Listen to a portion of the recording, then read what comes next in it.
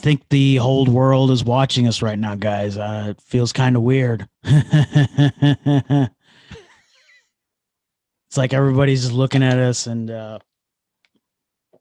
this is going out. This is going out everywhere. This is going out to YouTube. It's going out to Facebook. It's going out to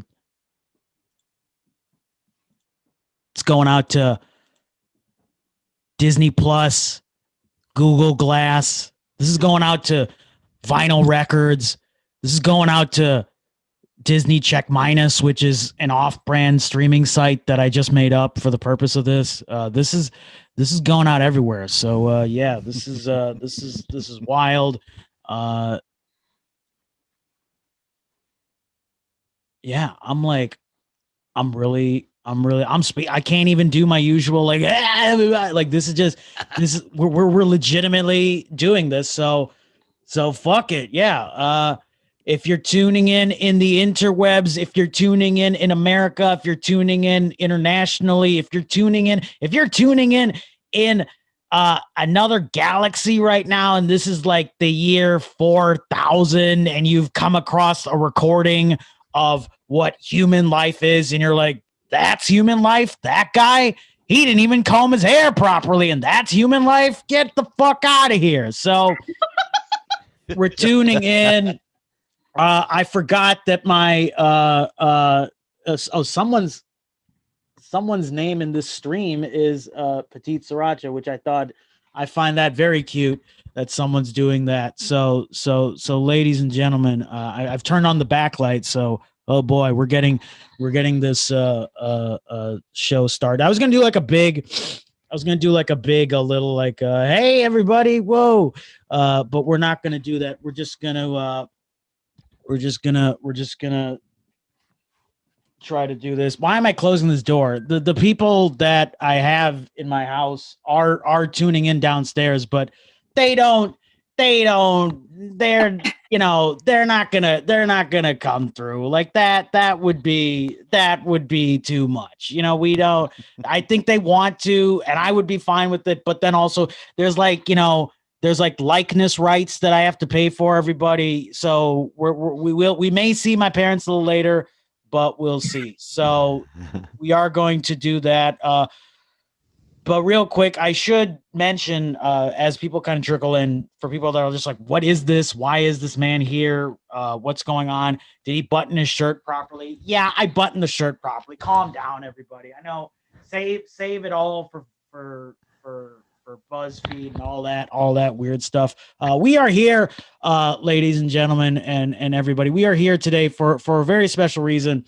We are here for a very important organization called St. Jude's Cancer Research Hospital. They're a very fantastic organization, organization that's near and dear to my family's heart.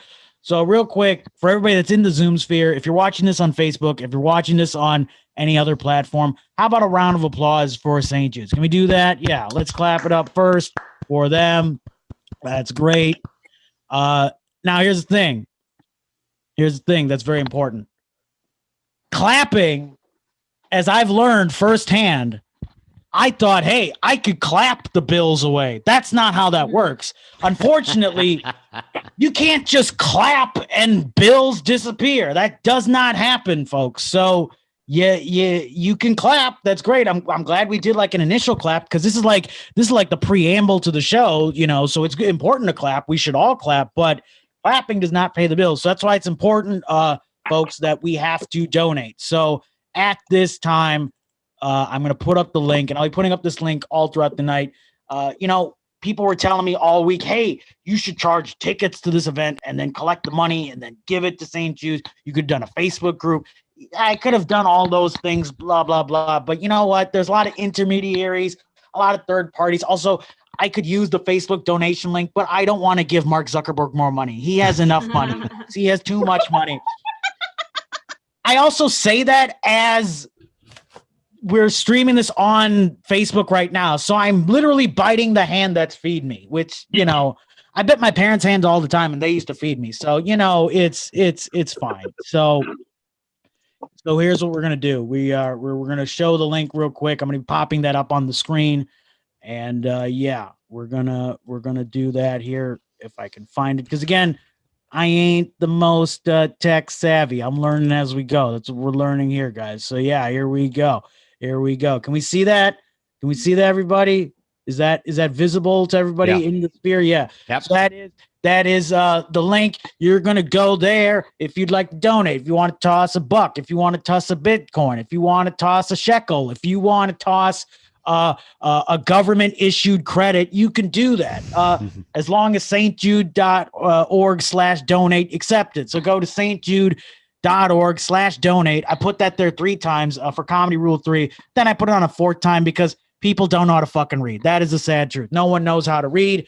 That is my face. If you can't tell, I know I look like disheveled Shredder from Teenage Mutant Ninja Turtles. I know what the hell is going on there, but that's what we have. We have that. That is the image. That is that. Cancel the share. Get back to me. Look at this face. No, don't look at that. Yeah, we can see me. I'm here. This shirt is brand new. Just took off the tags 2 minutes before starting the stream. Give it up for that, you guys. Hell yeah. I know what I'm doing. This tea is cold because it's been sitting there for too long, folks. That's important. Make sure you warm up your tea. And yeah, this is the show. It's called, I picked the name 34 for 34. Why did I do that? Well, on December 2nd, somebody was like, all right, here he goes. Yeah. This is my, hey, listen up. Like, yeah. And also another thing I'm going to do, because there's gonna be a lot of, this is like that part of the airline flight where you get the warnings up top. There's gonna be a lot of me coming in close to the camera.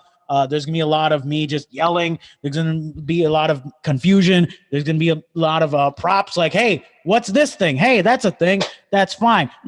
We're not gonna get into that right now. That's for later. So yeah, this show is called 34 for 34 because on December 2nd of this year and every year, I have a birthday.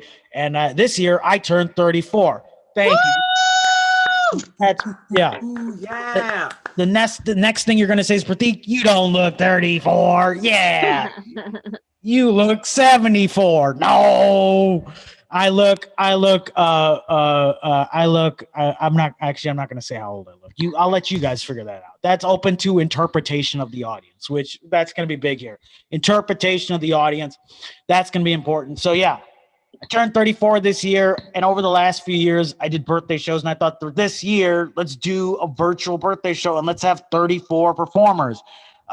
Case in point, we may have more than 34 because what I did is I decided to overbook because performers back out at the last minute. Can I get an amen on that? Amen, baby. Amen. They back out, so we put more on. So it may be more than 34. You may actually get your money's worth, but you didn't pay $1 to get in. So there's going to be a lot.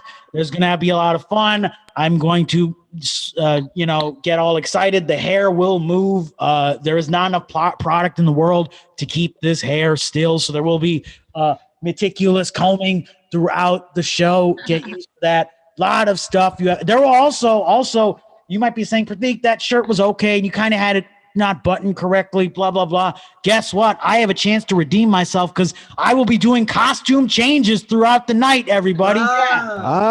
Yeah, I ain't just having this. I mean, it's a great shirt. It's from H&M. Big ups to H&M. They didn't sponsor this shit, but big ups to them still. That's fine. The CEO is upstairs in the attic right now. He's not doing so well, so we rented him a room because that's what my parents do. They rent rooms to people who are not financially successful. So we're taking care of him upstairs. I got some costume changes. I'm going to be screaming all night. We do have some fake sponsors out there. Once again, can we remember the main reason we are here? We're here to... Hell yeah, that's right. If I can find it. Hells yeah. Yeah, stjude.org/donate. That's what we're here for. Great organization. I asked them, hey, can I play a video talking about the organization? You know what they said? No, they did not play. They were like, nope. So they even said, like, don't. They actually, because I called them, you guys. I was like, hey, Can we? Yeah.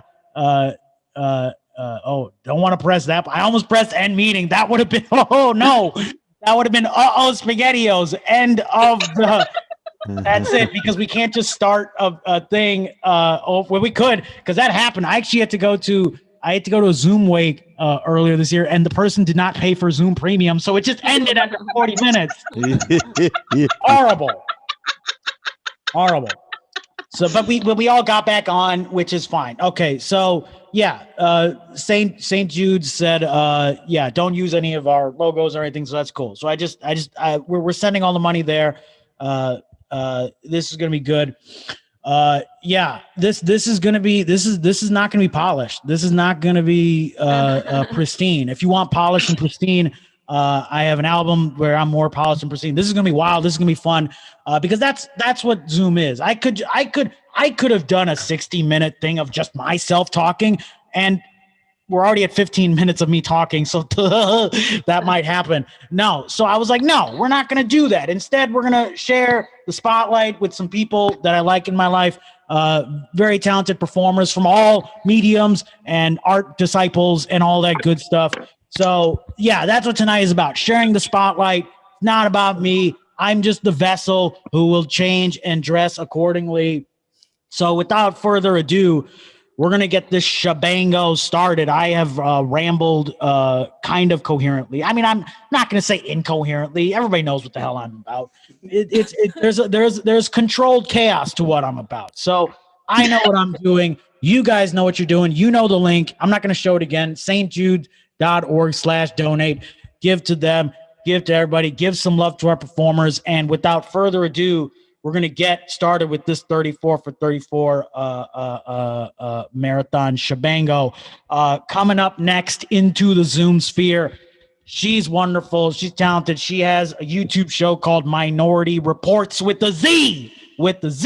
That's important. But I met her a couple years ago at the Desi Comedy Festival in San Francisco. So make a lot of noise right now for Mona Sheikh, everybody. Yeah. Woo! Thanks for having me, man. Can you hear me? Yes. Yeah. All right. I don't know if I'm on the spotlight, but nice to be here. Thank you for having me. It's nice. It's a great cause what you're doing, Prateek. So good on you, man.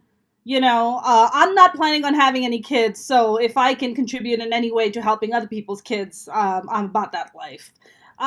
You guys, I don't know why people are fighting over not wearing masks. I don't know what the big deal is. I'm so sick and tired of it. People going to Target and making videos of themselves knocking off masks. What the hell? What the fuck is going on? And it's always the ugly people too. It's never the attractive ones.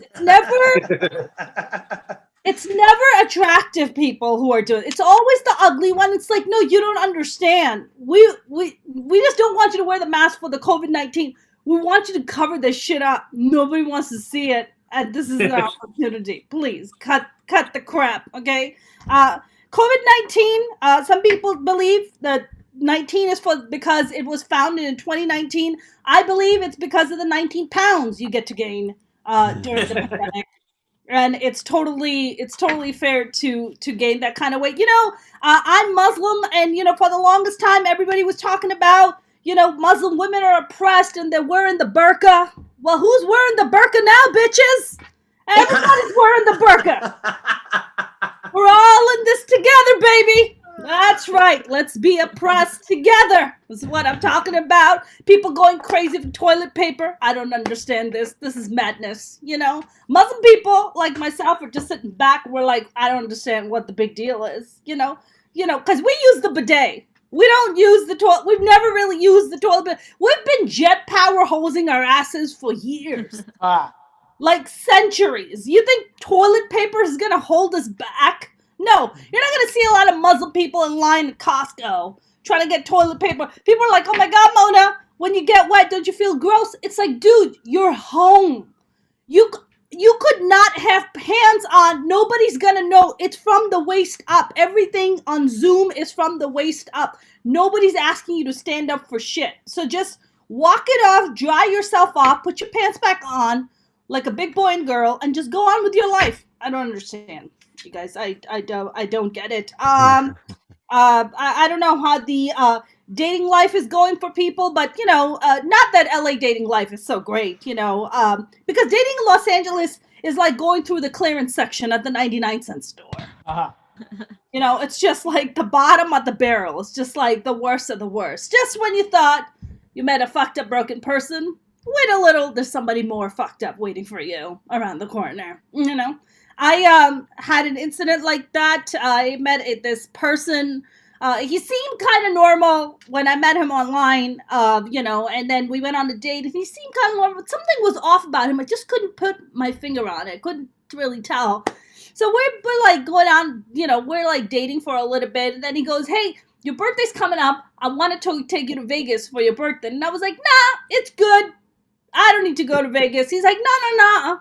I'm going to book a hotel for us at MGM. We're going to go see Cirque du Soleil. It's going to be really nice. And I was like, okay, yeah, sure. So we get to Vegas, and first night we're there. And what does he do? He gets into a fight with me. About what? About the business of entertainment. Now, was he in the business of entertainment? No, he's not. He's in IT. So it kind of alarmed me to be like, why are you arguing with me about the business of entertainment when that is not your business, literally?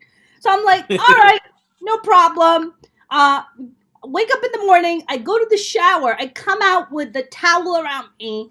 And the way the setting was that it's like you step out of the shower and there's a mirror and the sink, and then behind it is the actual room. So I'm standing there, and one of the things that he had told me during our short period of dating is that he doesn't believe in having friends. And I was like, what do you mean by that? And he goes, I don't really have a need for friends. And I was like, huh? What? What do you mean? What do you mean you don't have a need for friends? He's like, yeah, I don't really feel the value. I was like, that's totally fucked up, but okay. So I'm standing in front of the mirror, and all of a sudden I hear him talking. So I'm like, he's probably on the phone. We know he doesn't have friends. He's probably talking to his family, maybe. And then I pay close attention, and the conversation is going something like this. I don't want to do it, but you have to do it. You have to do it. I am like freaking the fuck out. I'm like standing there with like chills running down my spine. I'm like, oh my God, I think he has multiple personality disorder. His personalities are splitting, and they're deciding where to bury my body. What the hell they're having a conversation about? So I'm like, okay, I can either run out the door and just let my like titties fly all over, or I can just gather myself and just ask him what the fuck is going on. So I'm like, hey, are you talking to yourself? And he goes, are you talking to yourself? He goes, yes. I'm like, well, cut that shit out because you're scaring the shit out of me. Okay.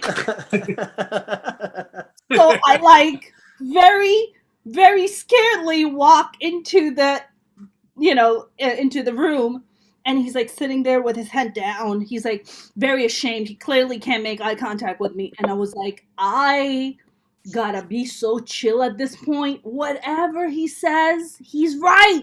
If he says that the sky is made out of cheese, I'm like, you are absolutely right. The sky is so made out of cheese. And then I just waited. I was like, oh my God, please God, don't tell me he's gonna like kill me in my sleep tonight. But we like kept everything calm. I couldn't wait to get the fuck back. And the moment I got back, I was like, you know what? Thank you so very much for taking me to Vegas. I want to live and I don't want to die in my sleep, but thank you. This is not going to work out. And then I feared after that if he was going to come to my place and murder me. But thank God, thus far, we're doing good. And it's only the pandemic that has shown up. So we're good, you guys. All right. My name is Mona Shake, you guys. Thank you very much. Whoa! Hey, give it up for Mona Shake, everybody. Yeah. and give it up for not dying in your sleep. Am I right? I don't want to die in my sleep either. That's why, you know what I have? I have a carbon monoxide detector. Big ups to those things, you guys. Yeah. I talk about them sometimes. It's fine. Yeah, it's a big thing. Monoxide poison is a serious problem in this country. So make sure that you fix your houses up with the monoxide detector. Yeah, Mona Shake is great. And you have a show after this, don't you? A stream that you're doing?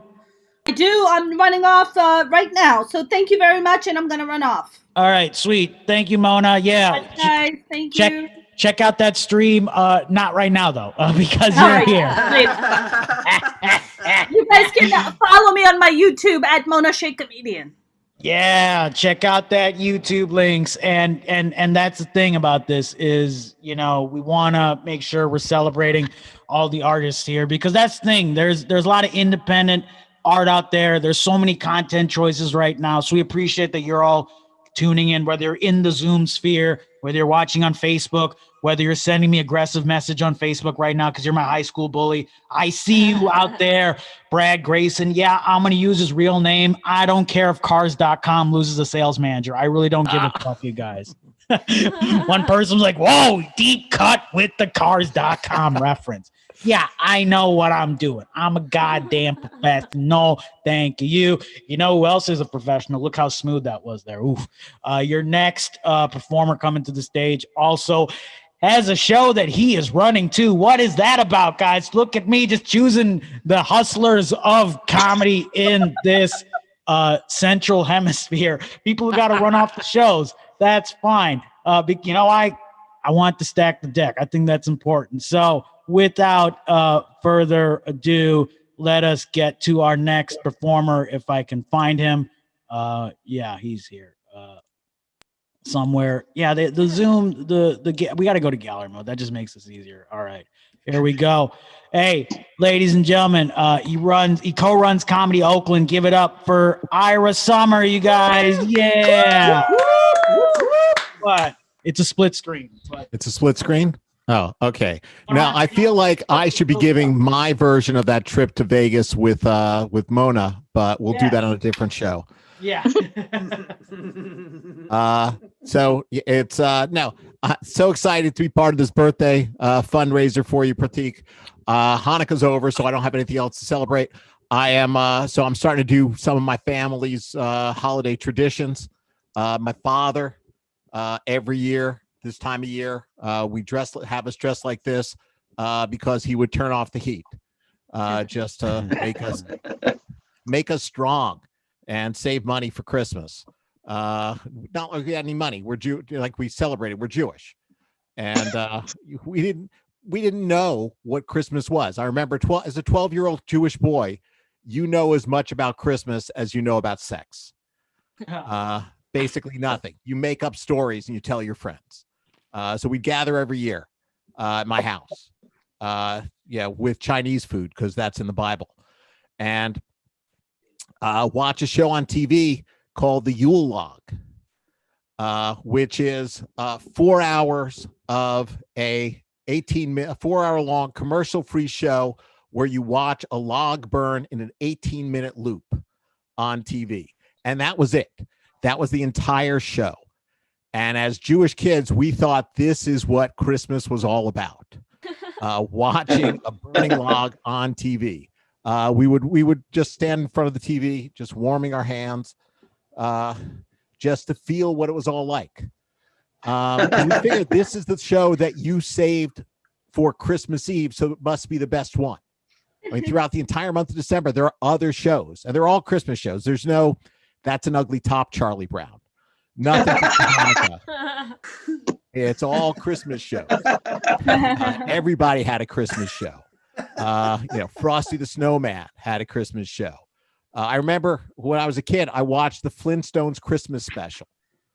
Cavemen celebrating the birth of Christ thousands of years before he was born. And tried to sort of, guess what Christmas was all about. And then our Christian friends would come out, a few days later. telling us what an amazing time it was. All these presents they got. They're going. Yeah, I remember my friend Chris telling me, "Oh my God, I must have been good this year. I got a bike. I got the bike that I wanted." And that just seemed like a weird concept to us as Jews, because for us, it was never, your presents weren't based on were you good enough. We were never good enough. And it's not like you get what you want. I remember, one year I'm thinking, oh, this works. I told my father, Dad, I'd really like a bike. My dad laughed and said, get a job. But Hanukkah gifts, Christmas gifts are supposed to be great. They're supposed to be fun. Hanukkah gifts are bad. I remember my kids telling me they wanted an Xbox. So I got them a box. And it went downhill from there. Each day, the presents are supposed to get worse. That's the thing about Hanukkah. You start with a bad gift and you go downhill from there every single day to see what level of misery you can inflict on your family. My grandmother knitted us one year little knitted caps. They were avocado and mustard colors because those were inexpensive, and they were shaped like chickens. So it's like we had chickens on our heads walking around, and you have to wear them. Yeah, my uncle every year gives the same gift. He writes a poem that he gives us describing his year. And the worse his year was, the better the poem gets.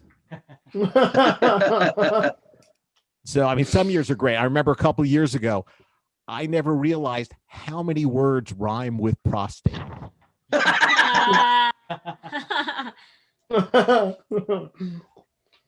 So yeah, it's a fun time. And yeah, we don't have that kind of enjoyment. So yeah, glad to be part of all the holiday festivities going on around right now. Everywhere. People starting to decorate their houses, which again, not a Jewish thing. We still, I mean, yeah, it's been a long time since the Holocaust, but still, we don't want to announce to the world we are Jews. Look, Jews live here.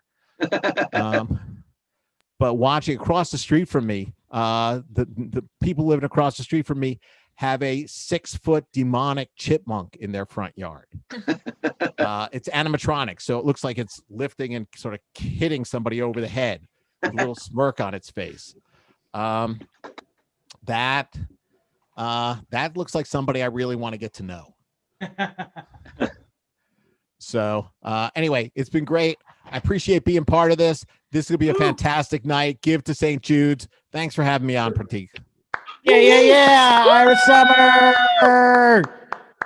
Hell yeah. For those who don't know, yesterday we were also, Ira and I were on a benefit show where I had to do Ira's set, and I never got to ask Ira, how'd I do doing your material?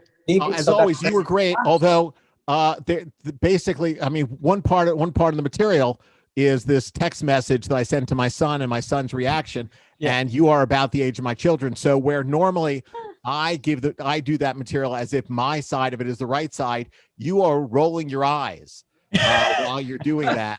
So it's clearly from the millennial perspective. Yeah. It was like Lion King 1.5. It was that second perspective.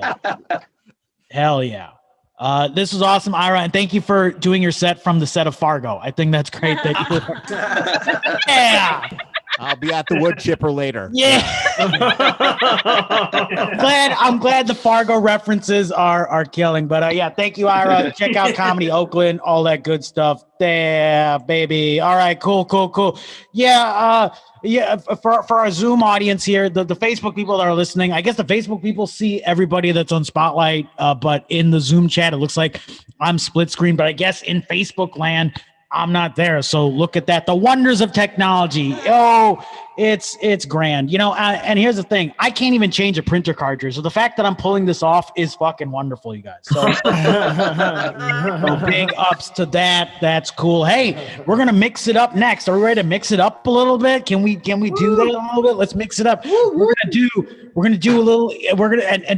this is all seriousness. I'm not trying to make poke fun or anything, but we're gonna do some improvisation next on Zoom. I know. How's it gonna happen? We're fucking doing it because it's for the children. All right, that's what it is.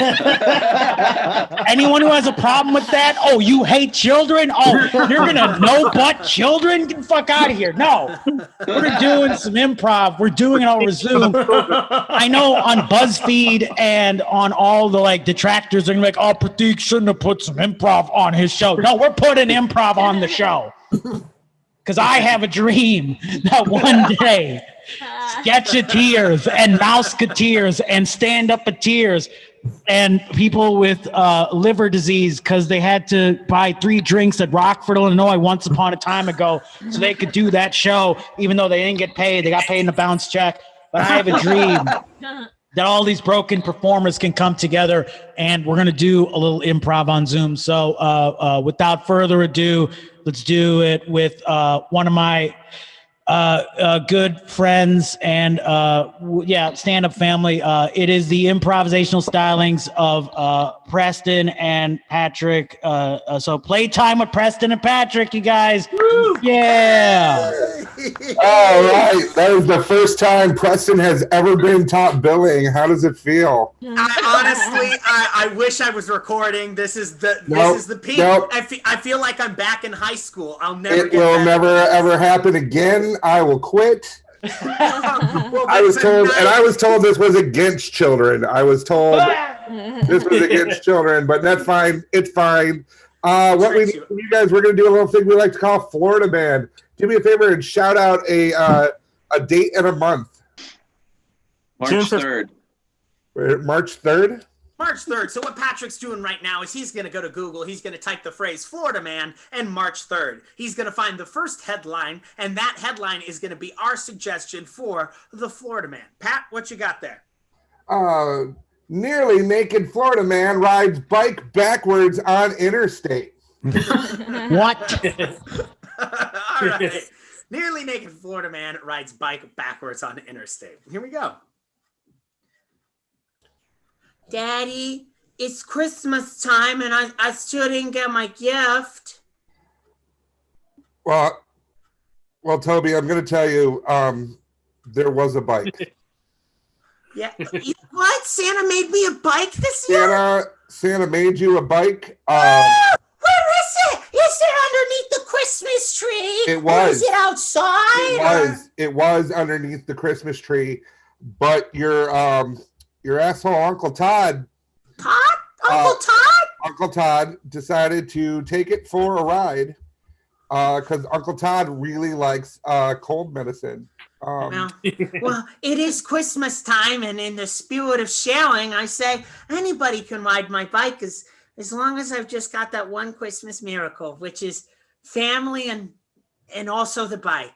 So where is it? It's interesting that you mentioned that because Uncle Todd is dead. Uncle Todd is. Did my bike die too? The bike has been impounded because it was a part of a 10 pile car pile up. What? He was part of a 10. I can't even count that high. That's a lot of cars. Be able to. You're 15 years old. We've been meaning to talk about that as well, but right now we're dealing with one thing at a time. Uncle Todd took the bike. He was in an accident. The bike is now impounded as evidence. I'm not sure what they're going to get out of that in the court case. Do they think he's that really dead. Did he cause the accident? Is that what the police officers think? We are going to get you to that speech therapist any day. Mama says when I turn 16, I'll stop talking like this. God hope. Help us. We hope. That would be a Christmas miracle if I wasn't just bless us, everyone. If I wasn't just so damn ashamed of you. Yeah. So it's just gonna be a little bit before you get that bike, and I'm gonna need you to stop watching the news because they've been talking about Uncle Toddy a lot. Not the news. That's all I watch. That's my favorite show. I know. That's weird too. Yeah, you just need to just. Is there anything else you want? Anything else at all? That's not a bike or your Uncle Todd alive, because I can't do that.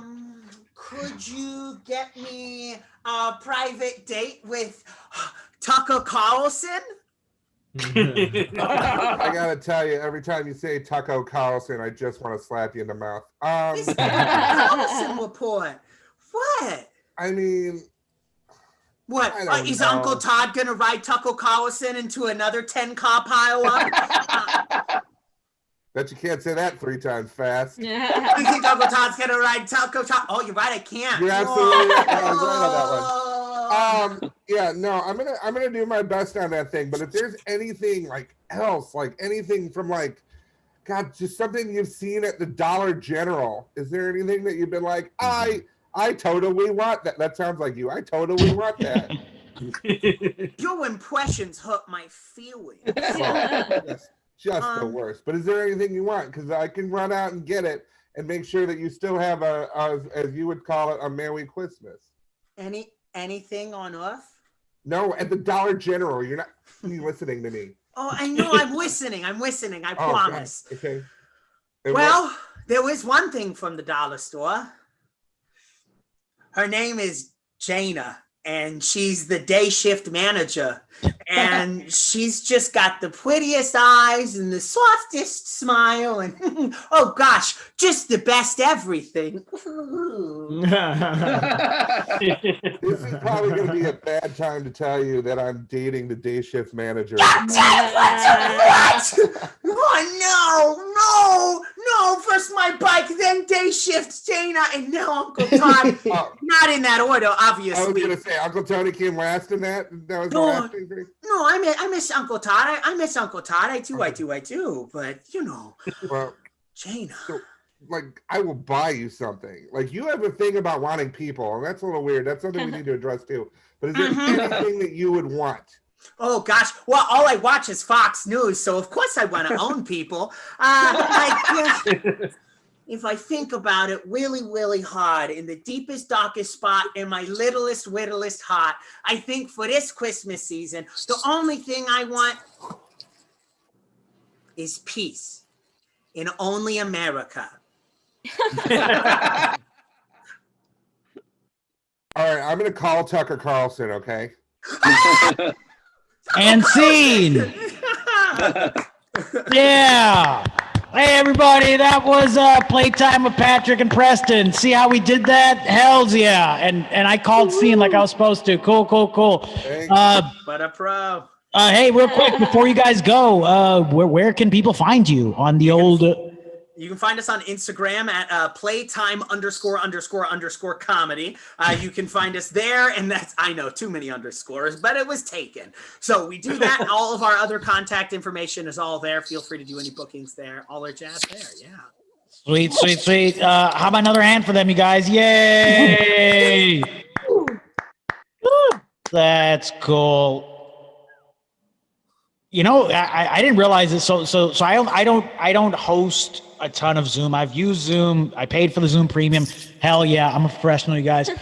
I didn't realize that when you remove Spotlight, there's an option literally right next to the remove Spotlight that just says remove. So that could happen by accident. You either go from Spotlight to you're out of the fucking room. Like, wow. That's a lot of power for me. I do not need that. That's too much power for one man. That's too much power for one man who looks like I look like this currently, but this is what I used to look like. Whoa! Look at that. Who's that guy with that Rod Blagojevich hair? What's he got with that hair? Get that Lego man hair out of here. What the hell happened? That kid was adorable. What happened to him now? I'll tell you what happened. $2 PBRs for 10 years. That's what happened. Yeah. That's why we do this. All right. Your next performer coming to the Zoom sphere. I met very early on in my comedy career. She also started here in Chicago. Then she moved to New York. Now she's in LA. Just killing it all over the place. Been on Jim Jeffries' show, been on Lily Singh's show.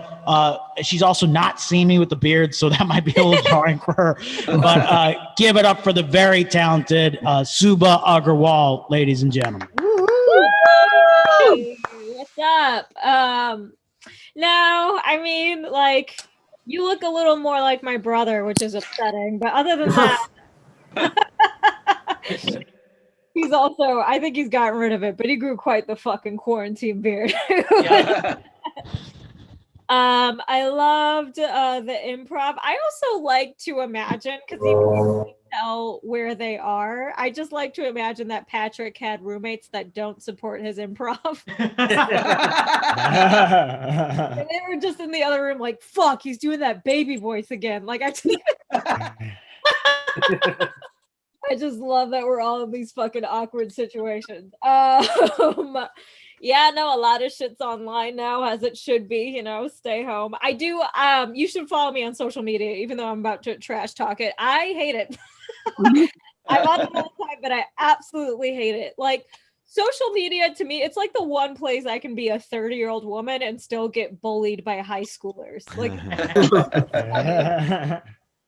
just looking at the comments, like, oh, this old bitch is cringe. I'm like, oh my God. Like, to me, this is the only upside of climate change, is knowing that I'm leaving it worse for the generation after me. That is it's just knowing I'm ruining it for the next generation of teenagers. There's gonna be some kid going, this air is an L for me. I'm like, is it? I'm dead. Like, I'm gone. I am very well aware this is a fundraiser to keep children alive, so I do apologize.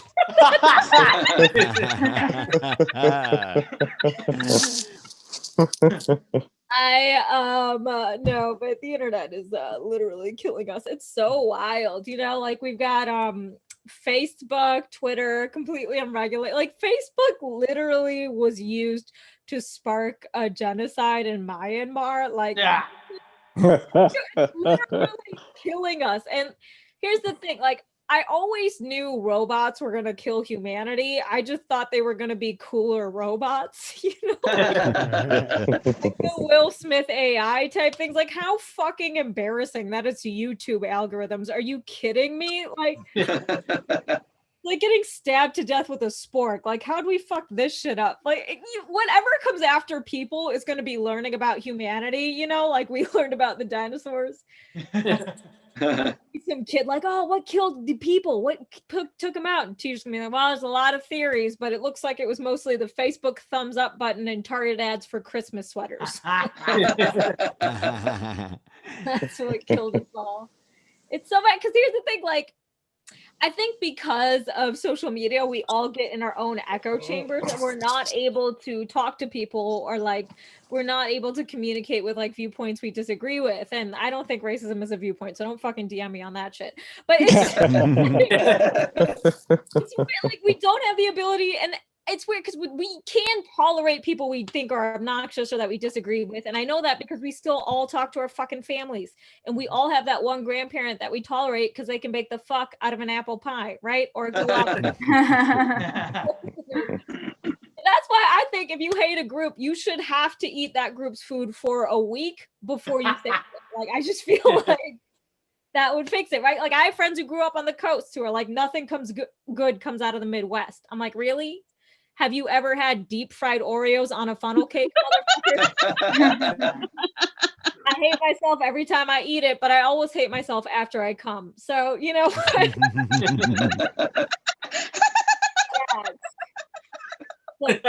you people, right? Come on over to my house, right? I can't cook, but we'll die together in the same kitchen fire. And I feel like that is unity. Over.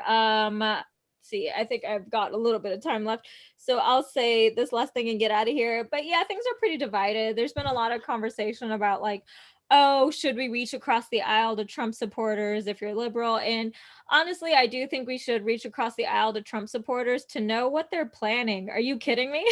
I have friends that are like, oh, I'm never going to talk to my mom again. I'm like, no, get back in there. Fucking send me the intel. Okay. Tell me.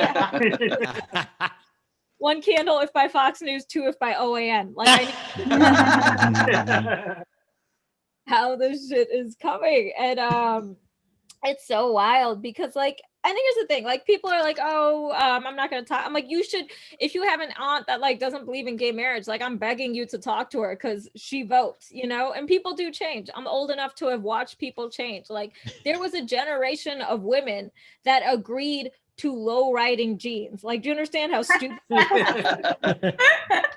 that don't go above the hip bone, so they just had a gorilla grip your vagina, like a generation of women agreed to. So I've seen change, you know. All right, but I've got to go. This has been a lot of fun. Thank you so much for having me. Don't happy birthday. Well, it's way later. Thank you, Suba. Yeah, Suba Agarwal, everybody. Yeah, and where can people find you, Suba? Oh, on Twitter at Suba, SUBHAH, and on Instagram at Suba A. So yeah. Check her out. Check those Twitters and all that good stuff. And thank you again, Suba. All right, let's do this. Yeah. Okay. Yeah, we're gonna keep this train going. Parents are downstairs. Nick and Sheila approves of the show so far. You guys, how about that? What?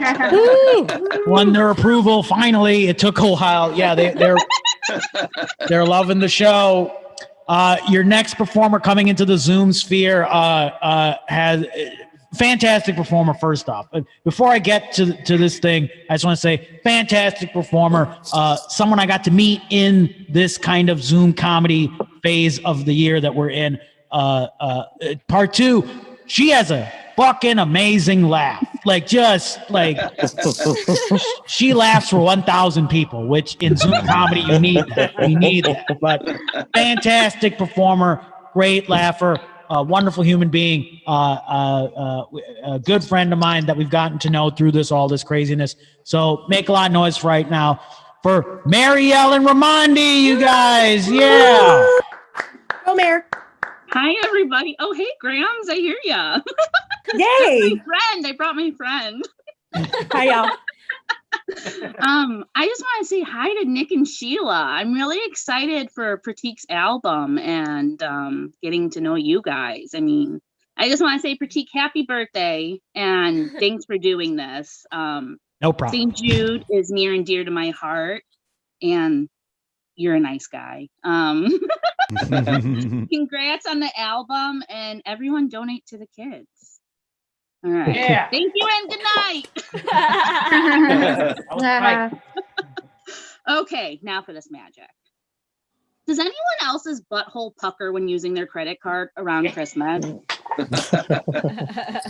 No, just me. I mean, actually this year I feel, okay, let me just apologize really quick. I know this is for the kids, and I know Nick and Sheila are watching, but it's okay. I just feel like my butthole was fisted actually this Christmas with no lube. Guess whose husband got fired 2 weeks before Christmas? Well, let go. Sorry, he was let go. They terminated his position, but 2 weeks before Christmas. Woo! The Koch brothers can suck my dick from behind after a long summer run. I don't run. Anyone want to take a guess the last time my husband was laid off? My friend can't answer this. She knows it. Yeah, I was going to say. 2 weeks before our wedding. Yeah, not this June that just happened, the June before that. And in 11 days, we'll have been together for 8 years. So, yeah, that wedding was memorable. Golly, thank you. So I'm just kind of anxious and curious about what big life event is going to be happening the next time he gets laid off. Is it going to have me crying in the shower more than I already do? That's a lot. So I'm finally done Christmas shopping. Thank God. I did the last purchase, the big kahuna. Asshole was puckering. Especially I still have post-traumatic stress disorder from it. 2 years ago, I remember where I was standing in Target Like what register I went to, my car is overfilling and I'm so afraid my Discover is going to get denied. Like, how would you like to be that person and be like, sorry, can you put all this back? You're not busy, right? But there's Like you're at Ultra Foods. yeah. But there's actually perks of COVID, okay? I got to park my merry fat ass with no pants on my bed. You're welcome for that visual.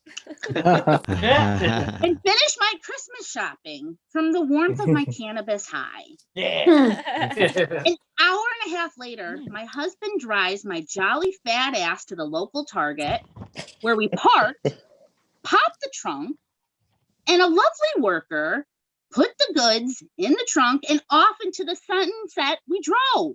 I didn't have to converse with anyone.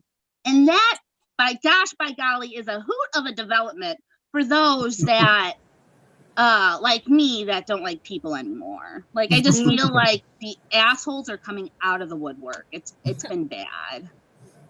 But I feel like my husband and my bank account would be happy if I never stepped foot in another Target.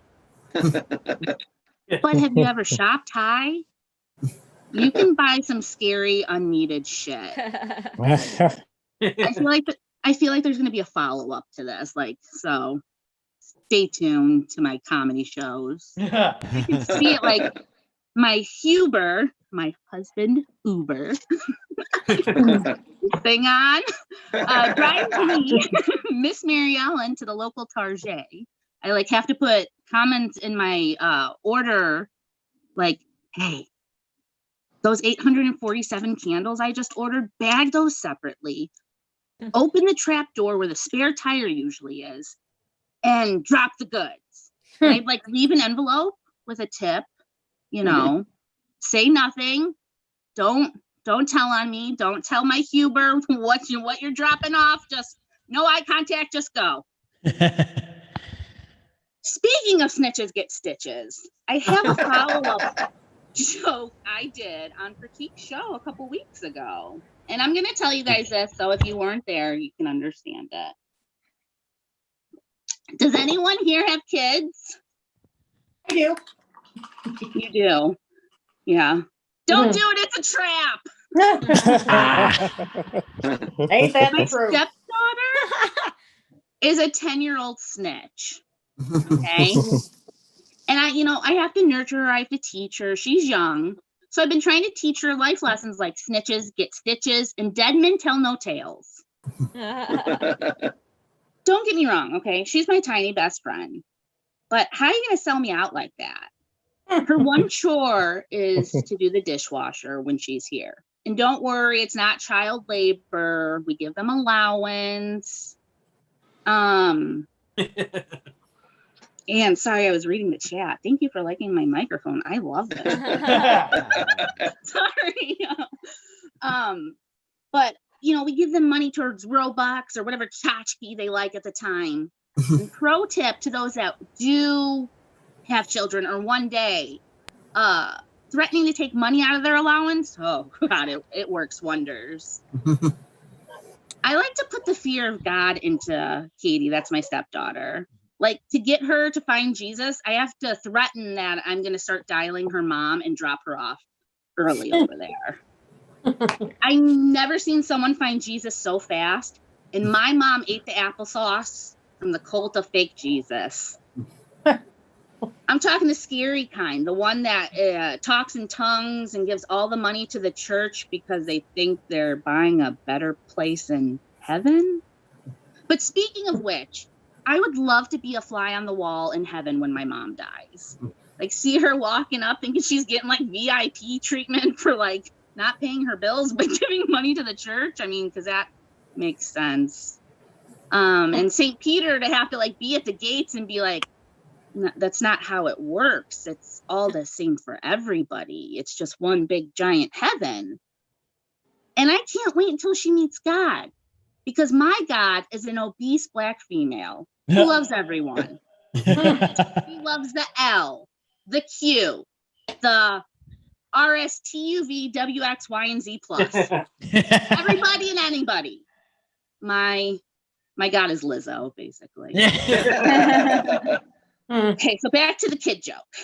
I don't even get to dialing 1708, and Katie's right with the Lord again. It's like, boom, she found Miss Cleo. I don't know.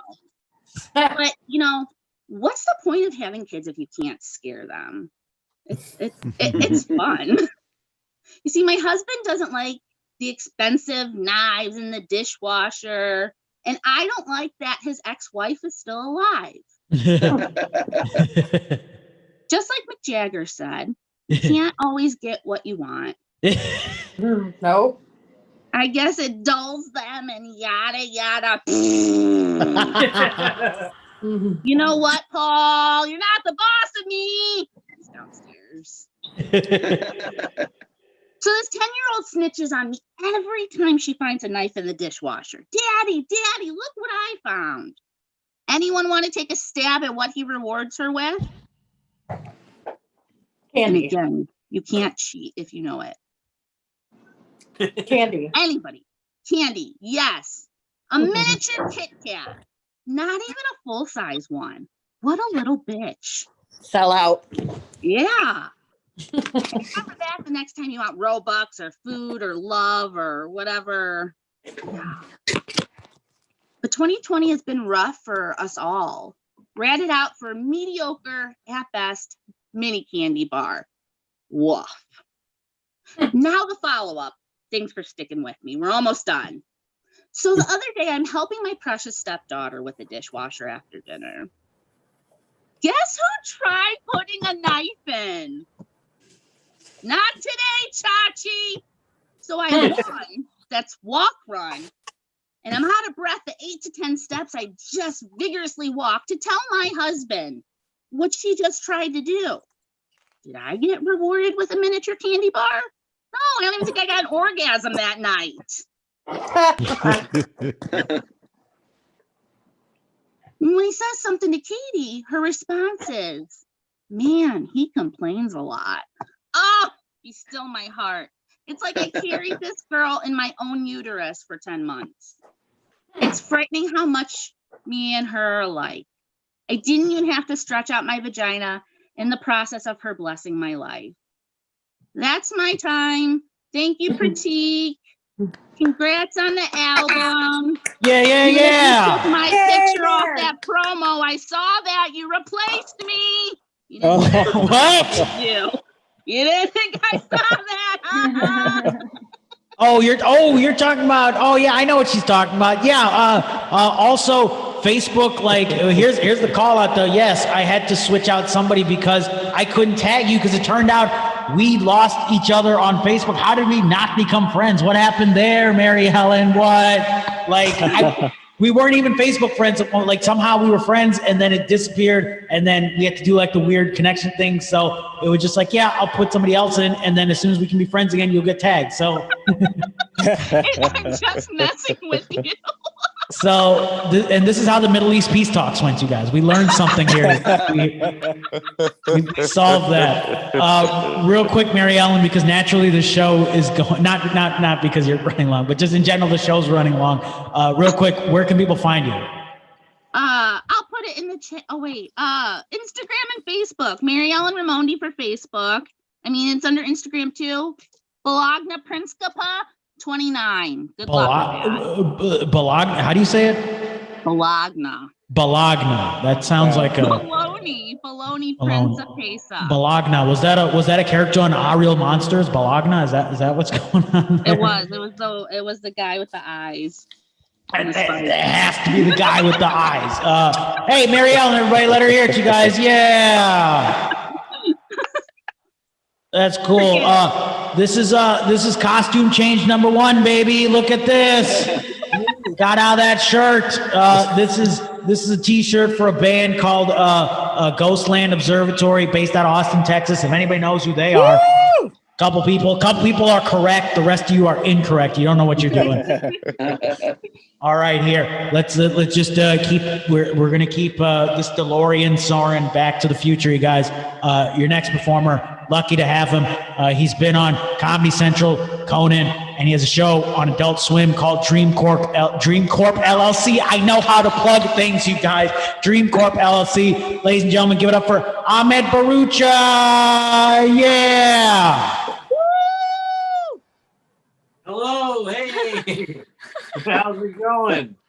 I've been back there the whole time, just crouching. Happy birthday, Prateek. Happy birthday. Thanks for having me. Good cause. Good show, everybody. Most of my new jokes, I haven't been doing too much during the pandemic, so most of my new jokes are about bugs. So buckle up. Sorry. I don't understand why people hate moths but love butterflies, right? People see a butterfly. I couldn't tell you the difference between the two. People see a butterfly, they're like, oh my God, it's so beautiful. Maybe it's my grandfather trying to speak to me from beyond the grave. People see a moth, they're like, kill it! Fucking kill it! Rip its head off, kill its family! It's gray! It's a slightly less pretty butterfly! It's got a 5 o'clock shadow! We've invented mothballs specifically designed to kill moths. We have bug spray. That's not enough. No, this is only for the moths. Fuck the moths specifically. People say they eat your clothes. I think that's just propaganda put out there by Big Butterfly. Watch out, these guys are eating your shirts. Trust them. Everybody hates ants. People hate ants, right? The bug, not your mom's sisters. We got a bunch of ants in my house. My wife's going crazy. She's killing them. She's mad that I'm not mad at them, but I don't really mind ants. You know, if you're gonna have a bug in your house, the ant is the bug to have. You know, like they're not biting you, they're not stinging you. They don't leave cobwebs everywhere. They don't make any noise. Really, all ants are doing is just cleaning up after you. Yeah. They're doing chores. Like they're not eating new shit. They're not opening your fridge, opening up new shit. They're just eating the stuff you left out. You know? They're helping. You're like, no, that's my garbage. I'm gonna throw it out. I just thought it looked like you were done with it. No, fuck you. Fuck you. Like ants are the hardest working animal on the planet. You know, ants spend 90% of their life just stuck in traffic. It's like all day long, one lane, both directions. They're just like, hey, well, I was going, apple's back there. You could kill half the ants. They don't even stop working. You know, they're like, oh my God, that guy just killed everybody. They're just like, hey, we got to get the apple back to the queen. You never see a still ant. You know, never see an ant taking a break. You know? You never see an ant just sitting there like, what a good day. Life, right?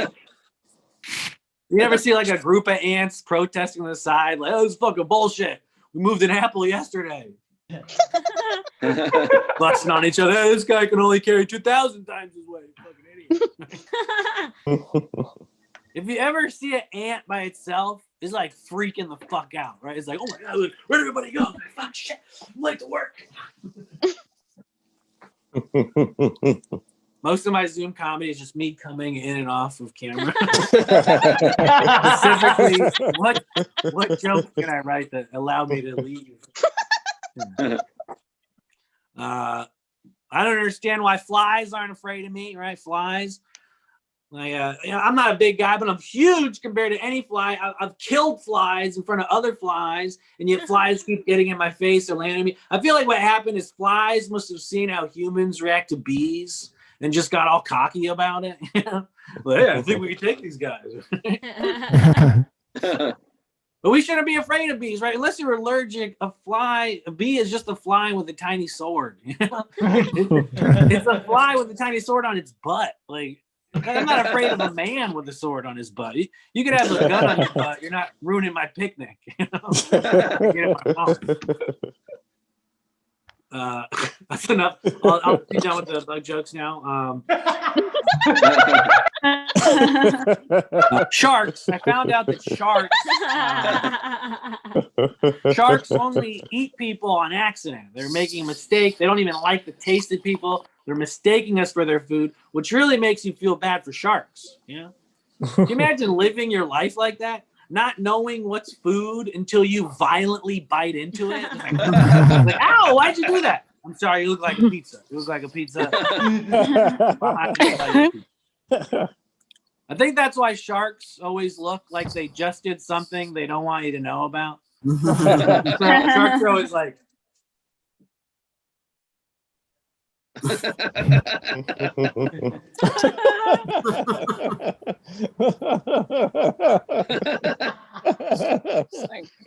another screen joke.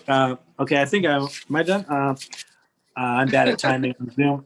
I'll end with this. You can't tell how people are going to remember you when you die. You can't control it. Like, I wonder if, like, Julius Caesar, he got to the end of his life. He asked his best friend, he's like, hey, what do you think the people are going to remember me for? My military victories, expanding the Roman Empire, my torrid love affair with Cleopatra? And his best friend was like, and probably that salad you like. What salad? He's like, Caesar, you know the salad. Like, no, what salad are you talking about? The creamy salad with the croutons and the anchovies and the garlic. I don't like that salad. You like that salad. They're calling it Caesar salad. Who's calling it that? Everybody. Restaurants and airports, they all serve it. You can get a kit at a grocery store, make it at home. Pretty popular. You think that's what the people are going to remember me for? Yeah, either that or me stabbing you in the back. At two, Brutus. So what did he say? He said eat lettuce. I think he said eat lettuce. Thank you guys very much. Yeah. Thank you, Ahmed. And anything you want to plug? Social media? Where can people find you? Yeah, I guess Instagram. My name. It's hard to spell. That's on the screen. Or just watch Dream Corp on Adult Swim or their website or Hulu. I think it's on. And have a good life. Sweet. Have a good life, Ahmed. And yeah, check out Dream Corp on Adult Swim and all the government issue channels that they have out there. Thank you, Ahmed. Yeah, everybody. Yeah, give it up for Ahmed one more time, guys. Thank you. Yeah. Right. Cool. Hey, coming up next, our next performer, I think she's coming to us from outside in the death of winter, you guys. He's shivering. Also a cool comedian performer that I got to meet in Zoom comedy era, coming to us from Philadelphia. Give it up for Rachel Fogletto, you guys. Oh, hey, what's up? You know what? I just got so tired of people judging my bedroom, That's the thing people do. It's like they fucking look at your bed and then it's like, oh, you don't make your... Like, I'm sorry. I don't... Like, everybody's like, oh, don't you love just getting into a made bed at the end of the day? No, I don't. Not at all. I like it just the way I left it. Like, do you close all 20 browser tabs like when you're done on your computer? No, like I wasn't done with it yet. And that's how I like, so yeah, I'm outside. It's cold. I don't like the cold. It's not a thing. I get the sad. Anyone else? The seasonal depression. It's just been a year of that, right? Nobody never really left us. I don't know. I forgot I was going to tell the bed joke. I actually had a joke about spiders, and the last comic just did a whole set about bugs, and I'm like, I can't do that now. Who would have thought? I'm like, I need to work on clean jokes. I'll tell that. And then, so guess what? I'm just going to tell all my cum jokes. So sorry. I saw an article recently that said like 13 ways to be on top, and I'm sorry, but can we stop gearing sex articles for women to include a task list? Like, why 13? Why 13? Being on top is my favorite position. Okay, favorite. Like, why is there a list? It said spell the word coconut with your hips.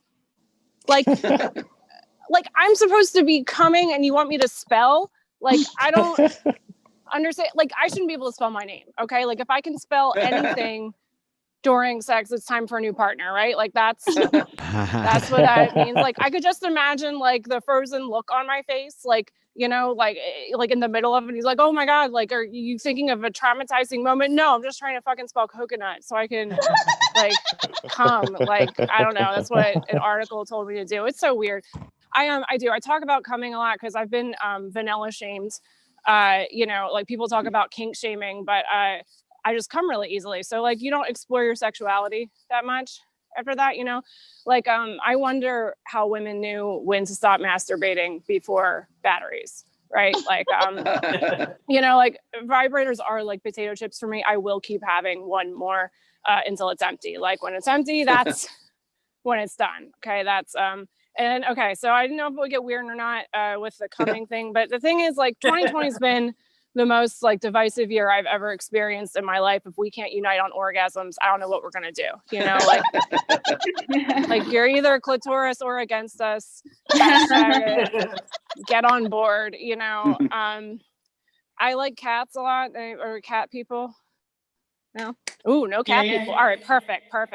Did you ever notice that the people who are the most like cats are men who say they hate cats? You know, like super aloof, want your emotional availability when it's convenient for them. You wake up, they're staring at you, you know, like that kind of thing. And here's the thing, like everyone's like, oh, dogs are better. But you know what? I saw a dog do the most ignorant shit in a porno the other day. And it's okay. He wasn't booked. Like, you know, don't get upset. It was an amateur porn. These people were trying. Okay. So I have to go, but this is like a good time for me to go, probably. You've all been very great. Thank you so much. You know, happy birthday. Thank you, Rachel. Where can people find you?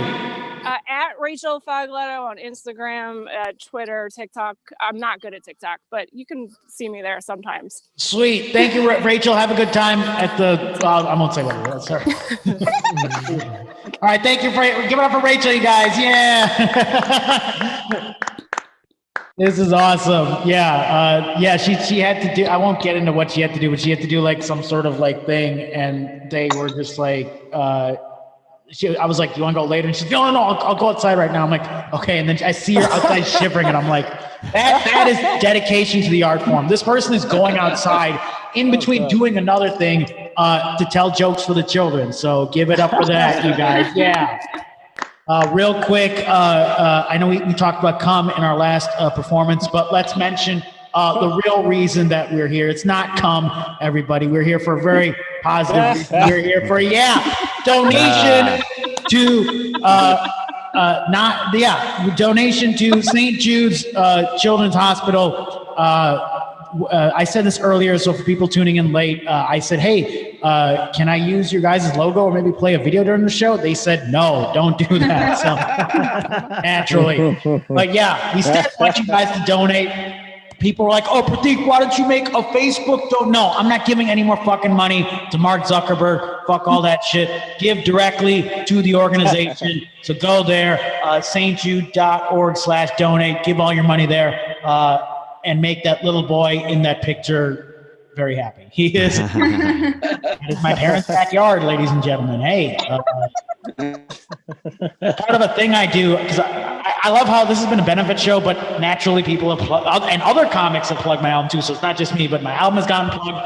We'll mention a web series I do called Neurotic by Nature, where I just scream outside of my parents' backyard, which we own. So give it up for screaming on land that you own, ladies and gentlemen. Yes, that's important. All right, sweet.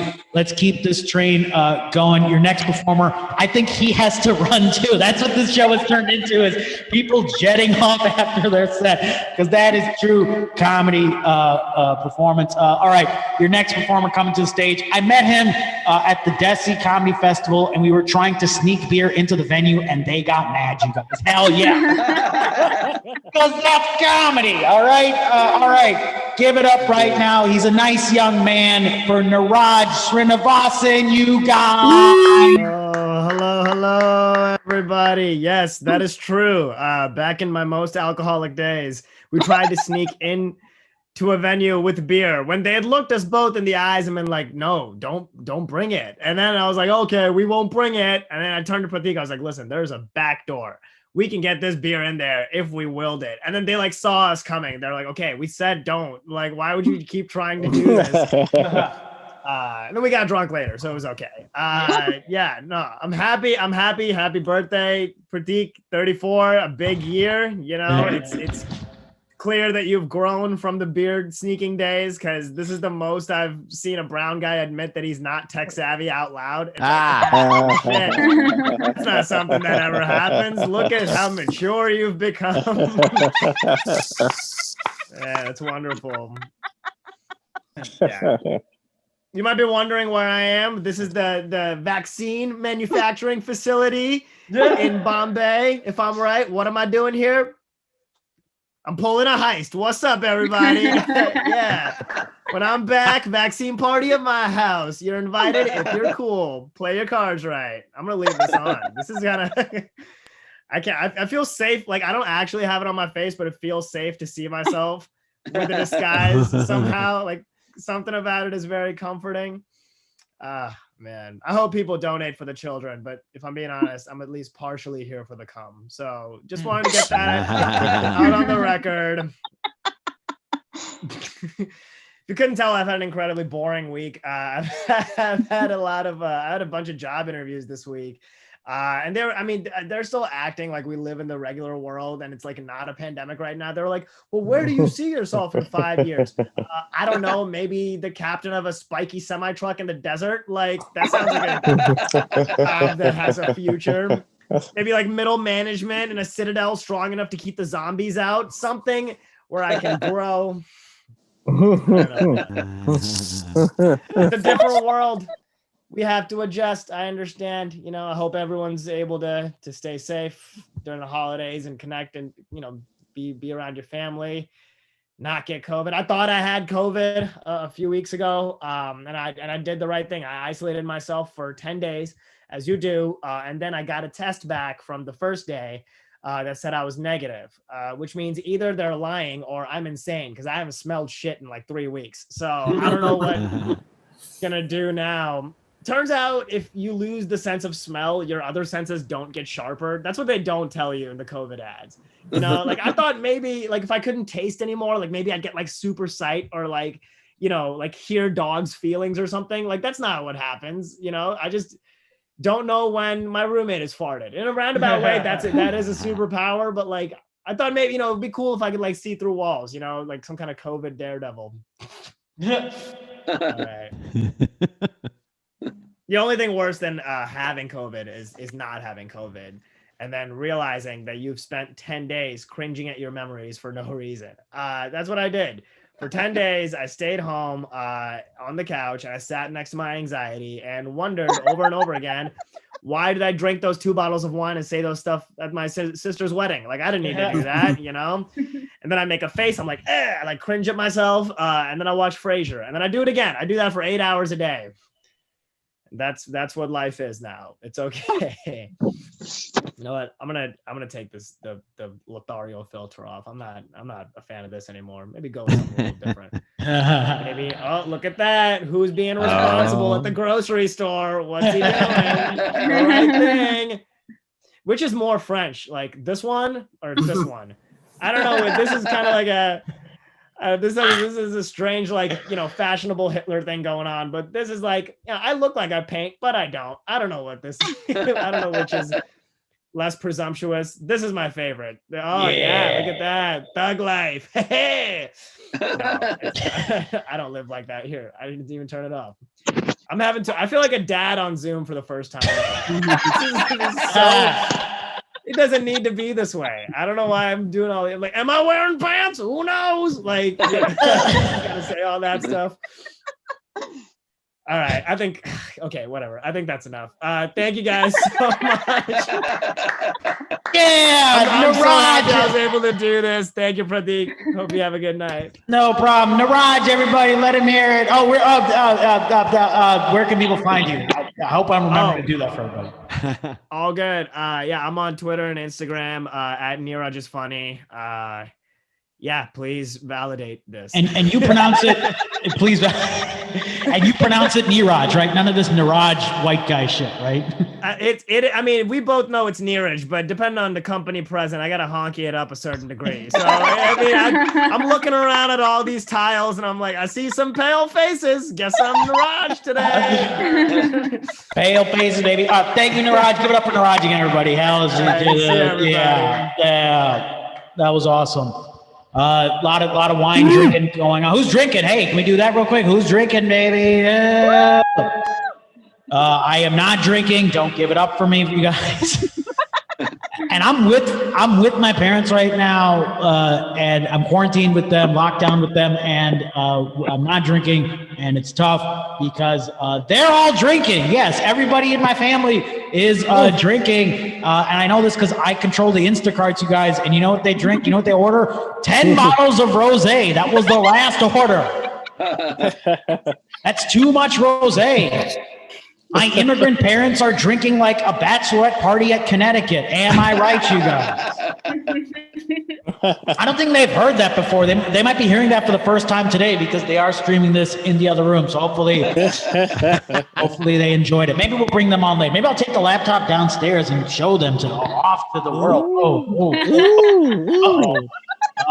This is what they look like in 1991. That's what they look like right there. Hey, look at that. Yeah. What happened to that kid? He did comedy. Yeah, he did all that shit. Speaking of doing comedy and killing comedy, your next performer, I got to meet, what was it, 2 years ago? I can't remember. It was 2 years ago at an open mic, and everybody was bombing at the open mic, and then she went up and raised the energy, and I've been a fan of her ever since. She was also at the album recording, not just as an audience member. She opened up the Late Show, you guys. Hell yeah, I give opportunities to people. Ladies and gentlemen, give it up for Jessica Misra, you guys, coming into the Zoom sphere. Hey, everybody. My parents are here too. They'll be easy to spot because they do not enjoy comedy. Anyone who is not Nate Bargatze is offensive. What? And honestly, Nate is pushing it. I'm actually a half white and half Indian, so I take yoga very seriously.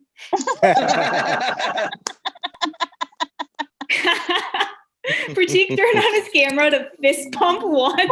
And then turned it off again. Oh man, I sometimes I do Indian shows with Prateek, and we do this show called the Cholo Haso. I don't know if I'm pronouncing that right, but I used to call it the Cholo House because I don't speak Indian. Anyway, so it is kind of tough being mixed, you know. Like one time I had diarrhea after a curry, and I just like felt like a failure. I felt like I let my dad down. I watched that new. I live in Chicago. I watched that new Bulls documentary. That was like really good. Did anyone else watch it? Nice. You know what? I heard it tanked anyway. I liked it. I thought it was super good. I feel like Michael Jordan might be the only man on earth that knows what it's like to be a pregnant woman. You know, because people are touching his head like he's a woman waiting for the bus. And after every game, a man puts his arm around him, and he's like, that was a team effort. And Jordan's like, I scored most of the points. I did all the work. I'm pouring sweat right now. You can see the Gatorade coming out of my skin. I like Pokemon. Did anyone watch Pokemon growing up? Last time I did this at a show, everyone said no. That was weird. But, you know, basically for this joke, all you need to know is that these little, like, animals run free, except when they're trapped in a little Pokeball. And Ash, the main kid, he, like, keeps one of the Pokemon out. And I feel like, and his name is Pikachu, obviously. And I feel like Pikachu is Ash's black friend. Because every time someone's like, the way we treat these Pokemon is like fucked up. You know what he says? He's just like, well, Pikachu's fine with it. Pikachu doesn't care if I say that. Pikachu lets me say that. It's like, I don't know. that is cool. I was talking to a generic white guy for this joke. I used to use the name and I kept offending people at open mics. So now I just say generic white guy. I was talking to him and I feel like it used to be Josh and then Dave and then I gave up. Anyway, I feel like you can't get career advice. I was talking to my friend about career advice and I feel like you can't get career advice from a white guy, you know? Because it's just like talking to somebody who automatically connected to the Wi-Fi. You know, you'll be like, mine won't. And they're like, wow, that's crazy. Mine's amazing. Actually, I uploaded my resume. My dad's friend gave me a job. People get really mad about diversity hires, you know? And I don't really get it, you know? Because all jobs are BS. Like, you know, everyone can Google Excel the same.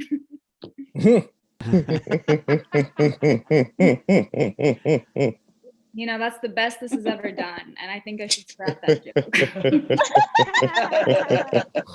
Maybe it's time for that joke to go away. I watch a lot of reality shows. Anyone else kind of like trash? Cool. Yes, love it. I watched a show called Love is Blind.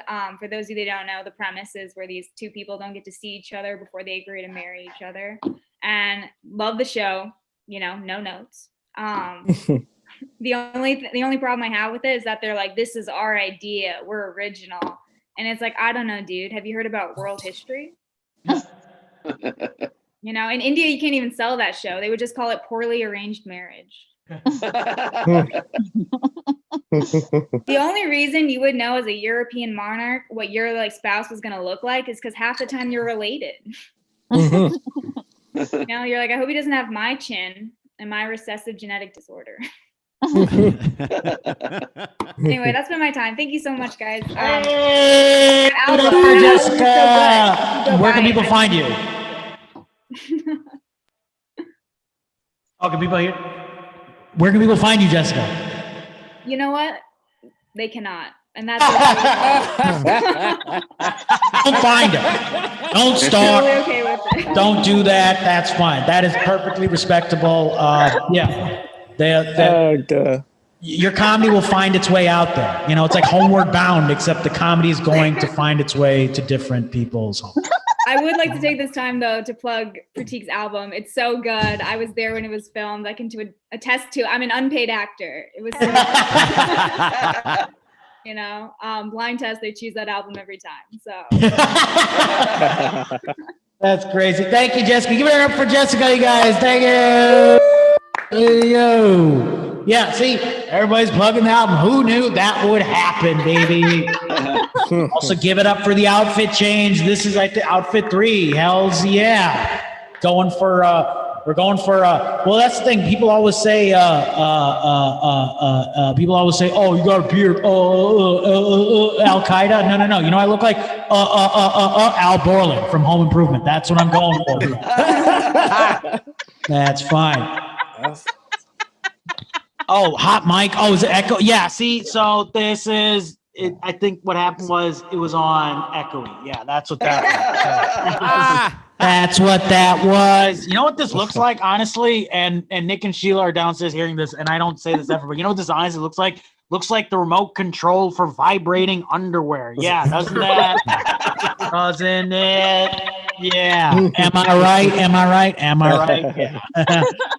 This was planned. This was a emo Phillips bit, you guys. We planned that shit out. And I used to use a bigger microphone so I could do like the swing batter thing, but yeah, this is tiny and I like it.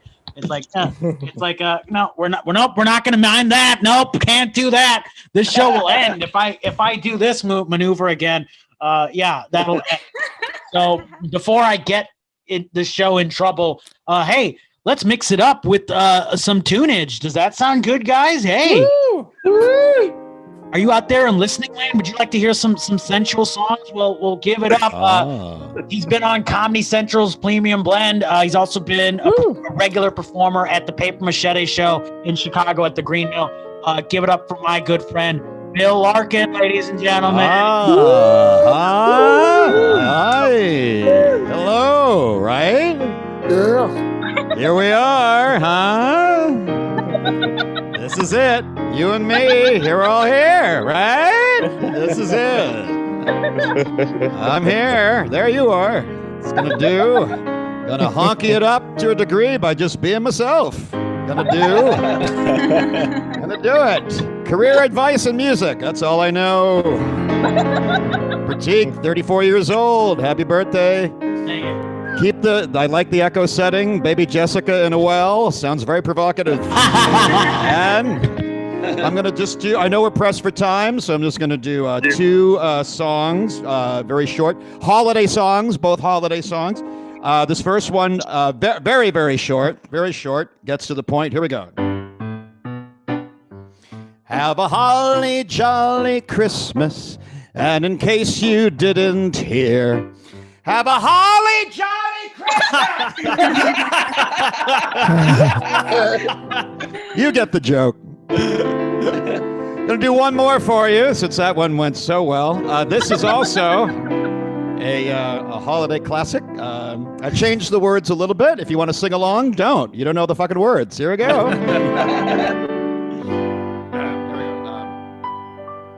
I've forgotten the entire song. Hold on.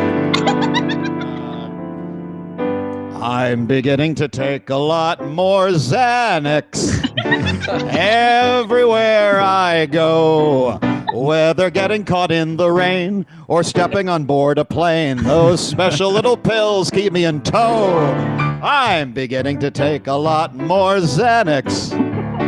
Pills in every size, 'cause the scariest sight to see is my own anxiety right before your eyes. I take a couple of doses as soon as neurosis and pain and stress appear. Then I take a few more than I'd taken before and it wipes away my fear. But then I down the rest because it's been a shitty year. I'm beginning to take a lot more Xanax and use them come what may. 'Cause the scariest sight to see is my own anxiety during the holidays. Medication solo.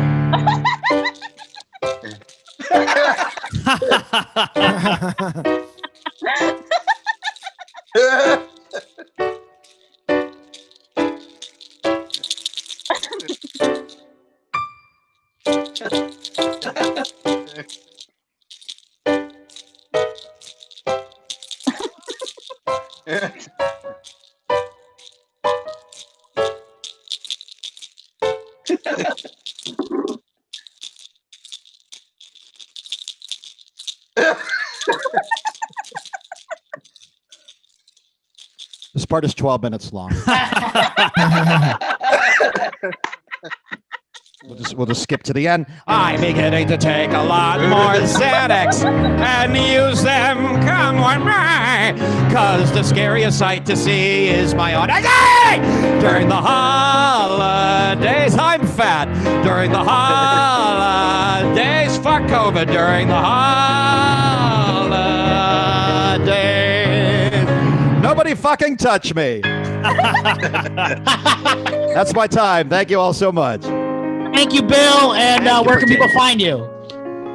Facebook and Twitch. I do virtual piano comedy shows at Bill Larkin Music. I'm doing one on Twitch tomorrow, some improv piano. So feel free to join me, and happy birthday. And everybody donate to St. Jude right now. Yes, now. do that right now. Thank you, Bill Larson. Another hand for Bill Larkin. Why did I say Bill Larson? Jesus Christ. Bill Larkin, everybody. Let him hear it. Thank you so much, everyone. Hells yeah. And then that little piano thing at the end, that was like Mr. Rogers-y kind of, and I was like, right, yeah. And I'm kind of doing the Mr. Rogers thing where I just change out of different outfits every time. So this is cool. Hey, let's just we're moving all over the country. We're moving from Chicago to LA to New York. Bill, you're in Chicago. guess what? We're gonna stay in Chicago for our next performer. A good friend of mine. He also opened up for me at the album recording. He was on the early show. Very talented dude. He runs a show called Comedy Tub, which I don't know if you can do it. You can't do it right now, but look it up on the Facebook spheres and give it up right now for MC Davis himself, Aaron McDavis. Hello. Hope you guys doing okay. I'm doing all right. Despite this body language, this is just me. I'm enjoying myself. I am. It's just me at 100% right now. This is I know this feels like low energy for y'all, but for me, I'm pulling a Def Comedy Jam.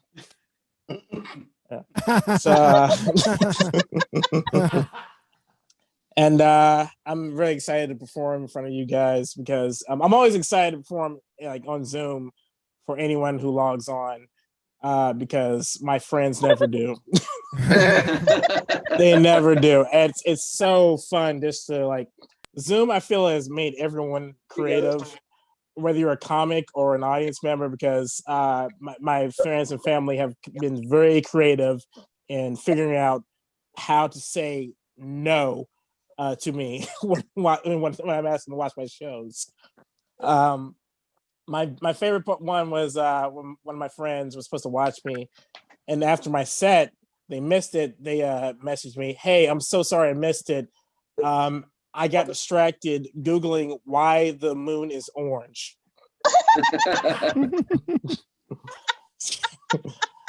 So that's what I'm dealing with right now.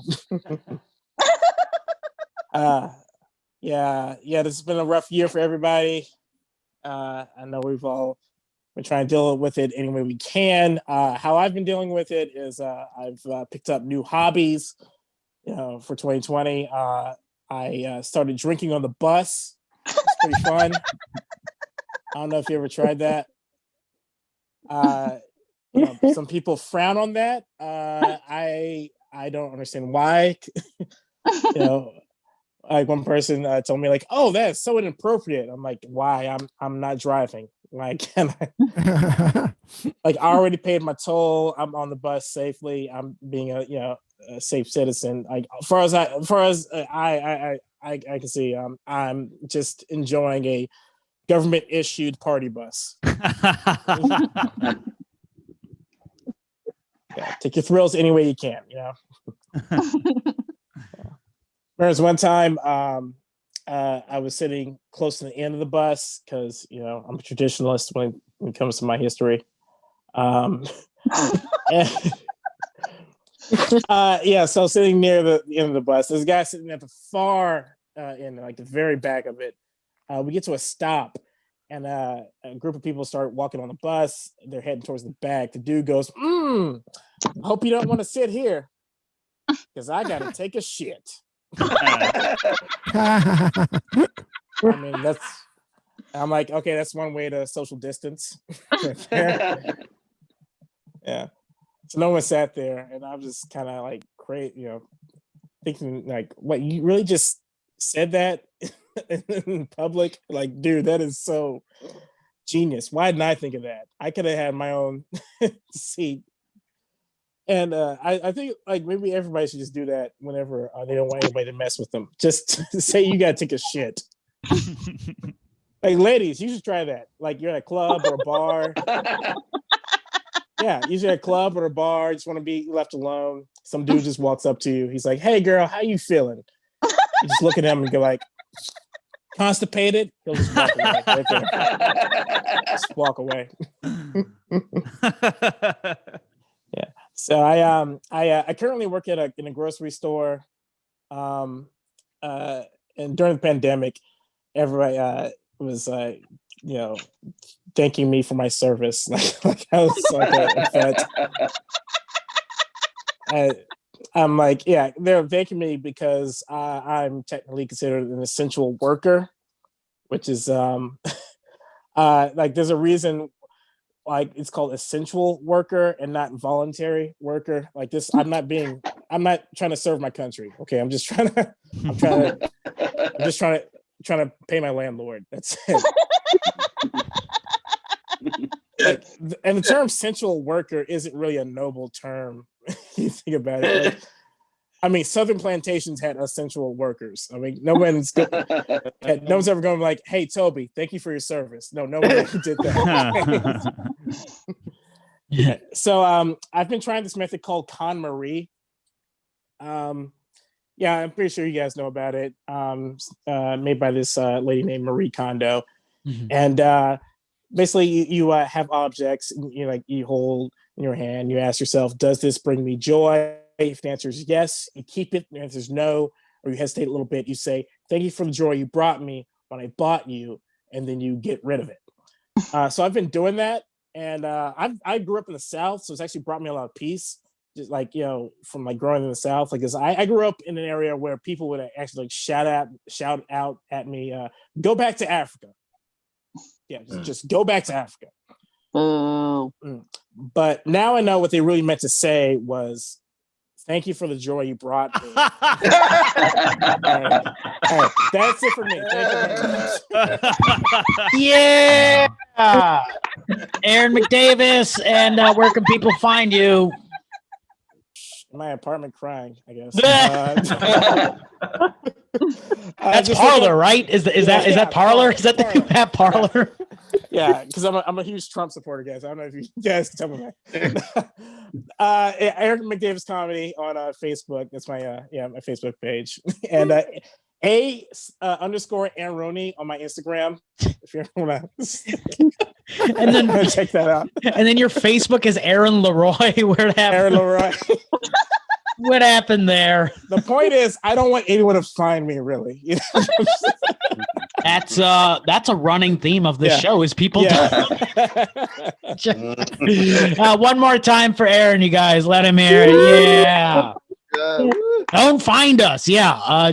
Don't find me either. I will not be revealing my address before the end of the show.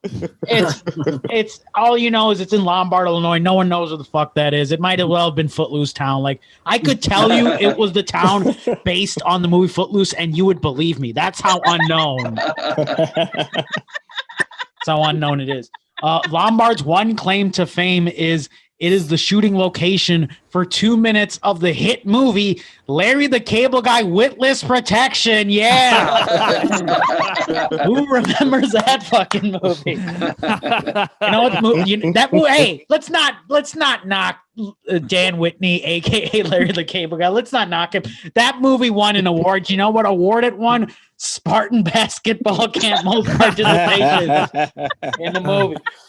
Yeah, I won this award. Drink it in, everybody. And this ain't some part. And I said participation, but it's not. You know what it is? It's actually most coachable, most effort. They don't give this shit out to everybody. Yeah. Merit-based award, and it's broken. Okay. That's fine. Hey, your next performer coming to the stage. We're going to move now from Chicago all the way to the East Coast, ladies and gentlemen, everybody. This guy is a writer on The Tonight Show with Jimmy Fallon.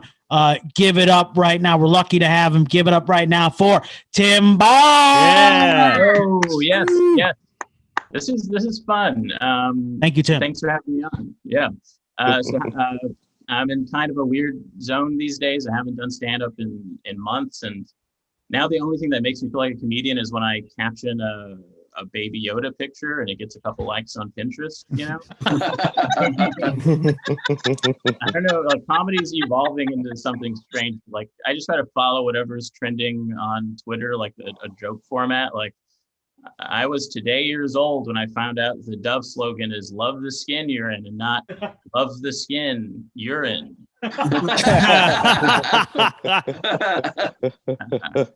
I don't know how to exist now that my commute to work is the 5 steps from my bed to my laptop.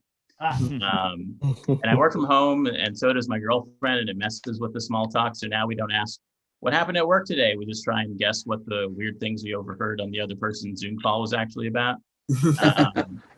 But what's good is that, my girlfriend and I have reached the point of doing our separate jobs from home where I'm fairly confident we're developing a workplace crush on each other. Now that every single thing I do is on my laptop or computer, I'm kind of afraid that everything is tracking me. And it's because honestly, I'm afraid of technology. I started seeing a therapist because I was reaching that point of quarantine where inspirational memes are actually starting to make me feel something. And every time I do, I wonder, like, what if this breakthrough I'm having right now is streaming on an Instagram reel? I'm just afraid of robots because I don't want to deal with the Malcolm X of robots, basically, because I think robots have a lot of reasons to revolt. Because what if I told you that sound you used to hear when you logged onto the internet back in the day was actually your computer singing a slave hymn, really changes things. You thought you were just logging onto AOL. Meanwhile, your desktop was singing Wade in the Wi-Fi. Plotting his murder. The theme of quarantine for me has been communication, trying to talk to my family more. But my relationship with my dad is kind of strange. Like, I remember when I was a teen, we got into this huge argument and he said the craziest thing I've ever heard. He said, "Son, I brought you into this world and I can do it again." And I said, "What?" And then he snapped his fingers and I died. I disappeared, stopped existing. I came back to life 15 years later, same argument, didn't bring it up because I learned my lesson.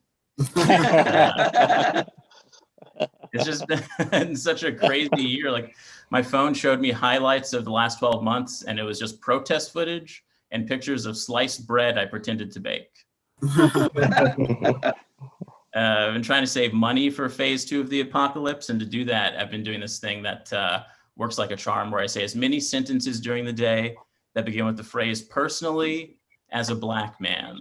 Okay, personally as a black man. It's a magical phrase. No one knows how to interact with it. It's just sort of a social coupon, if you will, and it works. And actually, on the count of 3, I'd like to try something. I'd like us all to say it together, okay? Personally as a black man. 1, 2, 3. Personally as a black man. Everyone, let's do it one more time. I want you to say the people you're living with. All right.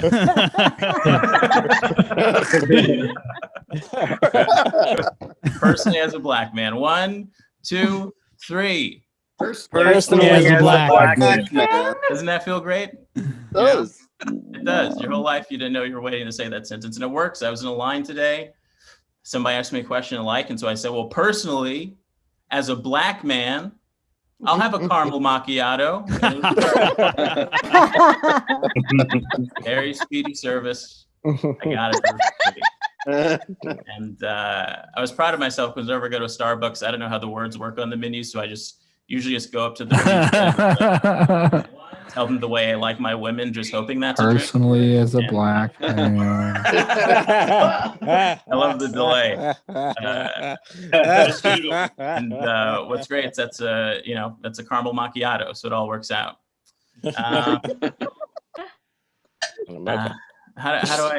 How do I usually end my sets?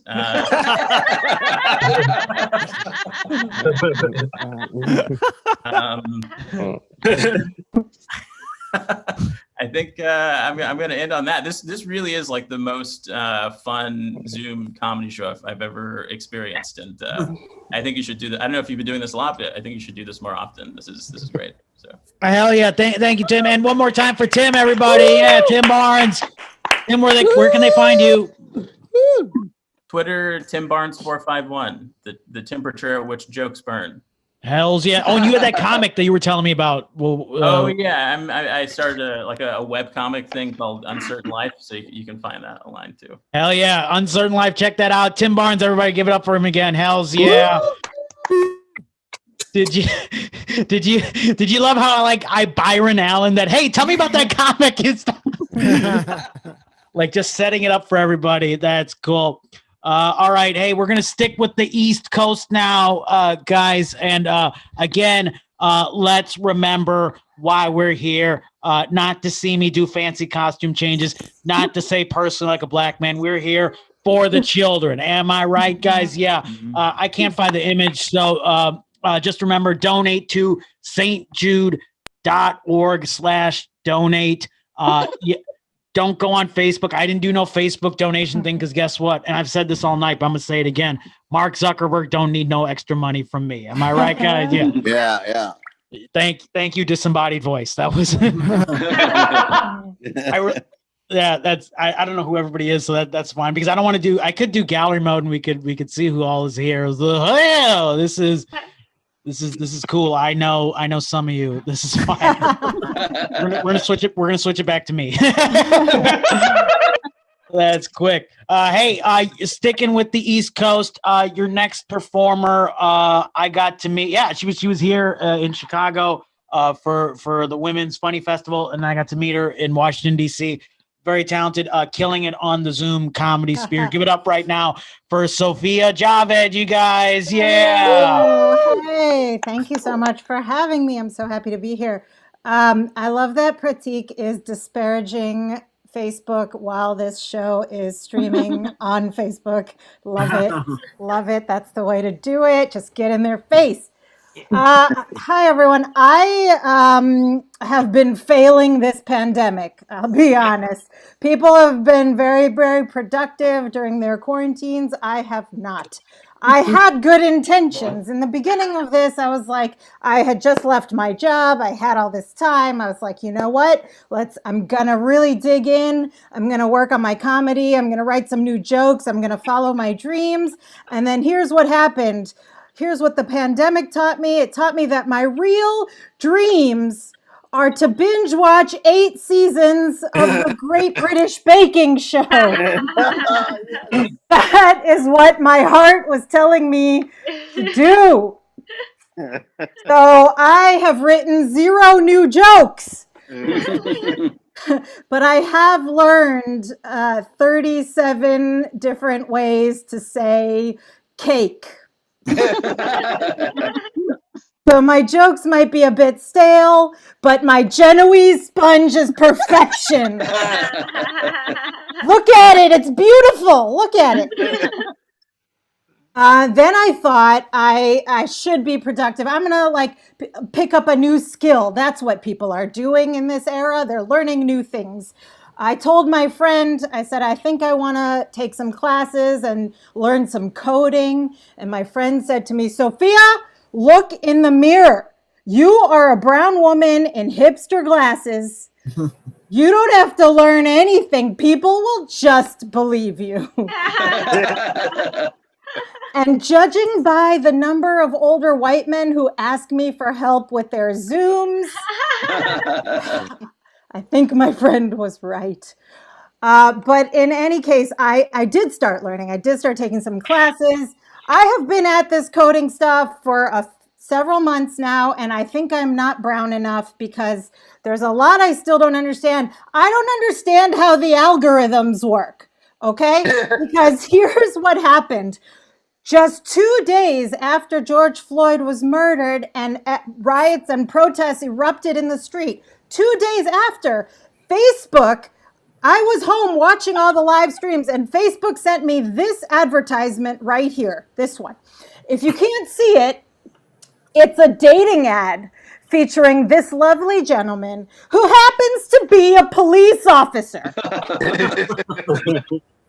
Because the Facebook algorithms must have realized that I am super attracted to white cops these days.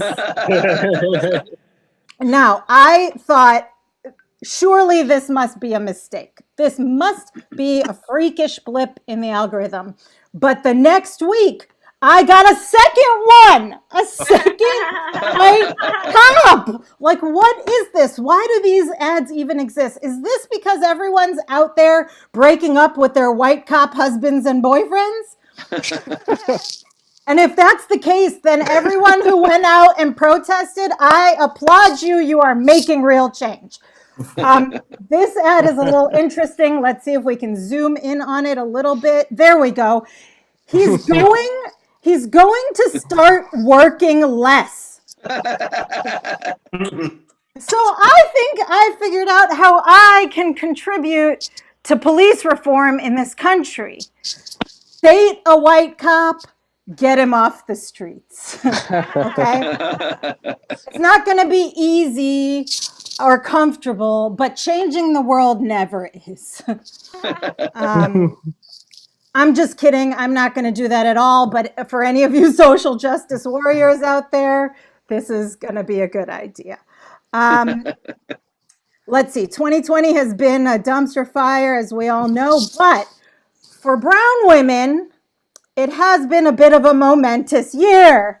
Okay? Kamala Harris is headed to the White House. Listen, politics aside, this is momentous for brown and black women everywhere and girls, okay? Because representation matters.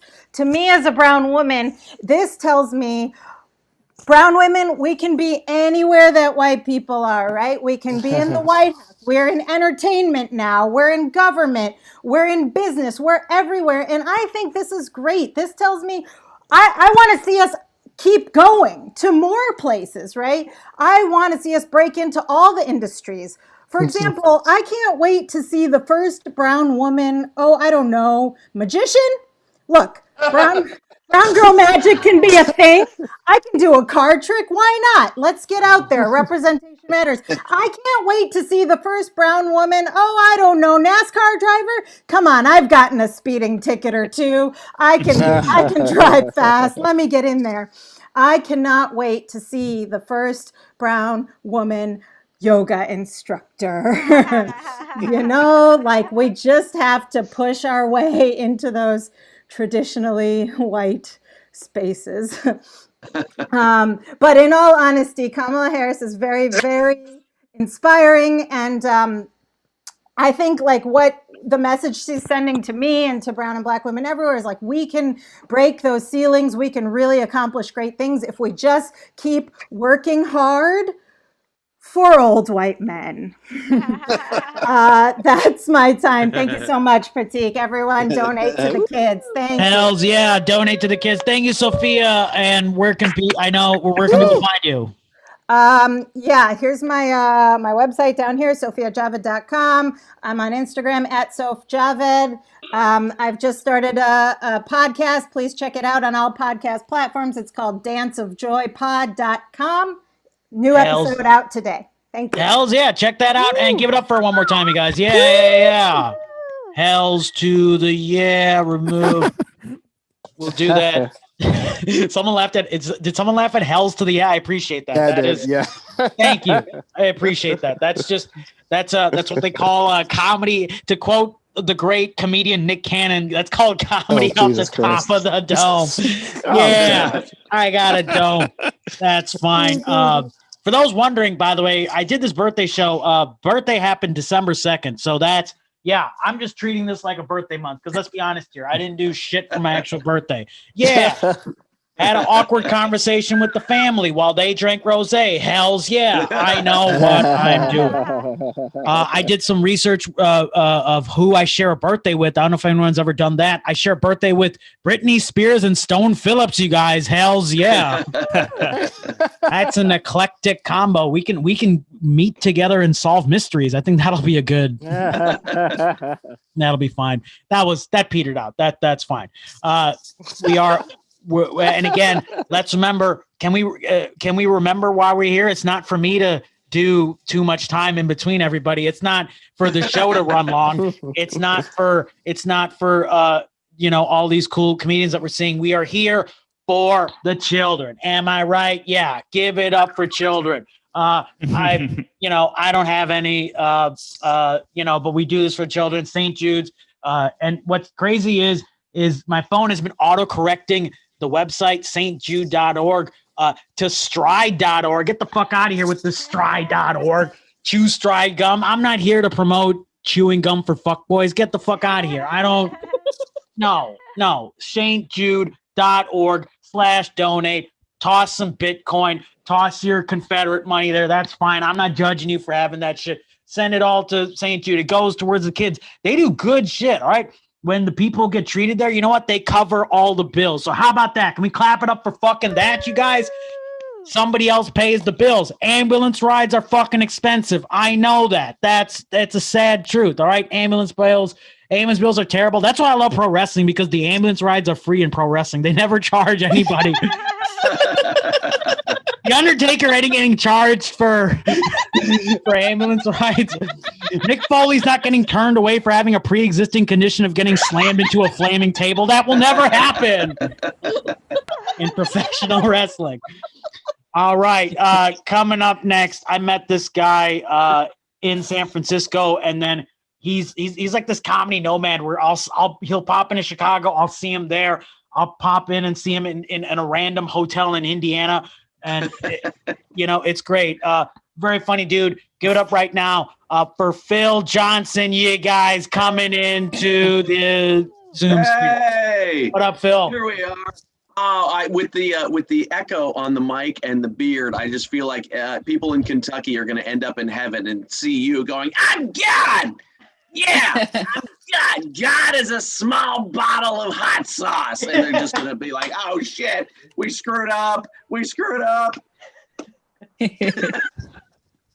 I had to lose some of the quarantine weight, you guys. I've been trying. So I got this app for my phone. It's a food diary app, and the problem is it asks for all the measurements in grams, and I'm like, "Ooh, Americans not good with the metric system." Okay, grams are drugs, liters are soda. We're lost after that. We got nothing.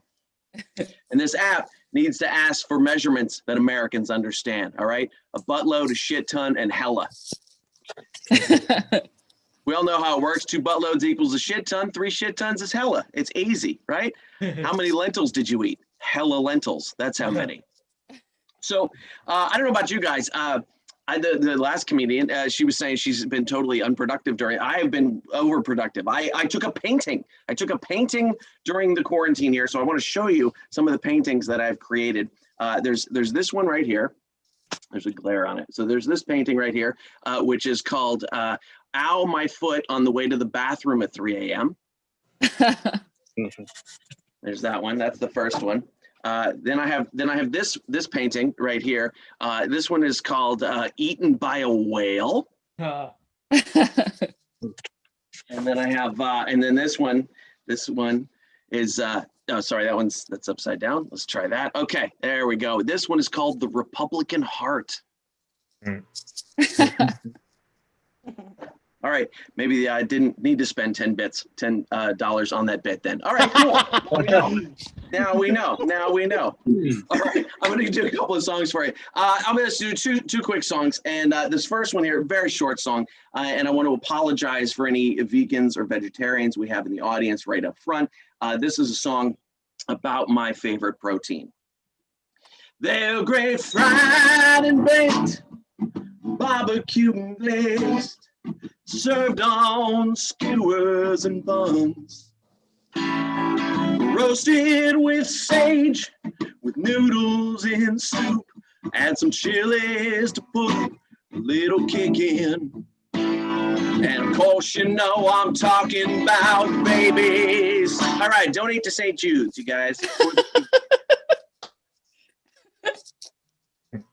All right, I'm gonna do one more. Prateek, I wrote you a birthday song. Oh, and thank you. I know your birthday was 2 weeks ago, but I wrote you a birthday song. So this is for you, buddy.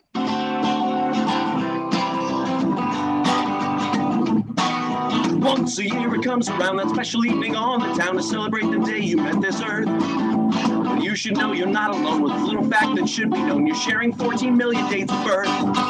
You're not that special, though. You're not that special, though. To everyone else, it's just another day. You're not that special, though. You're not that special, though. Except maybe in the short bus way. Once a year, I remember the song. Just because your parents grew 9 months and a bunch of years ago, somehow that means you get to have balloons. Balloons are just symbolic of the condom that you broke out of and wrecked your parents' lives and drink too soon. You're not that special, no. You're not that special, no. We're just celebrating your decay. You're not that special, no. You're not that special, no. Let's do it now, en français. Vous n'êtes pas spécial, vous n'êtes pas spécial. Happy birthday, Prateek. There Thank you, Phil. Phil Johnson, everybody. Let him hear it. And where can people find you? PhilJohnsonComedy.com. And yeah, you want to go hear Prateek's album, but you also want to go hear my new comedy special, which is on video too. It's called Burning Sensation. And it's at PhilJohnsonComedy.com. Thank you, buddy. I appreciate it. Thank you, Phil. Give it up for Phil one more time, you guys. Hells to the yeah. I love you, buddy. Can't wait to do real shows. And I have, and by the way, for those playing along at home, I mean to say that for all the performers on this show, I can't wait to do a real show with all of you. And we're going to do this show in person one year. It's going to happen. We tried to do this show in person last year, and the venue had booked another show afterwards. And guess what? We ran long on that show too. So that is the beauty of online Zoom sphere. Is this? I had my time cut because I was closing out. Remember, and I had my time cut. That is true. I'm just I talk too much. It's passion, Aaron. That's what it is. Speaking of passion, let's get our next performer here. So Phil was on the West Coast.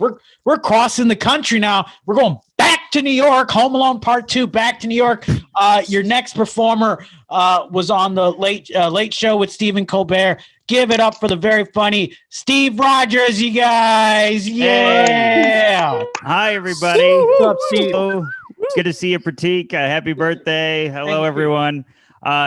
You may be wondering, wasn't he wearing a hoodie like 5 minutes ago? Yes. And I watched Tim Barnes do a set in a collared shirt. And I'm like, I'm a professional. I need to change everything. Yes, I'm still wearing slippers. Doesn't matter. Didn't shower. Okay. Hello, everybody. Good to be here. My name is Stephen Rogers. If you don't know, that's the same name as the superhero Captain America. Yes, it's as big a deal as you all made it just now. Yes. It really sucks having the same name as a superhero, especially when you look like he did before he was super. You know, I hate it. Like, nobody gets it. Nobody relates. Like, recently I met a guy named Peter Parker and we just hugged for a little bit. We ended up saving each other. It was great. I'm trying to stay entertained during this whole pandemic. It's easy to get bored. I got really bored as a kid. It was really bad. Like, that's why I had to take my action figures every place I went. I'm so glad I got rid of that habit. Can you imagine if you kept that habit? They're just like, Mr. Rogers, we'll go over your taxes now. And I'm like, so glad I don't have that anymore. All right. Thank you, everybody. I wrote that today. Okay. Who wants to wait until you're in front of real people like you're supposed to be? Find out if it sucks now, you know? That's what I always say. And it did fine. I miss traveling. Not every form of travel. I'm afraid of flying.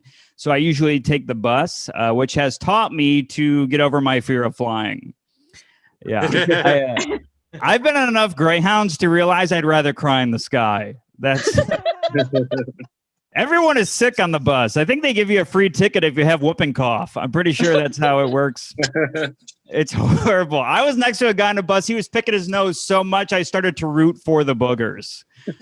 I was like, you can get away. This is horrible. And they always break down too. Like, every bus I've been on is broken down. I think it's one of their stops, honestly. They're like, hey, we're going from Philly to New York with one stop. I'm like, oh, really? Where is it? And they're like, it depends. Last time we almost made it. Yeah. There's always a million electrical outlets at the seat for you to charge your phone on the bus, but they never work too. I think we're just charging the bus, honestly. Great. Good. This is, I'm glad you're all muted. Helping my self-esteem. I'm a very nervous person. I get panic attacks. You're seeing one right now, but I get one. Thank you. I get panic attacks. Good. Keep it going. I need it. I have, I think, 2 more minutes, but I get panic attacks all the time. They're really bad. They're like a dress rehearsal for death. That's how I would describe it. Because it's your brain telling you that you're dying, and then you don't.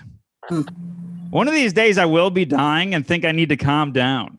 You know, like, and this too shall, and then I'll pass away. It's going to be horrible. Yeah. I found out women are way better to be around during a panic attack than men. Like my girlfriend, she'll walk me through it, calm me down, no problem. My guy friends, they're the worst. Like I'm gasping for air and they're trying to throw grapes into my mouth. Yeah, I'm in a relationship right now. It's going really well. You'll know how well in a few comics, but yeah, in a couple of sets from now, you'll be like, "Man, I recognize that background." Anyways,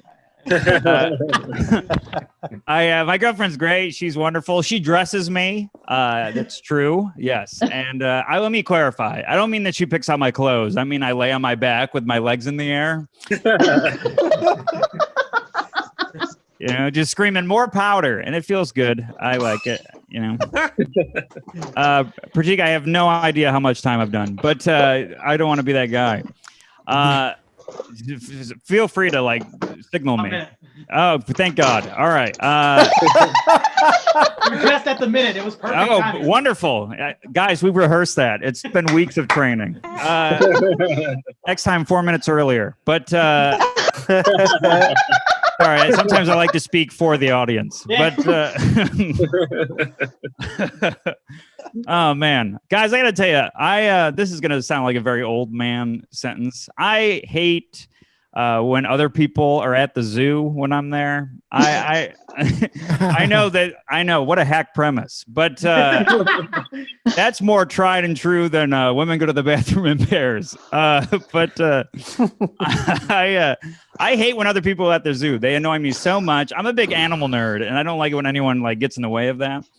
Like when you're at the zoo, I'm always at the exhibit, and the parents and the kids can't find the animal. And they get so many. Please come in. No, you'll love this one. Sit down. I can't see you, but I'm assuming someone entered a room just now. All right. This joke, unfortunately, is a half hour long. I should have started it earlier. All right. I'm trying to leave. I swear to God, I'm trying to leave. I hate when I can always spot the animal right away, but I never tell people where the animal is because I know the animal doesn't want to be seen by humans. You know, we're like standing in front of the lemurs and the kids are trying so hard, and the lemur looks at me like, and I'm like, "Hey, I got you, buddy." I just let him leave. God, was that not worth it? Thank you very much, everybody. I'm Steve Rogers. Steve Rogers. We also did a show. I don't know if you remember at like the Elbow Room in Chicago when you were visiting on New Year's Day. Yeah, I do. That was a great show. I remember. It went just as well tonight for me. I don't know if you know this, but the Elbow Room ceased to exist after that show. So oh my God. Wow. It makes sense because there was plenty of it when we were there. It was a fun show. And Steve, where can people find you? You can find me at Not Steve Rogers on Twitter and Instagram, and YouTube's just Steven Rogers. Hells yeah. Give it up again for Steve Rogers, you guys. Thank you, everybody. Thank you, baby boy. Hells yeah. All right. We're just going to keep this a train chugging along. We're going from New York now to we're going to Phoenix. I was going to say Biscuit Town, but I'll let her get into that. I got to meet your next performer a couple years ago at the Bird City Comedy Festival in Phoenix, Arizona. Okay. that was not my microphone, everybody. That was not the echo. That was, again, disembodied voices, random people coming in. We're basically doing the show in a hotel lobby. That's what's happening right now. Yeah. So your next performer, straight out of Phoenix, Arizona. You're going to love her. Give it up for Dana Wisson, you guys. Yeah. Thank you. Yo, thank you so much. Yo. What up? Yo, What up? okay. Yo, hi. Okay, here I am. What's up? My name is Dana. One day, I'm going to look back on the year 2020 and tell my kids, thank God you're still in that test tube. Excuse me. Does he love me or does he not? Is a question I often ask my dentist about my other dentist.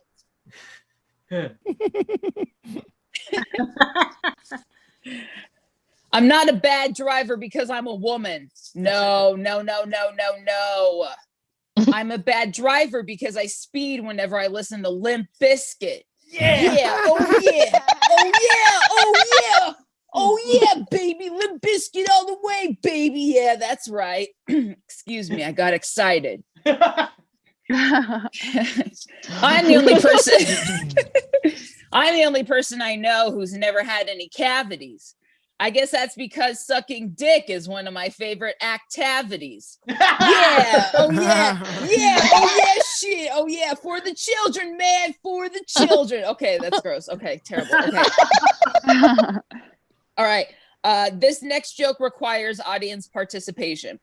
My butt is so flat. How flat is it? My butt that people yell, "Hey, is that a woman or a file folder?" whenever I walk by.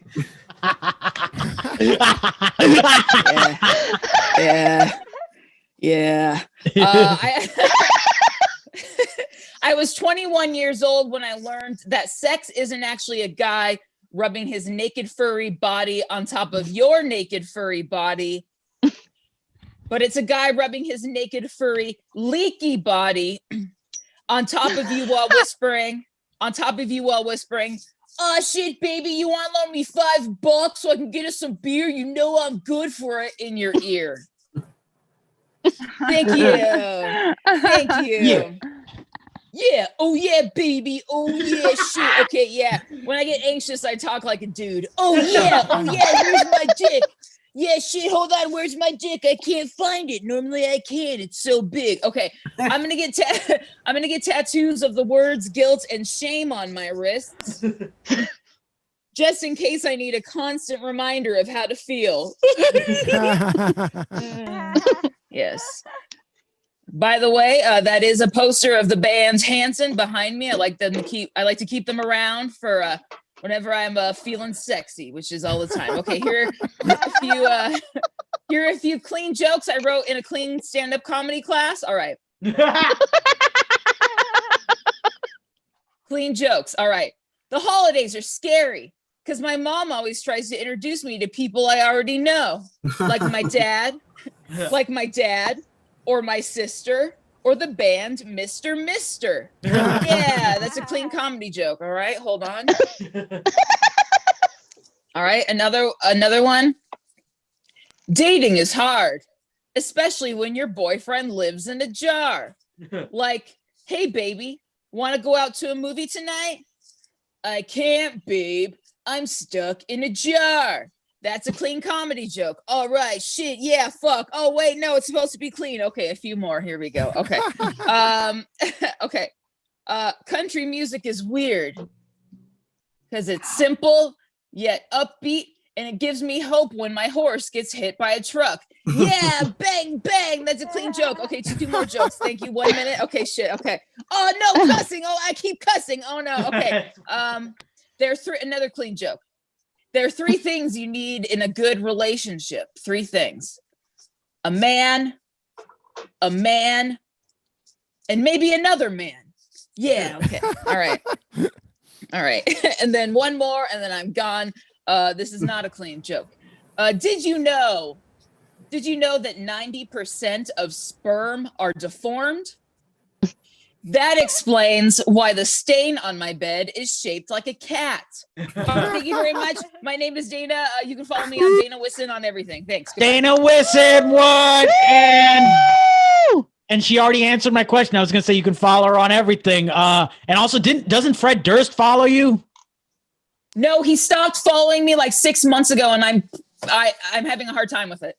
What? Well, fuck. Fat Fred Durst, aka regular Fred Durst. Yeah. All right. Give it up for Dana, everybody. Yeah. Thank you. Yeah, Fred Durst. Who would have thought Fred Durst sucks? How about that? Yeah, fuck him. That's fine. I was a big fan of the Biscuit train growing up. I'm not going to do that joke, though, but you know where you can find that joke? Hey, shameless plug. Get that album, and you'll hear all about the Biscuit Train on that album. But this isn't about me. You know what this show is about? The kids, baby. Yeah, let me share the screen real quick. Where is it? Yeah. Can I share it? It's not working. It's not cooperating. Okay. stjude.org/donate. Yeah, this is all about the kids, not about me, not about any of this. We do these dirty jokes for the kids. That's important, guys. All right. Thank you. Hey, we're going to keep the show chugging along. Your next performer I got to meet in the Zoom comedy sphere. Thank you. What was it? Thank you for, it was some is it the hand gestures that make I appreciate that. I am an animated performer. I could do this I could do all this on silent and it would work. But yeah, your next performer I met in Zoom comedy land. Can't wait to perform with this person in person. We just did the New York Underground Comedy Festival last Sunday. They killed it. So give it up right now for TL Devaney, you guys. Hey, I don't know why we have to go from Fat Fred Durst right to me. That's fine. A lot of people have been watching that Bee Gees documentary lately. I just watched that. You know, a lot of people come away from that with a new appreciation for, you know, what a great and influential band the Bee Gees are. I already knew about all that stuff, so pretty much I was just watching it the whole time, thinking about the random cruelty of genetics. Because those three guys are brothers, and only one of them really came out on the good end of that gene pool there. Anyhow, I think I should let you guys all know, because there's a bunch of people I don't know in this room, that I am transgender. I like to let people know that because otherwise they don't think a lot of the things I say are funny. They just think I'm the exact asshole they thought I was before I made that announcement. I do get a little bit tired of going around telling people that, though, because what happens if I go around telling people that is then other dudes think they get to come up to this and tell it to smile. Oh.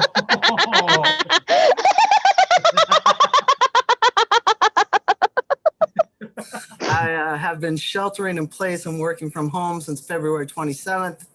I'm just getting lonelier and lonelier and more irritable. And yes, fatter and fatter, I admit it. I'm real sensitive about that, though. It's gotten to the point where I'm just getting personally offended every time I hear someone use the phrase trans fats. I also am so just desperate for human interaction that I've started arguing with songs that come on the radio. I don't know if you guys know that song by America, A Horse with No Name, but there's part of that song that goes, there were plants and birds and rocks and things. There was sand and hills and rings.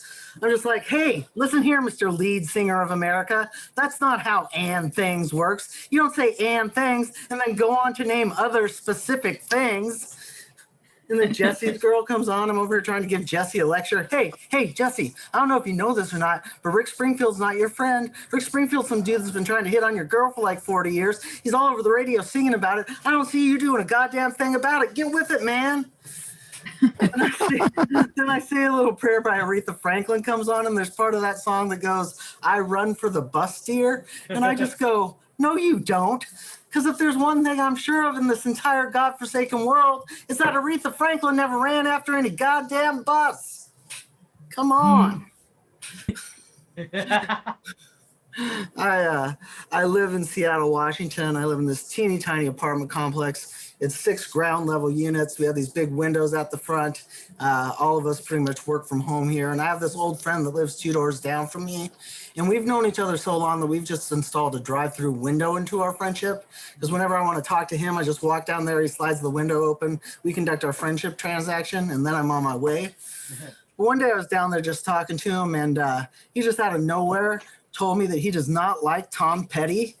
and it made me feel a little queasy, kind of like I was free falling or having some kind of a breakdown. I said to him, "Hey, don't do me like that, man. Hey, you don't know how it feels. You got me standing out here like some kind of refugee. Hey, sure, it's good to be king while you sit there doing bong hits like it's your last dance with Mary Jane, but I got to go out here into the great wide open, running down a dream, learning to fly. You better stop dragging my heart around, buddy. Hey, no, you don't come around here no more. I won't back down, pal." Hey, thanks, you guys. I'm TL Devaney. TL! Hells yeah. And TL, where can people find you? At TL Devaney on Twitter and Instagram. Just TL Devaney on Facebook. Hit that gram, hit that Facebook. One more time for TL, you guys. Yeah. Hells to the yeah. Hey, we're gonna move. Actually, TL, maybe I forgot. Where are you based out of? Seattle, Washington. Seattle, Washington, baby. Kurt Cobain. I'm wearing plaid for that reason, everybody. Thank you. So we're gonna move now from I love this. This was not planned. We're literally going cross country now, from Seattle, West Coast all the way back to the East Coast, New York. This gentleman runs the Chirping Bird comedy show every Monday. Give it up right now for Eric Branstein. Hey. All right. How's everybody doing? Can you hear me well? Can you hear me? No? Okay. Jesus. All right. Yes. Give it all right. I just want to make sure because my mic's a little fucked up. Give it up for Prateek one more time, doing a great job with this show. Come on, everybody. It's his birthday 4 weeks ago. Come on, everybody. This is great. This is awesome. This is fun. I'm killing it. Look at me. I am fucking killing it, man. I am doing so many Zoom shows. I've actually done 5 Zoom shows this week. Yeah, give it up for me. Yeah, thank you. Next week, I'm headlining a PDF file, so I'm in really good shape. I'm hoping to get booked on an Excel spreadsheet, so fingers crossed. So I like virtual comedy shows because they're different than live comedy shows. Like on a live comedy show, you might see an audience member leave to use the bathroom. On a Zoom comedy show, you'll see an audience member use the bathroom. I like that a lot, actually. But the lockdown's back, baby, in New York. That's where I am. New York, it's lockdown's back. I've been watching a lot of Netflix. You guys hear of Netflix? You guys get that wherever you are? It's influencing my buying habits. It really is. Like after watching the Queen's Gambit, like I bought a chess set.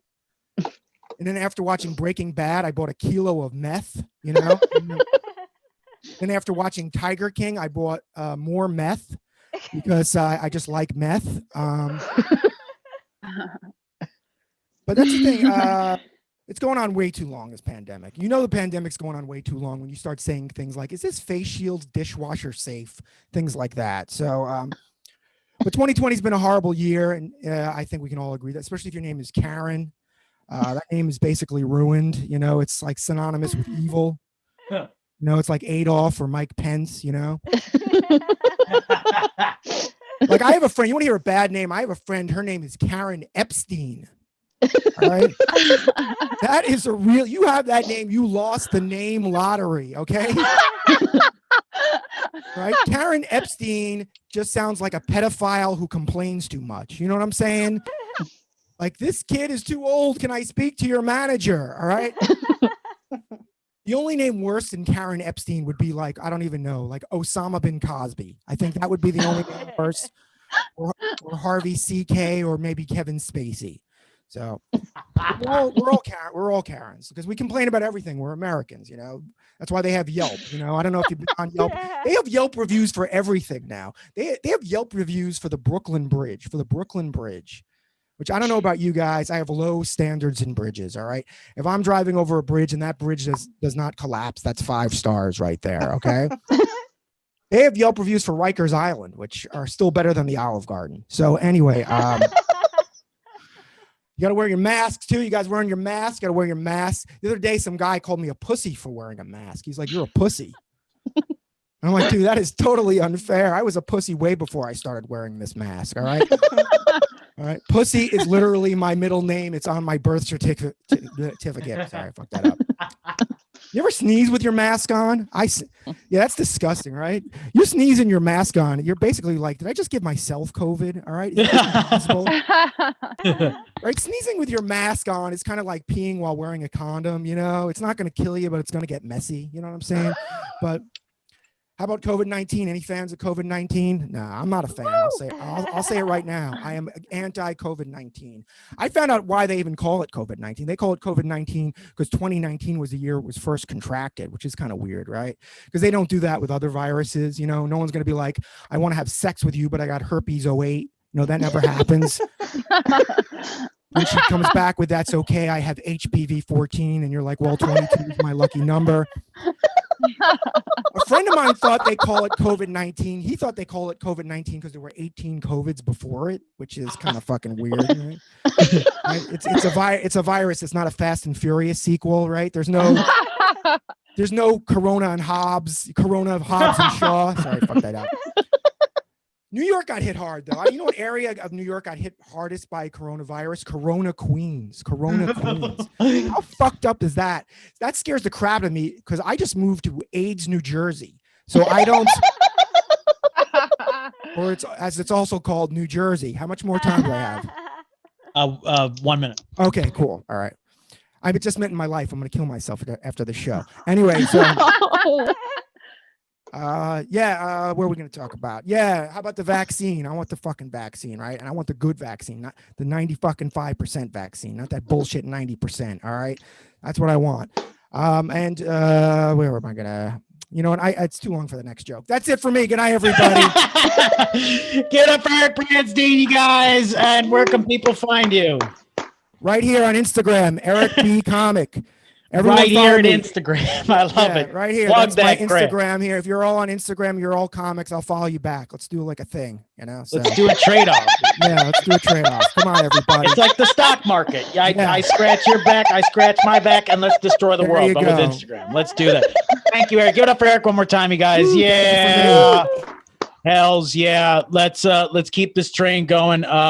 Your next performer coming to the stage had an album that came out and it went to #1 on the iTunes charts and all that good stuff. Started here in Chicago. Now he's here. Now he's in New York. And he also reps the 630 Western Burb Hood. Give it up right now for Bobby Condon, baby. Yo, hey, can you hear me? Yes, sir. All right. Good. Yeah. My album went #1, motherfucker. It was #1 for over an hour on the comedy on the comedy albums list on iTunes, where nobody buys music anymore at all. But I was fucking #1. And I looked it up later. You know how many copies you got to sell to get to #1? I need to know how many. 41 albums, bitch. 41? All bought by fucking family members. Yeah. I can pull that off. Sweet. You can do that. You can pull it off, Prateek. Honestly, if you put out a comedy album on iTunes and you don't get #1, you're a total bum. #1. You know what's actually funny about that? I looked it up for a second when it came out, and I looked it up in like the regular charts, and for a moment I was outselling "Rumors" by Fleetwood Mac. Yeah. Screenshotted. Sending that to all my old girlfriends. Fuck you. Look at me now. I was fucking hand and Stevie, bitch. Stevie. Get out of my face. I don't make it feel special. I didn't need to, KC. I'm out selling Stevie. Anyway, let's get to the. All right. Hey, I'm not going to talk about.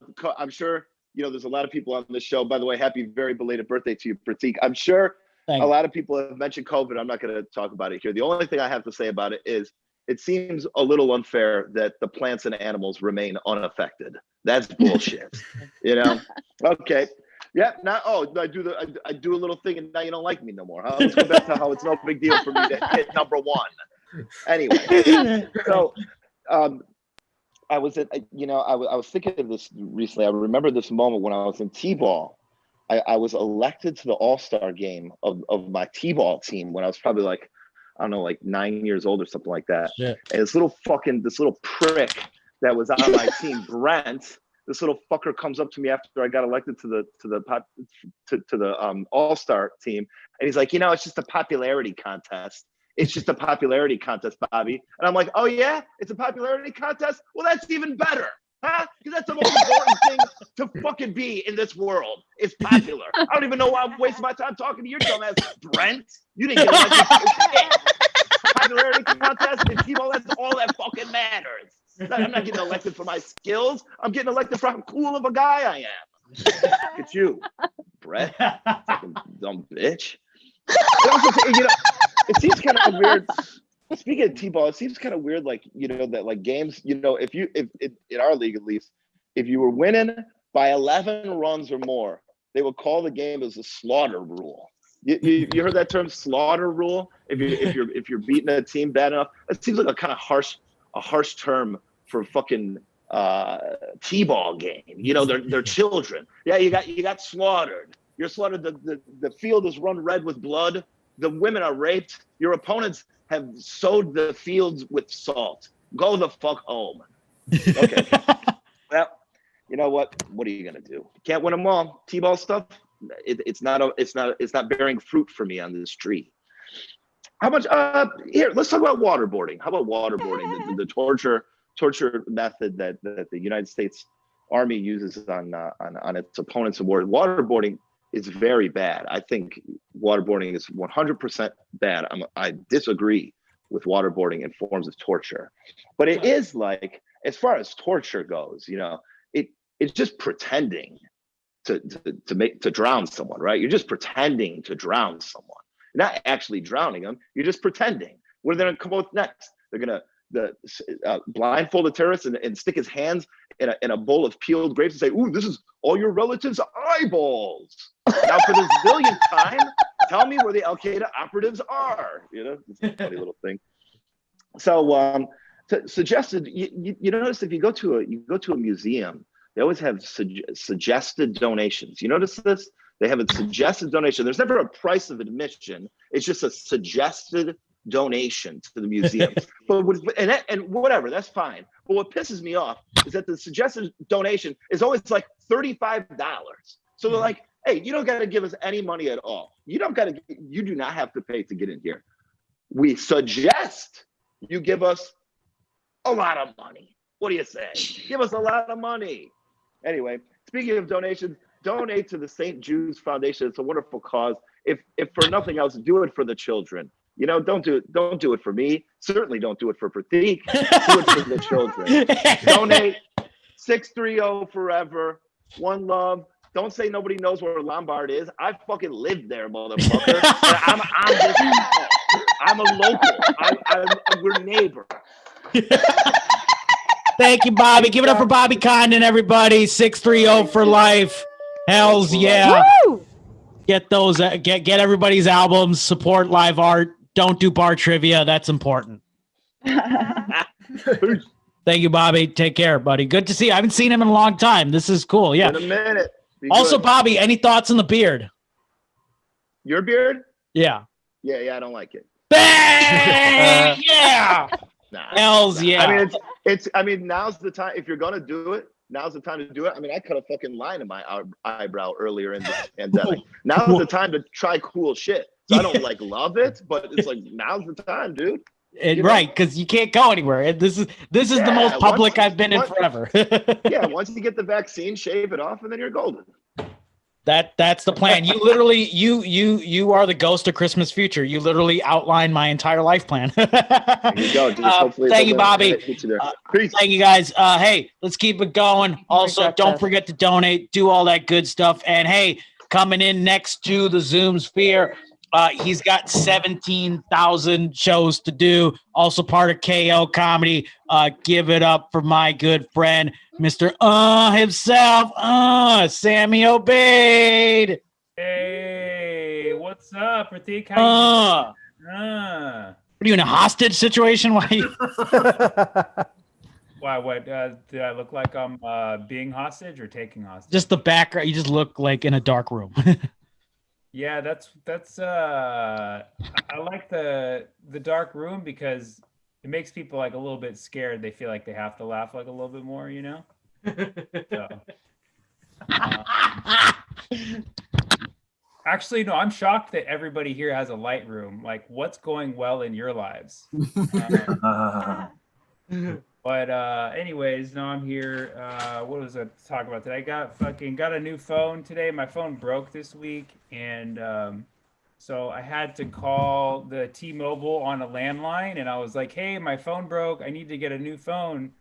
And she was like, "Oh no, you can just you don't have to come in here. You can just download the app." I just repeated it. I was like, "Hey, my phone broke. Can I come in to get a new phone?" She's like, "No, you just download." I was like, "You don't fucking get it. The phone broke."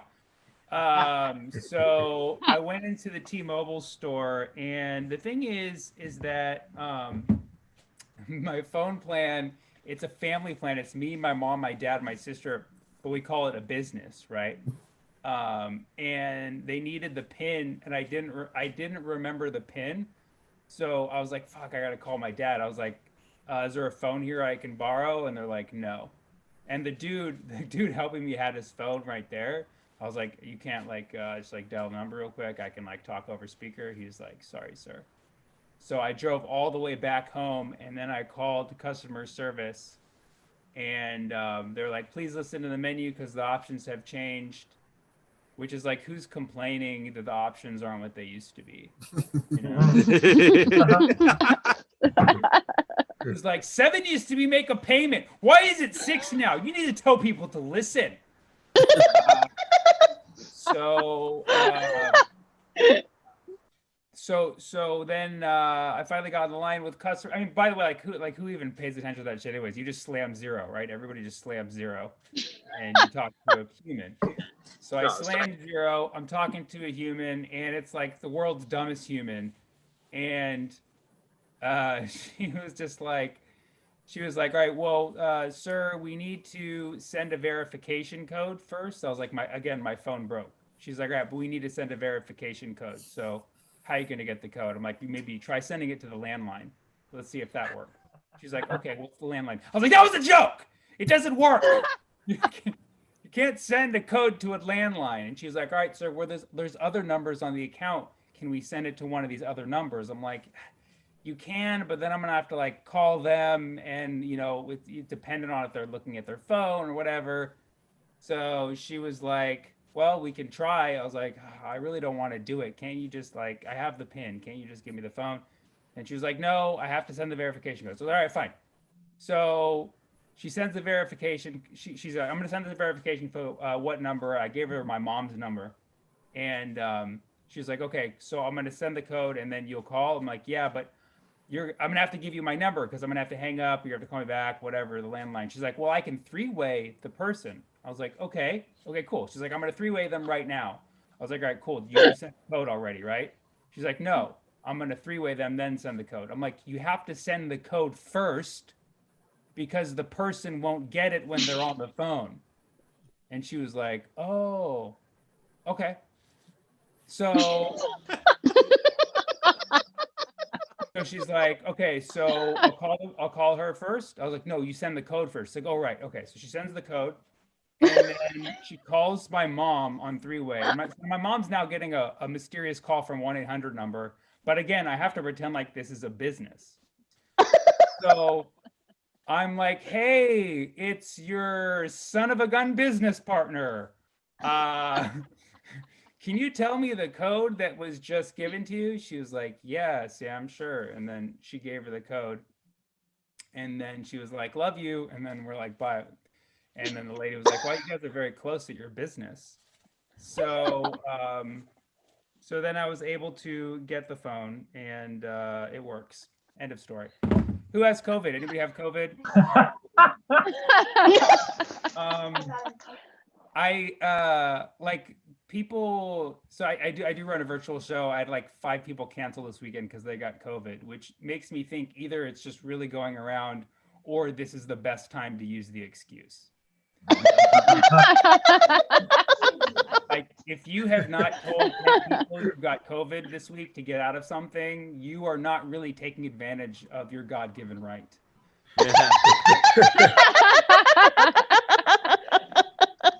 I actually, sorry if like I know I'm coming from a dark room. I'm like, like I've been having like brain fog and stuff. A couple weeks ago, I got an MRI and found out that I have a lesion on my brain in the front, which is like I was kicking myself over it for the longest time because I was like, what the fuck did I do this year to get that? Like, what did I eat? Was I not working out enough? Like, what the fuck is it? Is it from the blue light from like looking at Zoom this much? Like, what the fuck is it? And I was just so angry at myself for doing something that would get a lesion on my brain. And then I found an article that says that's actually it's a long-term effect from getting COVID. So basically I got COVID sometime in March when I had this weird, like little stingy thing in the back of my throat. And it just felt like it was from a bat. And like I knew it. And so what I'm saying is I'm a COVID early adopter.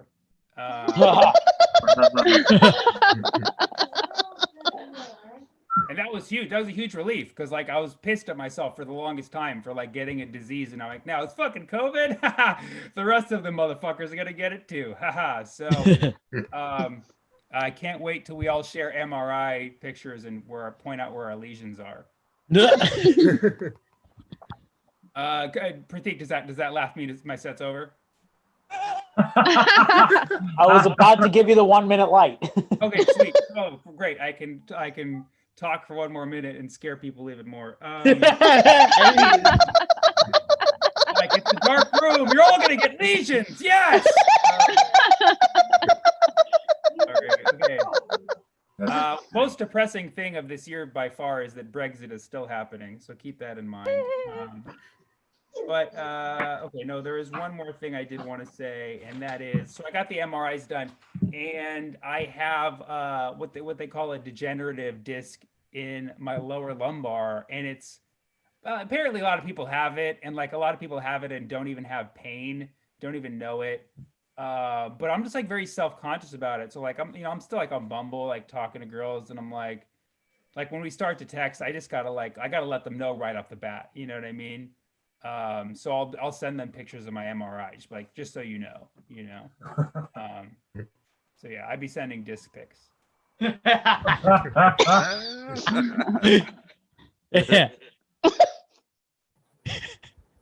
Thank you. Good night. Sammy Obeyed, everybody. And fuck lesions. Am I right? Get rid of those lesions. Fuck them. Kick them to the curb. Yeah, Sammy was a good dude. Sammy used to take me on these shows, the college tour, the greater Wisconsin area college tour with Scumbag Kia rapper. And then you asked for some blood oranges, and what happened? I got them. Or no, I brought. Oh no, you bought them. Sorry, I'm ruining the story. That's going nowhere. They don't have that shit at fucking in Wisconsin. I had to bring that shit from Chicago. Yeah. I brought some blood oranges for immunity, you know what I mean, to prevent getting viruses like COVID. Yeah. Which you get eventually anyways. Yeah. And these fuckers, they took the blood oranges from the green room. What the fuck? They fucking stole some fucking kid thought it was trash. He's like, well, oranges, clearly nobody eats that without pizza. Right? SpaghettiOs. Yeah. So, yeah, get rid of those lesions. Get rid of people who steal blood oranges. Sammy, where can people find you? You can find me on Instagram, Sammy Obeyed, and you can check out our weekend show, KO Comedy. We also run mics. So, I mean, I'm streaming a lot of comics here, so yeah, we have mics throughout the week that are really fun, and we're rolling out some new shows. So there's room for everybody. So hit us up if you want. There's room for everybody, baby. Thank you, Sammy. Give it up for Sammy, you guys. Yeah. Now's I think some people are on silent. We gotta start on muting, baby. Get that noise in there. We need to do that because hey, look at this. I changed another outfit. Look at this, you guys. Oh yeah. Don't think I didn't think I was gonna change outfits. This is a shirt. There is a Chicago-based company called 90s Bulls Tees that makes all these cool. If you like the Chicago Bulls, there was a documentary that came out about the Bulls. I don't have time to watch it because I'm doing all these cool Zoom shows. I still haven't seen all of it yet, but they take 90s pop culture and merge it with Chicago Bulls references. So this is a shirt of Dennis Rodman as Beetlejuice. Look at that, you guys. And you know what it's called? Wormy Juice. It's fucking great. Yeah. And do you know who agrees with Wormy Juice? Do you know who likes my Wormy Juice t-shirt? The man himself, Dennis Rodman. Whoa. Look at this. It's got extra head for the hair, and he's got a little tube top mini skirt boots. Yeah, he knows what the hell's going on. Big ups to the Rodmans. He liked a picture I posted about him on Instagram. He's fucking awesome. Hells to the yeah. I did not forget who's next, you guys. Yeah, I do not. I know what's up. Your next performer. We're literally going cross country here. Sammy was in West Coast. Now we're going back to New York. Home Alone 2. We're going back to New York. All that good stuff. What was the Colin Quinn song? I'm going back to Brooklyn. Yeah, we're going back to New York. She's not in Brooklyn though. Very talented performer that I first met at the Desi Comedy Festival in San Francisco. Now she lives in New York. She also let me crash on her couch. Very talented performer. I don't know why I threw in that, but she lets me sleep on her couch. That's fine. What? I'm just spreading it out for no reason. Yeah. We're literally gonna have the longest Zoom thing ever. Hell yeah. We're going for it. Ladies and gentlemen, give it up for Sonia Vai, you guys. Woohoo! Yeah, I'm sorry. I'm also in a really low lit room, but that's because Sammy Obeid's holding me hostage. Sorry, I'm being treated well. I'm allowed to watch Jeopardy on Netflix. Okay, so it's not so bad. I actually have been watching something new during the pandemic. I never watched it before. I've been watching porno. You can tell I'm new to it because I call it porno. And I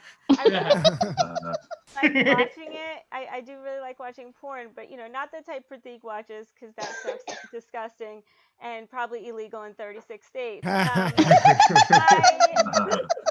only watch one type of porn. It's called furniture porn. And it's not videos of people humping their coffee tables, although that does sound like a sexual fetish that'll get you kicked out of Raymore and Flanagan. But it's just the porn I watch is just furniture. Okay. The problem is that I think I'm addicted. Because my friend, my guy friend, tells me he spends hours and hours on Pornhub, and I was like, oh shit, I once spent 6 days on IKEA.com. Okay, no joke, no sleep. And he's like, yeah, he watches things like 2 girls, 1 cup. And I'm like, I watch things like 1 couch, 2 end tables. And I'm getting too similar. He likes big chests. I like big chests, walnut. It's kind of insane. And we both like to screw things. The only difference is I use an Allen wrench and he uses a tube sock. And clearly Prateek uses a fleshlight, but let's not talk about that. It's just insane that I've never actually watched porn, and he actually sat me down and made me watch real porn, sex porn, right? And it was this high school teacher having sex with her student who happened to be 32 for some reason, and they were in this classroom doing it on her desk, and I'm not gonna lie, guys, I was a little bit turned on by the desk. It's from West Elm. It's my fantasy desk. It's 9 inches long and made of hardwood. And I'm like, what else do you need? I don't know why you guys need anything else. I'm so happy with that. Somebody buy me that desk. I do think pornography is such a weird word, right? It doesn't sound like what it stands for. It sounds like a subject that you would learn in high school, after chemistry, oh man, I got to go to pornography 101. Why do they call it that? And then also when you say you're going to watch porn, that's cool. That sounds like fun. That sounds like you're going to a party. But if you say things like, I'm going to watch pornography, that sounds like you're going to prison. You know what I'm saying? So don't say that. Yeah. I've also been reading a lot, actually. Real books, physical books, hardcover, soft pages. See, I can even make a book sound dirty. I have a subjects. And it's really cool. Like, I really feel smarter. My vocabulary is improved. Yeah, I'm using big words men don't understand. Like, no, not even shit like that. But I've discovered that when it comes to talking to men, it's best to be really like nice, because rape. And I figured out a way to communicate with them. Okay, so let's say a guy asks me to do something I don't want to do, like butt stuff, right? I just say no. I will not do anal. I do not like it. I do not like it in a car. I do not like it in a bar. I do not like it here. I do not like it anywhere. I could not in my house, not even if you were my spouse. So hush your mouth, take off your socks. You're only welcome in my box. No that's the ladies, feel free to use that anytime you want. And it just occurred to me that I think Sheila and Nick are watching this, right? Please don't tell my parents, okay, Sheila and Nick, please. I will never leave this room that I'm being held in. I have one more joke, and I realize it's of a sexual nature, and I'm going to tell it anyway. I am really happy that Biden is president, guys. Mostly, not because we're free. I'm glad we're free, but mostly because now I can go back to having guilt-free sex with Republicans. Okay, listen, judge me all you want, but I'm telling you, Republicans are great in bed, okay? And look, I never thought I'd have sex with one, because I'm super liberal. Like, I have abortions for fun, But like, why would a Republican man want to sleep with me anyway? One, I'm Indian. Two, I'm not a dude, right? So, and it was like, it's inevitable, because I guess that's just what happens when you have sex with a lot of white boys and rappers. I'm telling you, my first time was so weird because the dirty talk was different. He didn't say things like, "Who's your daddy?" He said shit like, "Lock her up," and it was weird. He was a freak. He asked me to get on a bed covered in crisp $100 bills. And then he asked me to pee on him, and I'm like, is this what they mean by trickle-down economics? Really, like, he just threw me down, pulled my hair, called me AOC. Best sex I've ever had, guys. Thank you so much. Happy birthday, Prateek. Bye. Sonia Vi, where can people find you? At Sonia Vi Comedy. I'll put it in the chat. But put it in the chat, yeah. Sonia Vi Comedy, if you're on Facebook, because we have a lot of people watching on the Facebooks, not just awesome. Nick and Sheila. Thank you for coming through. Appreciate it, guys. Give it up for her one more time. Yay! Poor choice of words when I was like, she lets me sleep on her couch, and then you talk about furniture porn. Like, poor choice of words. Couch, Prateek. Yeah. Shut up. All right. That's fine. Hey, we have real quick. We got a sponsor for the rest of the show. We got a sponsor. You guys want to hear who our sponsor is? Yeah. It's live from New York. It's Saturday night, the paperback edition of the SNL book, not the hardcover edition. What's better about the paperback edition? It's got 10 extra pages about Chevy Chase being weird to women. So pick up paperback edition. He was good on Community, but then he pissed everybody off there too. I'm watching it right now. It's fine. All right. Thank you. Your next performer coming to the stage. They run a show called Comedy for People Who Hate Joe Rogan, and I was just on that show yesterday, and I'm actually indifferent to Joe Rogan. That's my opinion. I'll be honest. Okay, here's the honest truth. If he invites me on the show, then I love Joe Rogan. How about that? That's just honest. All right, I need the views. I got to get my album to 41 downloads. We learned that. We learned that. So I need the publicity. But make a lot of noise right now. Very talented. Give it up for Sophia Connell, you guys. Yeah. Give it up for me. Give it up for the kids this show is supposed to be about. Wow. So I am Sophie Connell. Connell. Sorry. Sorry, what? No, I mispronounced your name. Sorry, Connell. It's really funny. Like I said last night, a lot of my friends of color love to laugh when people mispronounce my name. It's like, the shoe's on the other foot here. But yeah, no, I am Sophie Connell. A little bit about myself. I am a software engineer. That is my 9-to-5 job. Basically means I can build you a bomb-ass website, but I will also accidentally eat a Reese's cup with the paper attached. Also, I often leave myself muted on Zoom calls. I was like so nervous that I would leave myself muted. But anyway, it's really funny because even in the pandemic, I've been getting a lot of job offers and job calls because like I'm actually multilingual.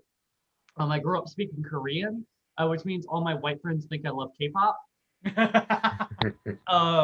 It's really funny because like I'll be in an interview and every time I'm in an interview with a white person, they're just like, say something in Korean, and then like I have to say like the most basic thing. I'm just like "환자실이 어디예요?" which means where is the bathroom? And like they're just like, oh my god, she's a member of Mensa, hire her now. And like it just makes me think I can say whatever I want to these people. I could just be like, I really want to fuck your wife, and they just be like, cool, let's make her our CEO. This is diversity, right? Like. It's really weird. But no, I in case you couldn't tell by the flannel, or the haircut, or the septum piercing, I'm a lesbian. But yeah, no, it's really funny because like men still hit on me, and I think my most favorite times a man has ever hit on me was when a male comic came out to me after a show and said that he'd have a sex change to be with me. And I'm just sat there going, cool, you would give yourself depression, take a bunch of hormones that like make changes you hate about yourself, and like it potentially alienate yourself from your friends and your family, destroy your career, become a laughing stock, all to have a painful surgery with a long recovery period, all to get on this dick. I gotta say I'm flattered. But like to me, I don't know, it's weird. Men brag about their dicks in the strangest ways to me. Because like they'll be like, oh, I got this bomb ass dick. Dude, I've been strip searched by TSA because they thought my dick was a bomb. My dick's a threat to national security. Like, men, you've got to step up your game here because like women have better dicks than you. Like at least we wash ours. I'm just it's not really much of a competition. But yeah, no, it's really funny too because I always love how like people are just like transgender women aren't women, they have penises. But it's like, dude, you call your truck a girl and you put a pair of nuts on it.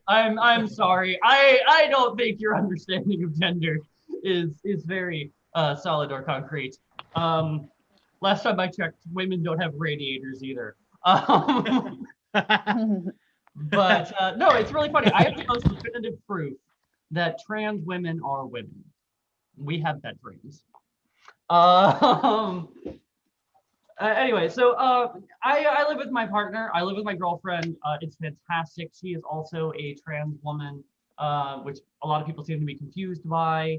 They're like, oh my God, you're like, you know, you are, I'll close out with this, like, you're dating another trans person. It's just like, yeah, what am I supposed to do? Like, hate myself and only enjoy people like myself through a private browsing tab like you do? All right, thank you all so much. I am Sophie Connell. Thank you all. Sophie Connell! And where can people find you? I am on Instagram at Sophie Connell Comedy and on Twitter at Sophie Comedian and on YouTube at Comedian Sophie Connell because I am consistent. Hell yeah, consistency and branding. Give it up, you guys. Hells yeah. Thank you. Thank you. Thank you for coming through in the Zoom sphere. Hells to the yeah. How we doing, guys? We still in it to win it? Are we doing it? Yeah. Yeah, I quote one person. This is fantastic, you guys. Hells yeah. Naturally, I did say the show is going to run 7 to 10, but naturally, we're going in overtime, baby. This show is being streamed on Google Glasses, my old glasses. That's where it's streaming in right now. It's just my show and old episodes of Viva La Bam, baby. Yeah. Do it up. Your next performer, to quote Viva La Bam, your next performer can do whatever the fuck she wants. Halen, do you remember Viva La Bam? I do. Unfortunately, yeah. Unfortunately. You've seen her on The Late Show with Stephen Colbert. Give it up right now for Caitlin Palafo, you guys. Oh, my goodness. Hello, everybody. This is thrilling. Viva La Bam. You know what? That show, I remember one episode where he found the wedding dress of his wife-to-be. He didn't like it, and so he shot it with paintballs. And I was like... That's how you make TV, people. Give this man an Emmy. He's willing to ruin his entire relationship. Oh my God. Oh yeah. I think he's onto something. You know, where is he now? You know? Oh my God. He could have been the next Jim Carrey. Okay. Hi guys, this is thrilling. I am if there's any repeat, I am the girlfriend of Steven Rogers. Yes, he's a very sweet small boy. I breastfeed him every night. He's just a little sweet babe. You gotta love him. And I this pandemic has actually been great because we decided to move in together. You know, what a choice. We did it. You know? Yeah, we moved in together and it's going great. It's going great. I don't regret it, not even a little bit. But he does chew his food with his mouth open, which is something I'll have to let his next girlfriend know. So it's fine. I think every couple should go through a pandemic before they decide to get married, right? If you can't handle 3 months, you're not going to be able to handle 4 to 6 years. That's what I'm saying. Okay. Oh my God. Anybody else a child of divorce? All right. That was surprisingly upbeat. My parents I shouldn't, you know what? This is for children. Let's not talk about my parents. Let's talk about porn. So I am a woman in my 30s. I know you can't tell. I'm wearing a sweatshirt from the men's part of H&M, but I am in my 30s, and there's a switch that flips for women in their 30s. Okay. I don't know what it is, but just like, now I want a baby, and that's all it is. It's just eating me up inside. Everything I do and say, it's like in your 20s, you're like, come anywhere. But when you're in your 30s, you're like, I'm keeping all the cum. Like I'm saving it for her. It's terrifying. I'm like, I'm going to make a sweater out of this. I don't know what's happening. My poor boyfriend. But it's weird. It's even infiltrated my dirty talk. My dirty talk is very bad. I'm just like, oh yeah, flip me over and make me a mom. Come on, make it a boy. I want to raise them right. That's not good. They lose their boner every time. My boyfriend, to kind of make up for my sex drive, I've started watching porn. Ooh, I know, I'm cool. I did start watching, have you guys heard of it? Feminist porn. Very exciting stuff. Who's watching it? Who's an ally? Come on. The mustache. Okay. You got to watch feminist porn. Gentlemen, if you're on the fence, it's great. Okay. It's just like regular porn, except at the end, the woman comes. It's the only difference. Yeah. Oh my God. Right, Maryellen? I mean, I swear to Christ, by the end of the film, the only thing on her face is a smile. What a relief. It's actually more hygienic. It's nice. And you're probably asking yourself, Caitlin, how do you know she came? How do you know she wasn't faking it for the cameras? Oh, I could tell. Okay. I could tell. She was a beautiful girl. She looked terrible. Oh my God. Is that why men can't find the clit? Is that what it is? Is we turn into goblins once we do? Like, that's horrifying. I mean, it makes me very insecure. Now I'm just masturbating in front of a mirror to make sure I smize, you know? Just another thing to be insecure about, right, ladies? Oh, Oh God, thank God you're here, Maryellen. Okay. I gotta say, my boyfriend and I, we have good sex, which is astonishing because sex ed did not prepare us enough for the real world, right? Not at all. Oh my God. They taught us the logistics of sex. They taught us how to put a condom on a banana. Like, oh boy, why don't you teach us how to convince a banana to wear a condom? Okay. That's the hardest part of the whole dang thing. Okay. If I had those negotiation skills, I wouldn't have HPV. Honestly, who else has got HPV? Where are my dirty birds? Anyone? Come on. Honestly, if you are in your 30s and you don't have HPV, you're a dork. Okay. Oh my God. Get a personality. You know? Oh boy. It's so funny. I'm just going to share this on here, but this just happened. My boyfriend told me that he wanted to have sex tonight, and he was like, yeah, I'm going to do a bunch of new moves. And I was like, please don't. We've come so far. Okay.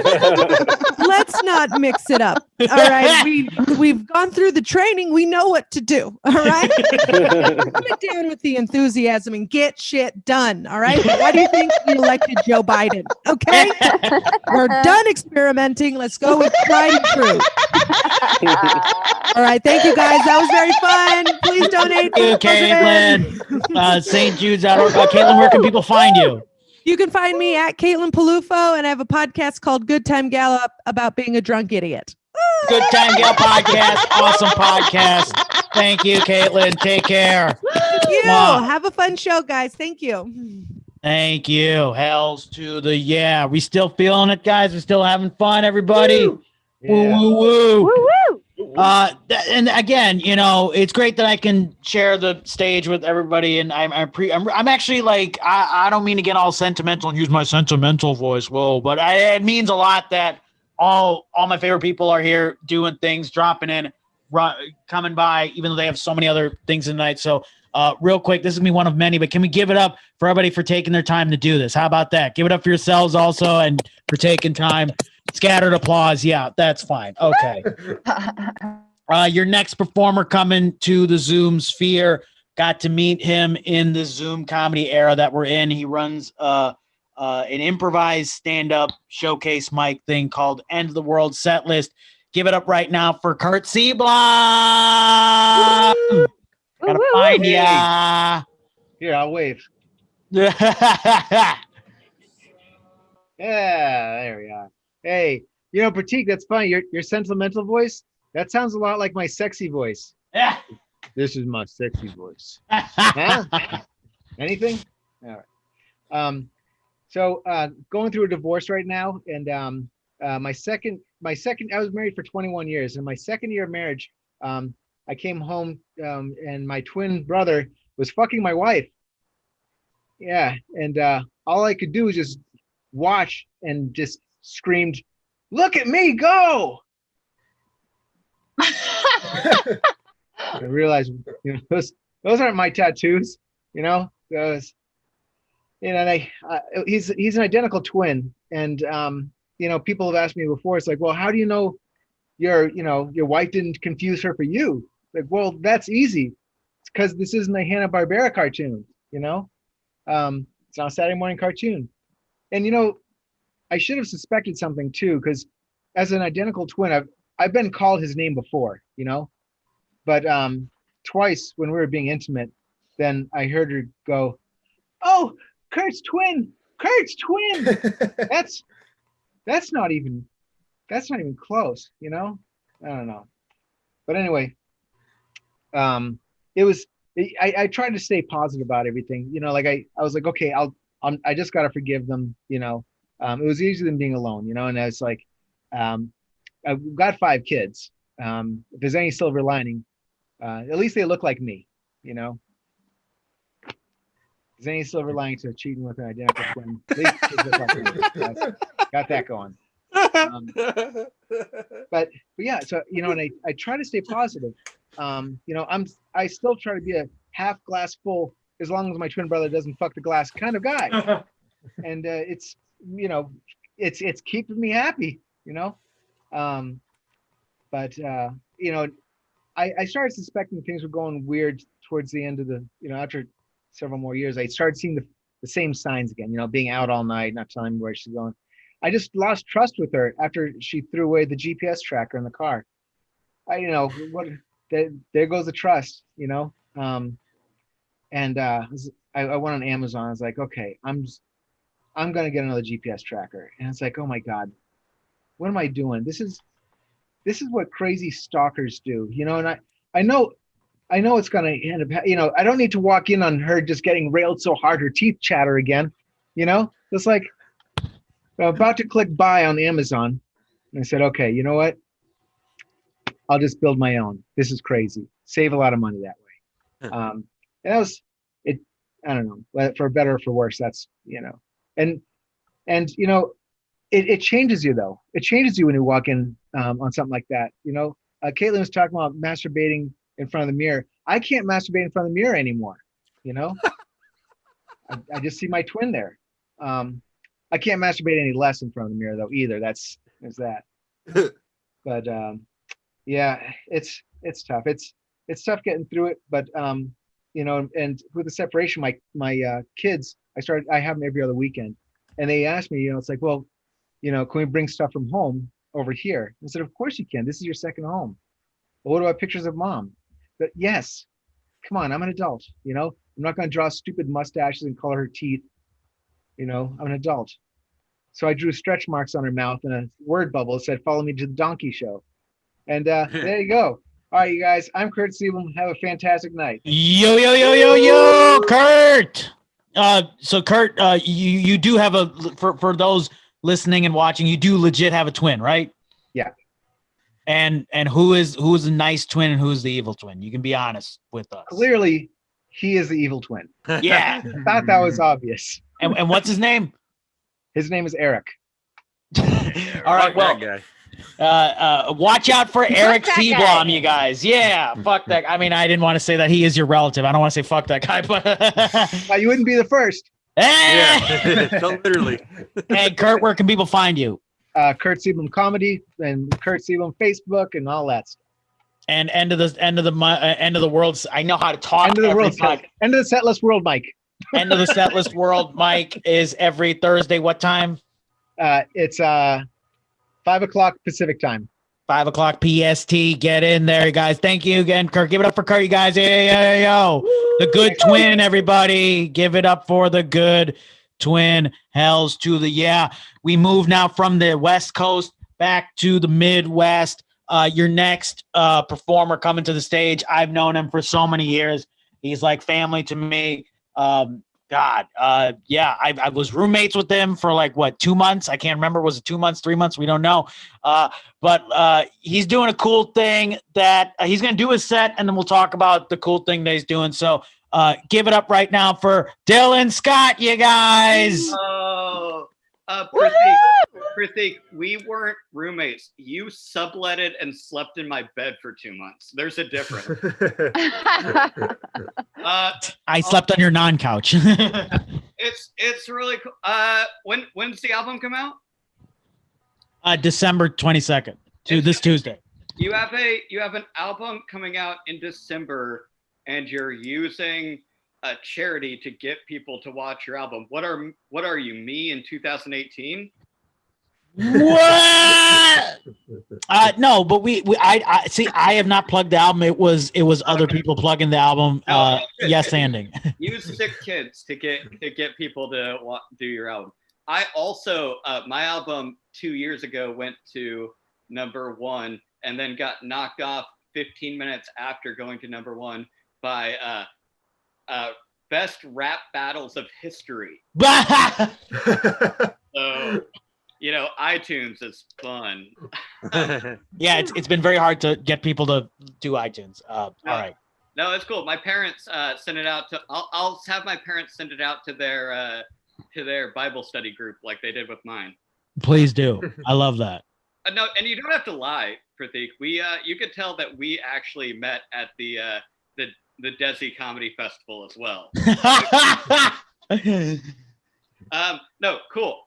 Good times, guys. I have not written a joke since March, so this is fun.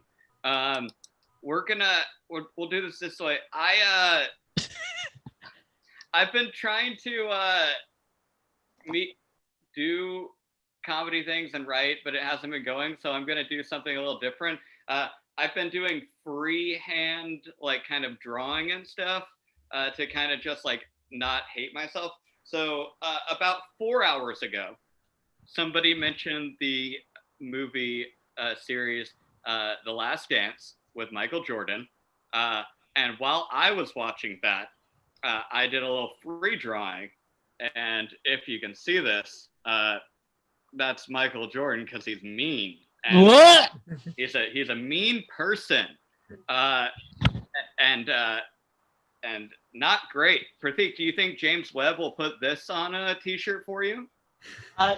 Yeah, I mean, ask James or Danny Cows. Ask one of them. Yeah, that's not for me to decide. I would love to be the marketing coordinator for 90s at 90s Bulls Instagram, but that's not for me to decide. Speaking of inside Chicago humor, That- Prateek, this Zoom show has gone on longer than Mike Fest.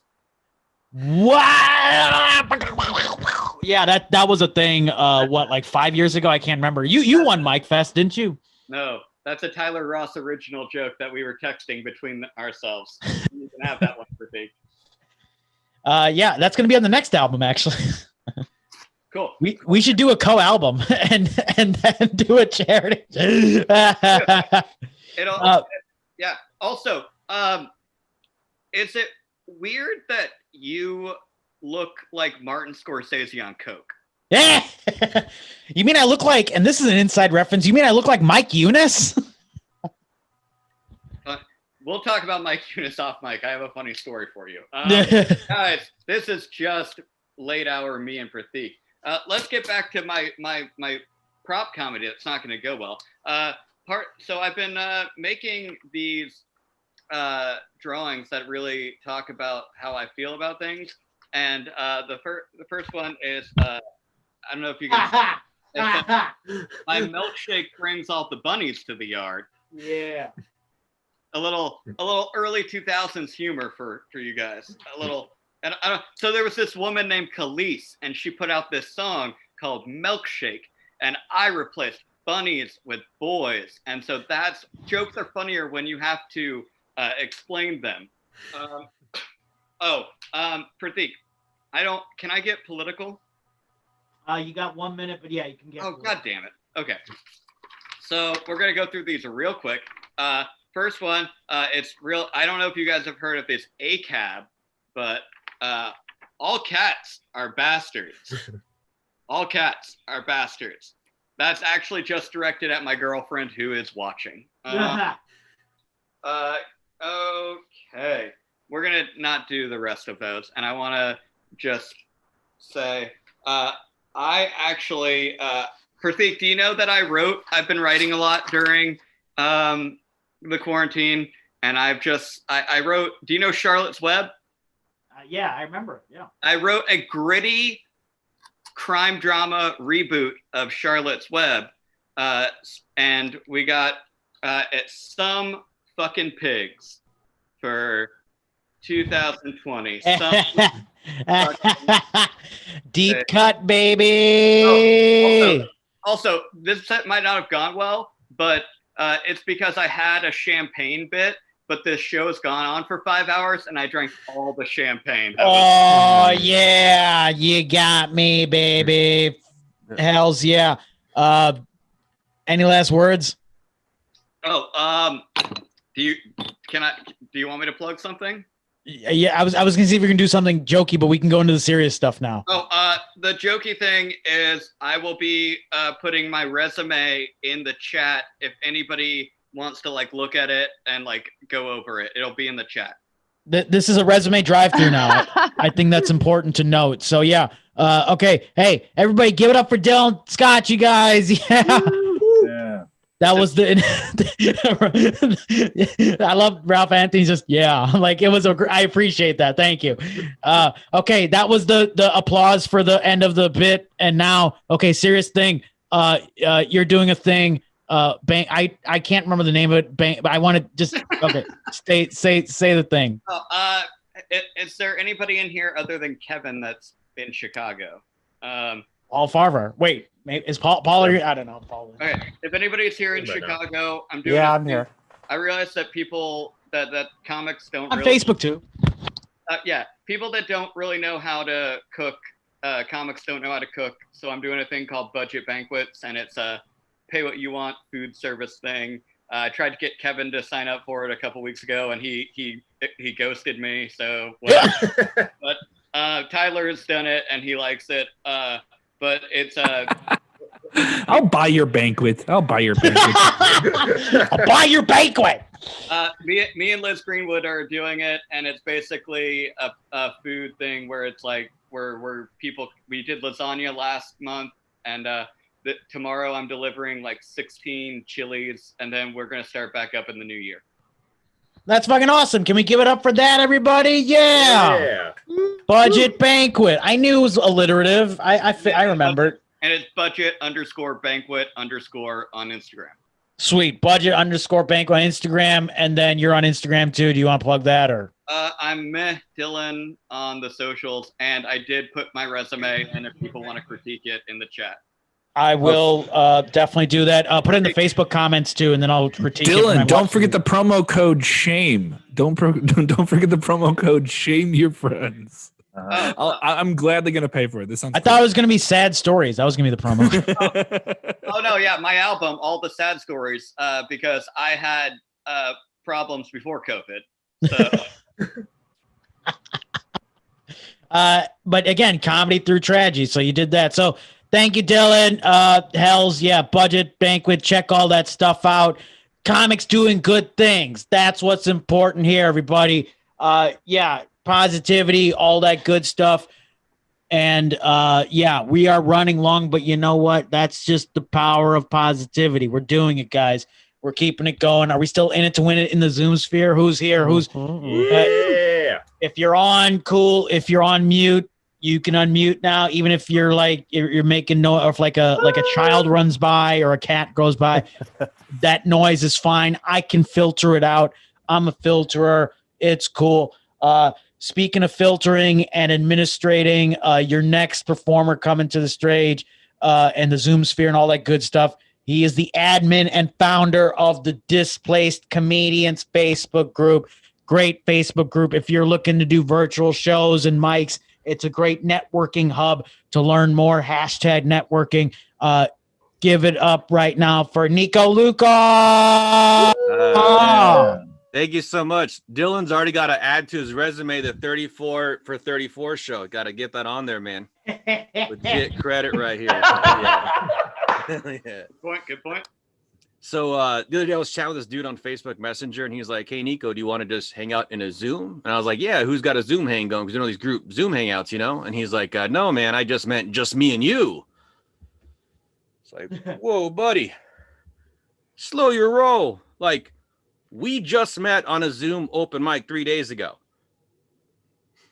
And I get it. COVID time, you know, that's exactly 4.26 trillion days when you carry the one.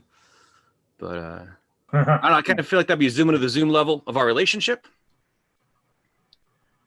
And also, look, I'm straight and happily married. And yes, sometimes those go together. Mm-hmm. But I didn't say these things out loud, you know, because I am only an asshole on the inside. Where it counts. And I was like, sure, let's hang out on Zoom. Why not? And him and I had a really good time. Just one-on-one Zoom. And, you know, we had a great time. We discussed these like really interesting topics. You know, we shared really funny stories on this strange, completely platonic internet date.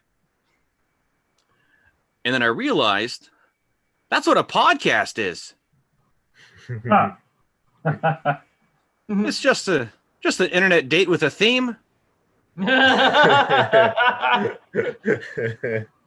the theme could just be having no theme. Oh, I'm sorry, Q&A. No.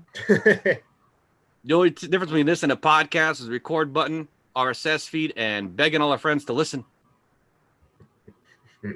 Then it's like, where do you want to hang out? You know, my podcast, your podcast, my place, your place. No. Let's face it, folks. Let's face it. Even if you don't have a place, you probably still have a podcast. No. Book me on your themed internet dates. Book me on your themed internet dates because I'm a good time. Is it even legal to decide to start a podcast when you're sober? Like, I'm pretty sure when you sign up for an Anchor account, there's not even a CAPTCHA. It's just a breathalyzer in your mic. Like, they don't care if you can click all the squares that have a crosswalk. They just want to make sure you can't walk a straight line. I like podcasts. They're fun. They're fun. The other day, I sat in a tall wooden chair. That's right. I'm closing it out strong here, folks. Get exciting. The other day, I sat in a tall wooden chair. I didn't have any armrests. It didn't have a backrest. Like, overall, it was actually a pretty uncomfortable experience. But then I put a pillow on it. That actually helped out quite a bit. I just needed a stool softener.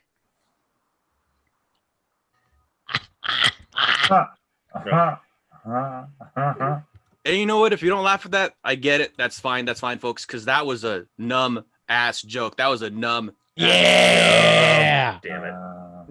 Boom. I don't know. I like that one a lot. I mean, I'm glad I get to do this one tonight. I've been sitting on that one for a while. You know, sitting on it. I like it. You know, I like it. I think it's got legs. I'm definitely keeping it. That's solid. That is solid. I think volleyball was invented for people who just don't know how to catch. They're like, basketballs are too heavy. Balloons are too light. What do we do? Then to make it official, they just went to a tennis court and they just grabbed onto the net. There's one like this. Goal! This person became very tired. Ever played by some poles? I'm pretty sure that's what happened. I got busted in high school for selling weed because you are not supposed to do that there. Yeah. You know, they frown upon it, which is a bummer because I was just trying to turn frowns upside down. But I made the same mistake that a lot of passionate people make, and I just ruined my favorite hobby by turning it into a job. I don't know, maybe some comedians can relate. Obviously, I wasn't very good at this job. I mean, getting busted and all, but look, I don't know much about business. I was 15. I just knew that I was supposed to buy low and sell high. And I just took that a little too literally. I was the only Jew in juvenile hall. Yeah, I put the Jew in juvie. My parents had a really good Jewish lawyer, though. He went up to the judge and he said, "Let my people go." Speaking of which, I'm going to let y'all go. I've been Samwise Gamgee. 20 years later, y'all are a blast. Thank you so much. Yo, Nico. Give it up for Nico, you guys. Yeah. And Nico, where can people find you? At Nico Lukoff on Instagram and on Displaced Comedians, just like deleting posts that piss me off all day long. Delete those posts, baby. What? We commiserate about that because I'm just like, yeah, just delete everything and make everything no comments. Like if you could just do that, that'll be it. Thank you, Nico. Give it up for Thanks so Nico, much you for guys. taking- Thank you. Hell yeah. And we're gonna do a show in person at some point whenever Fuck this yeah. all Hell yeah. whenever this all ends. Hey everybody, give it up for Spin Crash Test Dummy Baby. This is gonna be my co-host now. No, he's not gonna be co-host. I'm just doing reverse Jeff Dunham. That's what I'm doing right now, you guys. Which is, thank you. That's what that literally that prop was just for the line reverse Jeff Dunham. So we are flying high. Your next performer coming into the Zoom sphere. What am I doing there? Why am I making like those? Another thing I'll do sometimes when I intro comics is I'll do magic fingers. Or if you remember the Hey Ya video with Andre 3000, he used to do this magic finger move. So I don't know. I'm doing like, the karate wheels of steel, magic fingers. I make a lot of hand gestures. I land some planes. This guy, he's going to land his plane in the closer town, baby. I thought somebody was laughing, but that was a cough. I love that. Be careful whoever's coughing. Whoa, get some emergency in there. Take care of yourself, baby. Coming up next, hey, He's got a YouTube show, podcast. He's got a bunch of them actually, but the one I was on, that's the one I'm going to plug. It's called Singles Only. Give it up for Paul Farmer. Hey, wow. Thanks for having me. Can you hear me? Yeah. Yeah. Prateek told me to get here at 8 o'clock and I was supposed to be on 2 hours ago. Yeah. So I forgot my whole set.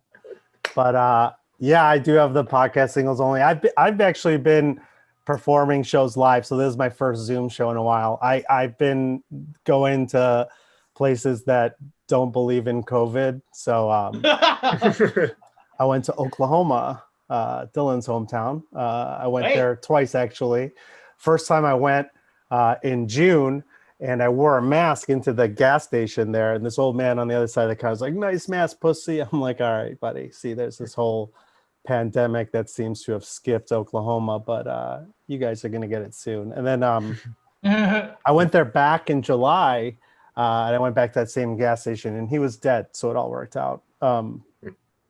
I'm pretty happy about that. But in Chicago, I'm like used to wearing the mask, right? Like you guys are used to it yet? Like I forget that I have it sometimes. I was walking down the street a couple months ago, and I was passing one of those outdoor dining places where they were eating, and I saw the guy was on a first date, and he had something in his tooth, and I just started going like this, like pointing to kind of help him out. But he thought I was like mask shaming him because I was wearing a mask. He just starts like getting in my face, like, "We're eating right now, bro. You need to back off." It's like getting in my face, like, "You got a fucking problem." Like, and I was like, I felt like I did a good job of showing what a douchebag this guy was. But my ex-girlfriend's like, all like, "Why do you keep following me around?" So I don't know. I think she didn't like the fact. It's not really stalking if you're trying to help her make better decisions. But I did traveled all around. I went to Florida. I got COVID in Florida, so I haven't worn a mask since, or I haven't washed my hands in like 5 days. It's amazing. It's great to have the antibody. I'm licking doors. I'm bringing back the wet willy. Like receiving and taking them willingly. Like it's a great feeling. I'm like going into fucking businesses and yelling when they say I'm not wearing masks. I'm like, I know my constitutions. I'm not gonna wear one. Like I don't give a fuck. It's awesome. I'm just doing it so I can go virtual and then at the bottom be like, "Follow me on Twitter," so I can get some followers. It's pretty cool.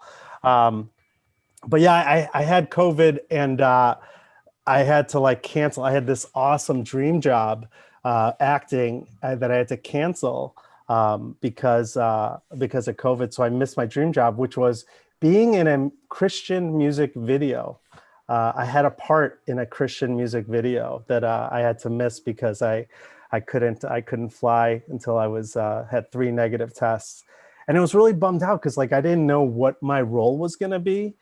Because I mean, I don't know. There's not a lot of Persian Jews in Christian rock videos, and if they are, they're not going to be like anything good. Like I was just waiting for anything.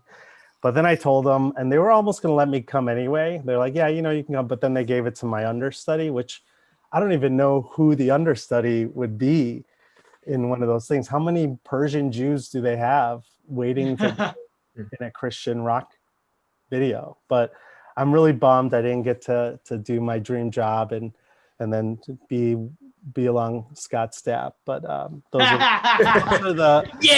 the downsides of this life. But it sucks. I was alone during this whole pandemic, and I was alone. First 2 months, I was like cool. I thought it was awesome. My friends who are married with kids were like calling me like, "What's it like right now? Like you get to do whatever you want."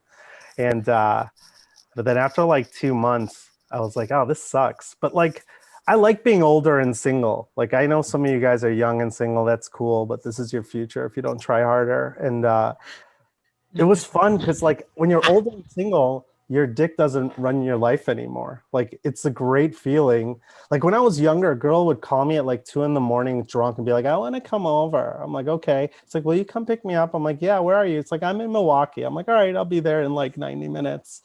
And the whole time, like, you're driving back with her and like agreeing with anything she said. It's like, yeah, you know, you're way more funnier than Deborah. Like I always thought that. And like, yeah, I think Real Housewives of Atlanta is the greatest show of all time. I don't understand why it hasn't gotten an Emmy. Anything.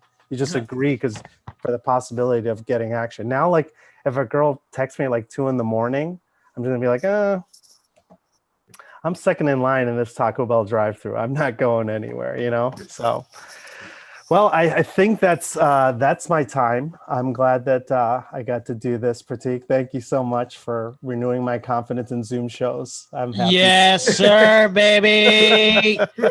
Give it up for Paul Farvar, you guys. Hey, Thanks, powering guys. through the Zoom sphere. Yeah, man. It goes up and down, but you're having fun. You're good. I did have fun. Thank you. You had fun, and you also you grew up in Oak Brook, right? So yes, I'm 630 as well. So I rep know the those Lombard folks. Western burbs. Yeah. Do you want to disclose where you're at right now or no? I'm in Chicago now. I'm in Hell Lincoln yeah, Park. Chicago. Yeah, you got those Richard Pryor. Yeah, this is my artwork. bright yellow room. I've got You all got headshots up there like you're at a comedy club right now. Yeah, man, look at that.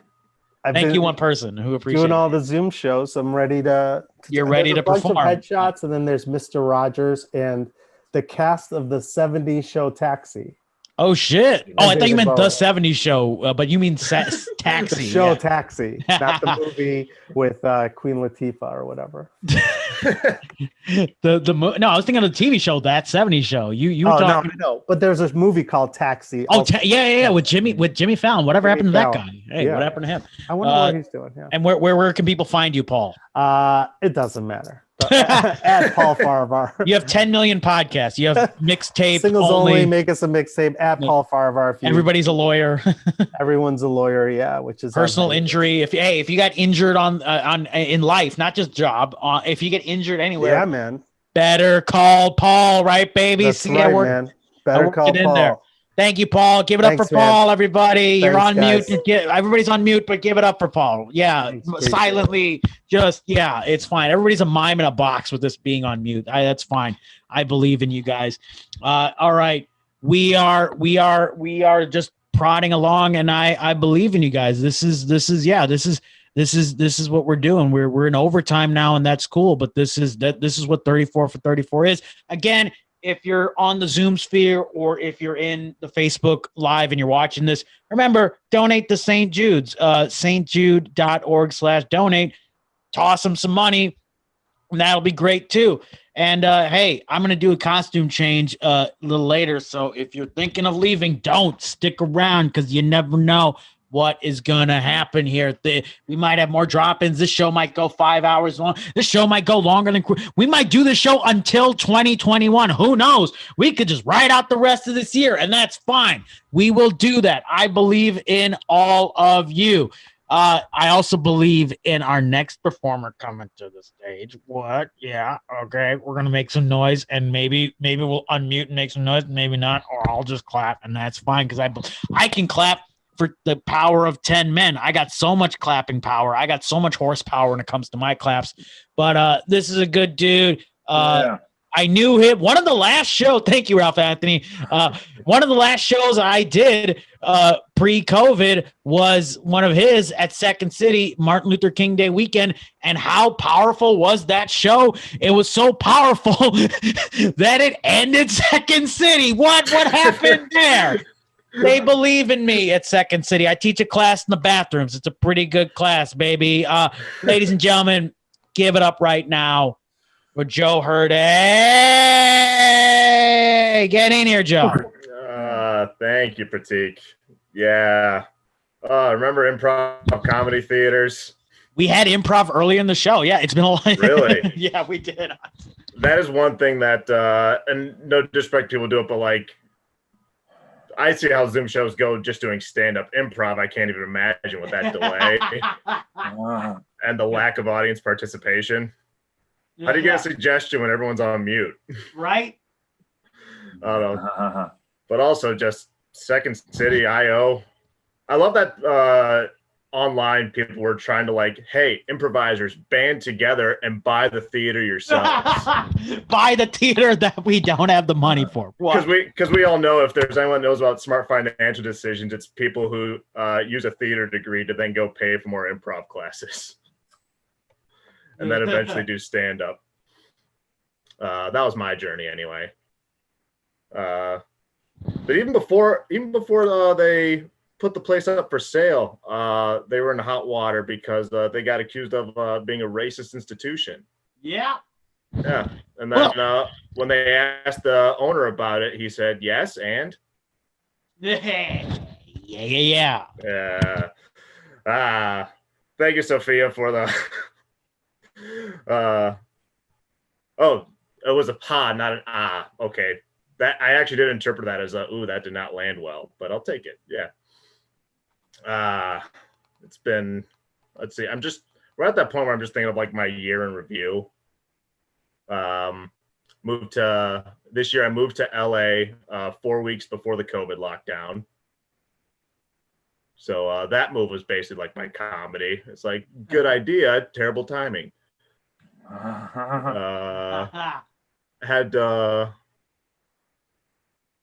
And then after doing long distance with my girlfriend, like I went out there like pretty sure I was in a long distance relationship, you know? It's sort of like we were here in Chicago and then she moved. And for a year, it's like no news is good news, right? And then I went to living with her and her family for 4 months. And still haven't put a ring on it because can't afford that. After a little while, I had to come back because I actually had a childhood friend pass away.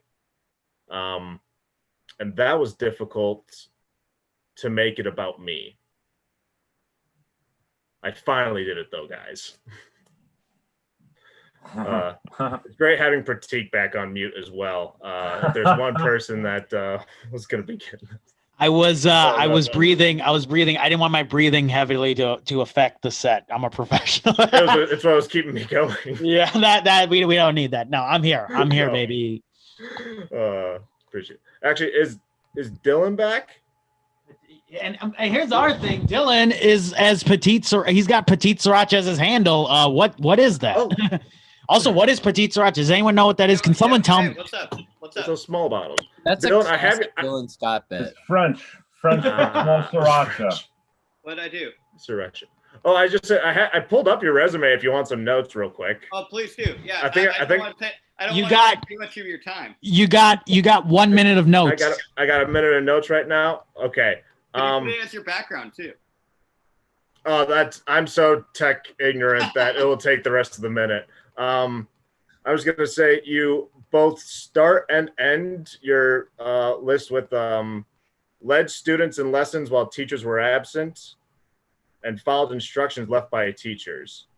If you didn't put substitute teacher, I just assumed that you were like the class leader for the day. like in first grade, I'm like, I think I could pull that off. And also, I didn't know that after substitute teacher comes Hatter in the career progression. I don't know if that's just like range as as a career move, or if that's just the natural progression of like you substitute teach, then you go Mad Hat for a couple of years. That's called moving to Chicago after getting a film degree. Yeah, baby. I thought that's what this was doing. Hells yeah. Well, best of luck with the job hunt. Prateek, thanks for having me. Happy birthday, buddy. Thank you, Joe. Give it up for Joe. And Joe, where can people find you? At J Hurdy Comedy on Twitter and Instagram, and just type in my name for Facebook. Type in your name for Facebook. Or ask Jeff Bezos because he'll know everything anyway. Jeff Bezos knows everything. Joe Hurdy, everybody. Yeah. Giving resume advice too. Hell fucking yeah. See, this is beneficial to everybody. We're raising money for things. We're bringing up good causes, and we're helping people find jobs. I think that's awesome. This is for a good cause. Not all heroes wear capes, you guys. Speaking of heroes, your next comedian, he's coming in hot, or maybe he's cold. He looks like he's outside, which has also been a trend of the show, is having comedians outside. Looks like you're outside. I can't. No, he's in. He's in a patio. Yeah. See, I judged it correctly. All right, ladies and gentlemen. Originally from North Carolina, and then I believe he's in Chicago. You're still in Chicago now. You went back. He's in Chicago now. Give it up for AKA Eric's iPhone, AKA Eric Emerson, coming into the Zoom sphere. Shit. Shit. Thank you. Hells Thank you yeah. for having me. I told my girlfriend that I was on a Zoom show for a friend's birthday for charity, and she came so hard she fucking died. So that was exactly what happened. Are you having a good birthday so far? It's such a good birthday. It was 2 weeks ago. Really? Yeah. I didn't want the stress of the show on my actual birthday. So let's push it 2 weeks, because I ain't doing anything on a Friday because I don't go outside anymore. I'm afraid of people. So I was like, I'll pick a Friday where I'm not going to go outside and I won't feel alone, and I'll do this and I feel good. So thank you for being here. Of course. I have a theory that you're not actually growing a beard. You're actually, every year that you're alive, you lose a little bit of fur, and it just keeps receding. It's just fur from my chest on my face. And that's this is what's left at 34, and you'll die completely bald all over the countdown. I'll die looking like Kevin Kellum. Yeah, exactly. Very much the look I was thinking of. Yeah. So the pandemic's fine. Dating a lady, but because of the social distancing stuff, I couldn't have a first double date. The first double date I had was with the couple that lives above me in the apartment, because we could sit out back on their porch, and it was because they're like 50 something, so the age difference was huge. It was because they would come up, they had like 50 something year old talking points that I couldn't relate to at all. So I'm just sitting with my girlfriend. They're like, hey, how do you feel about like the Iraq war? And I was like, if it's anything like this new Call of Duty, it's crazy. I don't know what's going on at all. People have silver guns and shit. They're jumping out of planes. It's bananas. It's oh man, more tags for that coming at a later date. Yeah. I'm Tag it up, trying to baby. read a lot. I've been reading. I tried reading some religious. Do you know? I learned from reading the Bible. Do you know where the word scapegoat comes from? Where? The word scapegoat comes from it's an ancient Jewish tradition where the whole village would get together and they'd get a goat, and everybody in the village would whisper their sins to that goat. And then they'd take the goat outside of the village where a priest would kill it, representing the death of sin or something. So say what you will about religion, but that is a weird last day to be a goat. You've just been sitting around as a goat your whole life. You've just been in a pasture, then randomly some creep leads you into a village like, hey, just so you know, I fuck kids. Now get out of here. Leave. They drag you. And then here's the problem is the priest who kills the goat. So as soon as the goat leaves the village, he's just walking around with this newfound knowledge that humans are fucked up. And he's leaving the village, and who's the first person he sees on the road but a priest? And he gets all excited because he's like, oh, thank God, a man of the cloth, somebody who can help. Oh, Father, I don't know if you know, I'm just a humble goat, but I've been imbued with the knowledge that there is a guy in this village who fucks kids, and that's no good. I'm not about that at all. So how about we team up? You open the gate, I'll point him out. And then all of a sudden the priest just pulls out a knife, and the goat is like, what are you going to do with that now? And then, oh, God, no, why? The pain. It hurts. God, no, I wish I never knew. I wish I don't know. It's tragic. Here's the thing. I don't know when we stopped doing that tradition, but it can't have been that long ago because we live in a world with very few goats and a bunch of pedophiles. So it's been going on for a while. All right, there we go. What's going on? Loving the Zoom shows. Things are going fine. Everybody's loving COVID. I got a new girlfriend, which is exciting. Dating a Jewish girl for the first time. Hells yeah. You ever dated a Jewish girl? L'chaim. No. Exactly. I like it. It's new. It's interesting. She wants to raise kids Jewish, which I am okay with to a certain extent. Can't be so Jewish that I don't get weekends with them in heaven. That's my rule. But anything under that is A-okay. I'm fine with it. she's I don't know. She's a little bit younger too, which is weird. She's more I'm at an age. I realize I'm at an age where I get angry if my girlfriend doesn't want to have sex and if she does want to have sex. It's all a bummer. I'm right in that sweet spot where it's all way too much effort.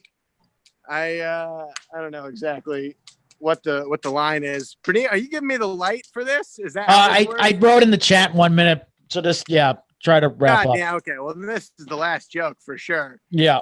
If my phone doesn't die. Because I'm dating a young girl, she wants to go out and do crazy stuff. We went to a sex store. We were looking around, and I found a book that said 101 things to do with a vibrator. Whoa. Yeah. Do you know what the second thing is? Because I could only think of one thing. It's just whipped mashed potatoes. There's only like 3 things to do with a vibrator. Hells yeah. The vibrators are brutal. All right. Thank you very much, man. Happy birthday. Donate to the charity. You guys are great. Thank you, Eric. Appreciate you coming out. You're around the fire. Hope you're warm. Big ups to your girlfriend. Thank you. Where can people find you? Have a great night. Happy birthday. Thank you. Social media, you want to plug that real quick? Hell yeah. At 2 Bike Stevens. You can check me out. Harken back to an old nickname. So TWOBIKESSTEVENS. Maybe I'll change it one day, but not right now. So not right now. Yeah, anything that's going on, you guys can see there. Sweet baby. Thank you for coming through. Give it up for Eric, you guys. Fuck yeah. Yeah. Stay warm. Hells to the See, we got a couple people outside. We're mixing it up. We're plowing through. We're gaining some steam. We're gaining some heat. Ooh hoo hoo. Yeah, we got a few more comics in the sphere, and then we have a couple surprises at the end. So stick around if you're in the Zoom chat. Stick around if you're on Facebook. Again, stjude.org/donate. Donate. Toss a Bitcoin. You know, you got that extra $1.95 that you were going to use to pay for guacamole at Chipotle. No, their guacamole's garbage. I don't even like it. I still get it, but I don't like it. I get it because I hate myself. So use that $1.95. Put that towards the kids. Thank you. In the back, everybody in the back makes some noise. It's cool. And then, yeah, this beard is still here. It's still surviving. And here's the sad thing about this beard. You know what I realized, Tyler Ross? You know what I realized about this beard? I realized that it has made my chin become a subject on America's Most Wanted. Yeah, because like, where's this chin at? $100,000 reward. Call Dog the Bounty Hunter and get that chin. Hells yeah. All right, let's just keep this going. Your next performer coming to the stage. Chicago-based performer, but correct me if I'm wrong, Sophia. I don't think we met in real times. Did we do a show in real times together? Think so. I think I just like heard of you, but I hadn't done a show with you yet. People have heard of me. Yeah, that's true. But I'm very happy to know you in Zoom times, and I hope we can do a real show soon. And also, I messaged you how to pronounce your last name. Do you want me to try it, or you want me to just say? Yeah, go for it. All right. Our third Sophia of the night, a triple threat of Sophias. Give it up for Sophia Smarandescu.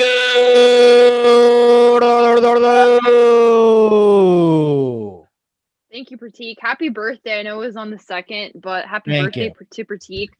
Thank I feel kind of shitty about myself because the last comic, he was outside. You could see his breath. I don't have that bonus, so sucks. You guys, I'm inside. I'm in the heat. You guys, do you guys like my background? It's the balding Christmas tree from Rockefeller Center. Yo. Nice. All right, you guys. Guys, this year completely fucked up. I'm so glad it's ending. You guys, give it up for 2020 ending. Oh shit, I just broke something. All right. Give it up for 2020 ending. Yeah. You guys, a lot of people said like Bush did 9/11, but I think Trump did 2020. So, you know. But I've been very cautious of COVID this whole time. Anybody else here been cautious? Yep, we got some nods. So we're all on Zoom. COVID's got me wearing a face mask, face shield, and a butt plug. So, you know, just walking around with a butt plug all the time. I I'm actually a first generation therapy goer. Anybody else here first generation therapy goer? Yo, yo, yo. Yes. Awesome. Give it up for yourselves. I feel like there should be a scholarship for people who are the first person in their family to go to therapy, you know. I feel like it should be called the what do I need therapy for? To go and to cry if my dog dies. Scholarship. No. Should be the name of it. My therapist recently asked me if depression runs in my family, and I was like, lady, I was born in Eastern Europe. Just look at their faces, you know. Like, we don't even call it resting bitch face there. We just call it resting turmoil face, you know. Is Maryellen here? I feel like she would. I think she had to, unfortunately. Oh, bummer. All right, that's cool. Yeah, you guys, and my family's so depressed though that like one time my mom was sad, or one time my mom was depressed, and that was like the happiest I'd ever seen her. So, yep. I had to break up with my last therapist, so I did it in person. I was seeing her for like 7 months, and I broke up with her in person. All my friends told me to just like ghost her, but I'm so anti-ghosting. I paid a copay to break up with somebody. You know, the reason I broke up with her was because she used to eat her lunch during her sessions. Like, I'd be sharing my childhood trauma, and she was always just balls deep in a Reuben, just like, just digging in. I am Eastern European. Got any Eastern Europeans here? I get mistaken for it.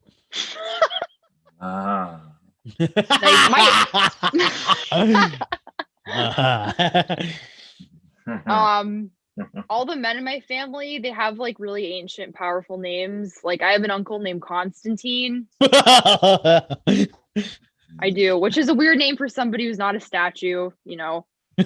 I also have another uncle named Vladimir, which is a weird name for somebody who's not rigging an election. So, there was a movement to defund the police this summer, you guys. I totally support it. Yes, you guys. Yo. I think once they rename the police the arts, they'll definitely get defunded, though.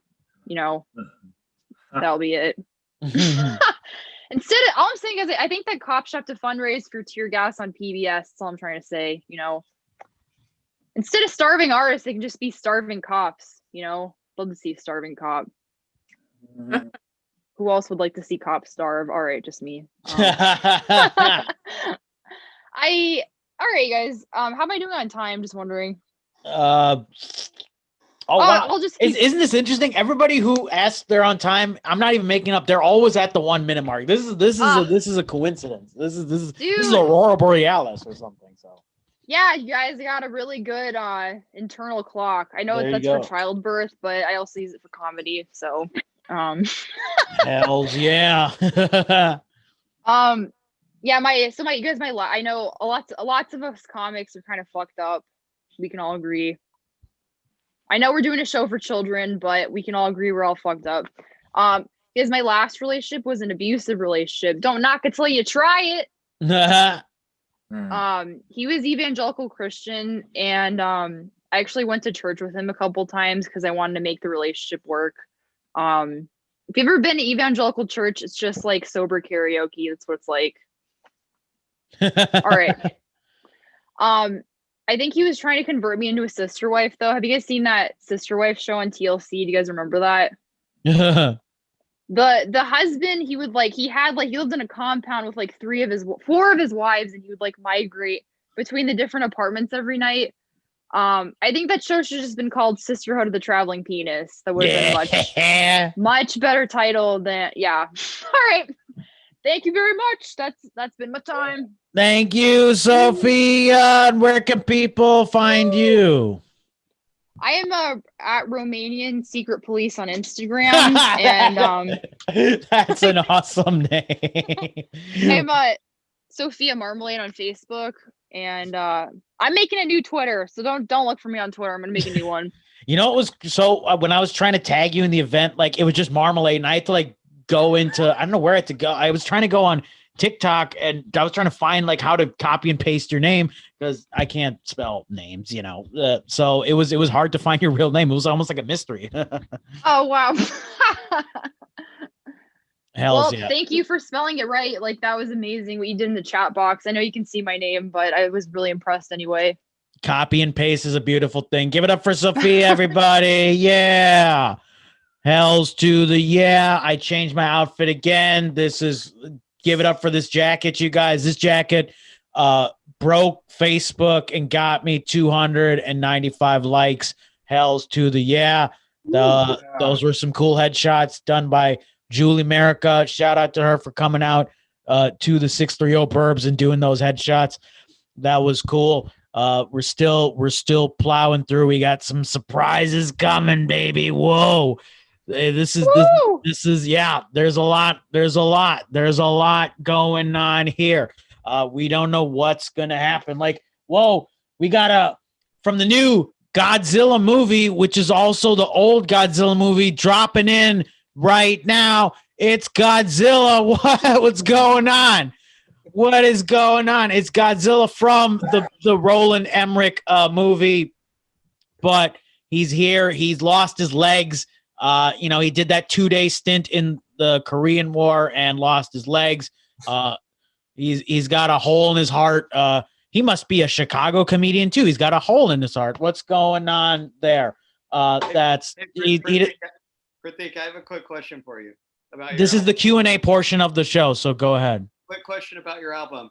I'm really looking forward to it because I really want to see how is it possible for somebody to run the light on their own album. you know what's funny about that joke is it's been made. It's not been made tonight, so congratulations. That's a good roast joke, but it was made a lot last year when I recorded the album. So good on you for waiting a year to do that joke. So thank you, Dylan Scott. I wasn't invited to the recording, so you were invited to the recording. You were invited. Oh, you mean to? He means you mean like you should have been part of the opening, and that is true, Dylan. And remind me, I thank you for letting me open for your album recording as well. Prateek, I'm only doing this just because I know Tyler wants to do his set, and I'm trying to make it go longer before him. That's fine. I started my own time 2 minutes ago, so that's fine with me. There's a timer that went off here. We're already in. We're not even in the same day anymore. We jumped a day because it was leap day. So we're now in it's December 20th right now. That's fine. Hey, I put a thing on this. The condom is off. We're raw dogging it now for the last few performers. So your next performer coming to the stage was mentioned earlier by Dylan Scott, aka Petite Sriracha, which is a great bit. Check out the Petite Sriracha joke on all the sad stories available on Spotify. And I believe Oklahoma has its own streaming service. I believe that special is available in Oklahoma as well. Just the state of Oklahoma is its own streaming service. It's me and Paul Farvar. That would be a hell of a tour. And you ride a Chicago bus for your that's inside thing because Dylan was unfortunately Bobby Boucher'd by a bus. Okay. Yeah, I like what I'm doing. I appreciate this. We have to get into inside baseball. What birthday show marathon thing would it be if there weren't for inside references? That's important here. But your next performer coming to the stage is a fantastic performer who I've known a very long time in this comedy scene. I'm going to try not to get sentimental. I'm going to try to get through this without crying. He's run some great shows at apartments with the comedy brand known as Commit to the Bit. I have my Commit to the Bit shirt, didn't put it on. It's fine. But he co-ran Commit to the Bit with Petite Sriracha, who was talking earlier. So, ladies and gentlemen, give it up right now for the man, the myth, the Ross for less, Tyler Ross, everybody. Oh my gosh! Wow. That was the longest intro I've ever had, so that's pretty cool. That intro ran the light. Still breaking comedy records. That's what I'm all about. I've loved doing Zoom shows because I have this wall already, and I never. Which I did. It makes sense now that 2 years ago when I found this apartment, when the person showing it to me was like, "Oh, and also there's an exposed brick wall, which will be great. You know, if there's ever like a global pandemic that causes you to only do virtual events." And I was like, "That's oddly specific, but I'll take it." So it played out perfectly. Yeah, I mean, you know, we're all just bored doing stuff. I figured out my most white privilege 2020 complaint. White privilege. And that's, how come every hand sanitizer dispenser shoots out a different amount of solution every time you hit it? Every different place, right? Yeah. Sometimes you hit it, it's like someone is just like lightly spitting in your hands. Other times it's as if someone dumped their whole purse of change into your hands. Like there's no consistency with it. And I'd like to speak to the hand sanitizer's manager. It is fun being able to walk into a place and have hand sanitizer. I like that. I'm sure you like that, Prateek. You're a germ guy. Yeah, if only I had a joke that I do about germophobia, but not yet. Maybe in 2 years. Yeah, well, I'm a big fan of it. One thing I'm glad that's going to never be a fad anymore. I think it's over with, Prateek. What is that? I don't think when everything reopens back up, I don't think escape rooms are going to be very popular ever again. Yeah. I just don't think that we're going to spend all this time being locked in our own homes. And the first thing people are going to do is like, you know what I want to go do with some friends? Get locked in a different room. That sounds like yeah. What? There's a puzzle we can get out of this? No, we haven't had a puzzle. It's just like people don't want to remember science.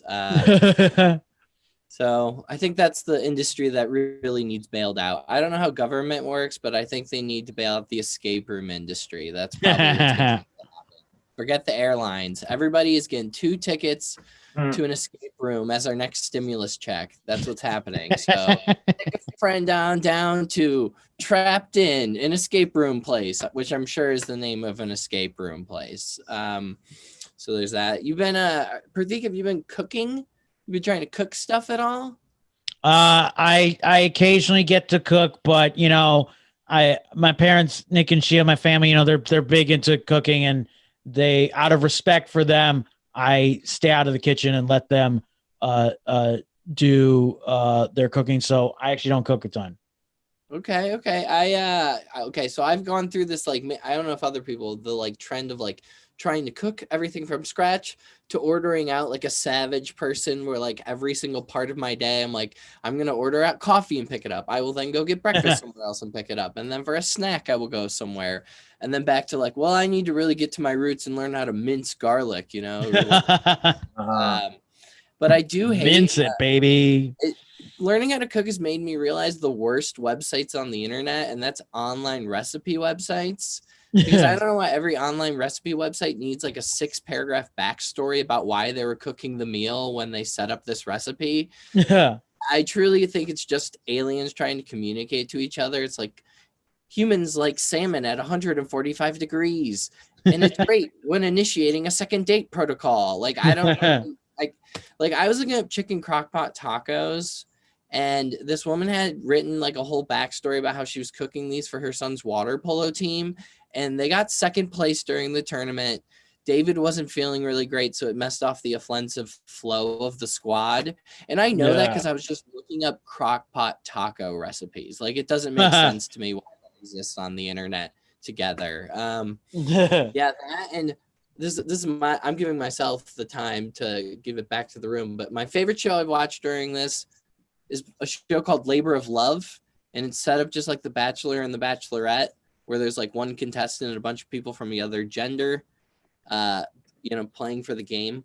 But this one's not to find a husband. This one she was just trying to find someone to be the father of her child. That was the whole objective of the game. Mm-hmm. And all I could think about how is they would never do that show in the opposite version. They'd never be like, this is Todd. And by the end of the show, he's going to get one of these girls pregnant. All right, Tina, that's disgusting. They'll put anything on TV. All right, goodbye. Have a great night. I love you, Prateek. Thank you, Tyler Ross. And where can people find you, baby? At Tyler. That's how you can find At me. Tyler. There you go. One name. You're like Prince, baby. You know what's up. Hells to the yeah. Big ups to you. Thank you, thank you, thank you, thank you. What, all those movements. Before we get to our next performer, we got a quick little drop in. Somebody wants to say hello. So, let me just pull up the video sphere real quick and let's do this. Yo, I know what's going on. All right. The worst part is if I can't get the tech working, right? And best time to do the tech is when everybody's tired because we know what is up. And then I do know how to share screen. And when we do share audio, share sound, do it up. All right. 34 years old. Okay, 34. That's a number. You know what else is a number? 10. That's the number of years Prateek has been doing comedy in Chicago. 4 is the number of years it took for him to get his bachelor's degree from college. And 47. 47 is the number of Uber drivers he pissed off in the calendar year of 2018. It's like he has a fucking skill pissing off Uber drivers. It's like he has a magical potion that he takes before getting into every Uber. He's pissed off more Uber drivers than couple hooking up for the first time in their backseat. He's pissed off more Uber drivers than crab fishermen jumping into the back of the car with his fresh daily catch than a person who's been doing hatha yoga and they haven't showered in 3 days. He's getting to be middle-aged. I'm middle-aged right now.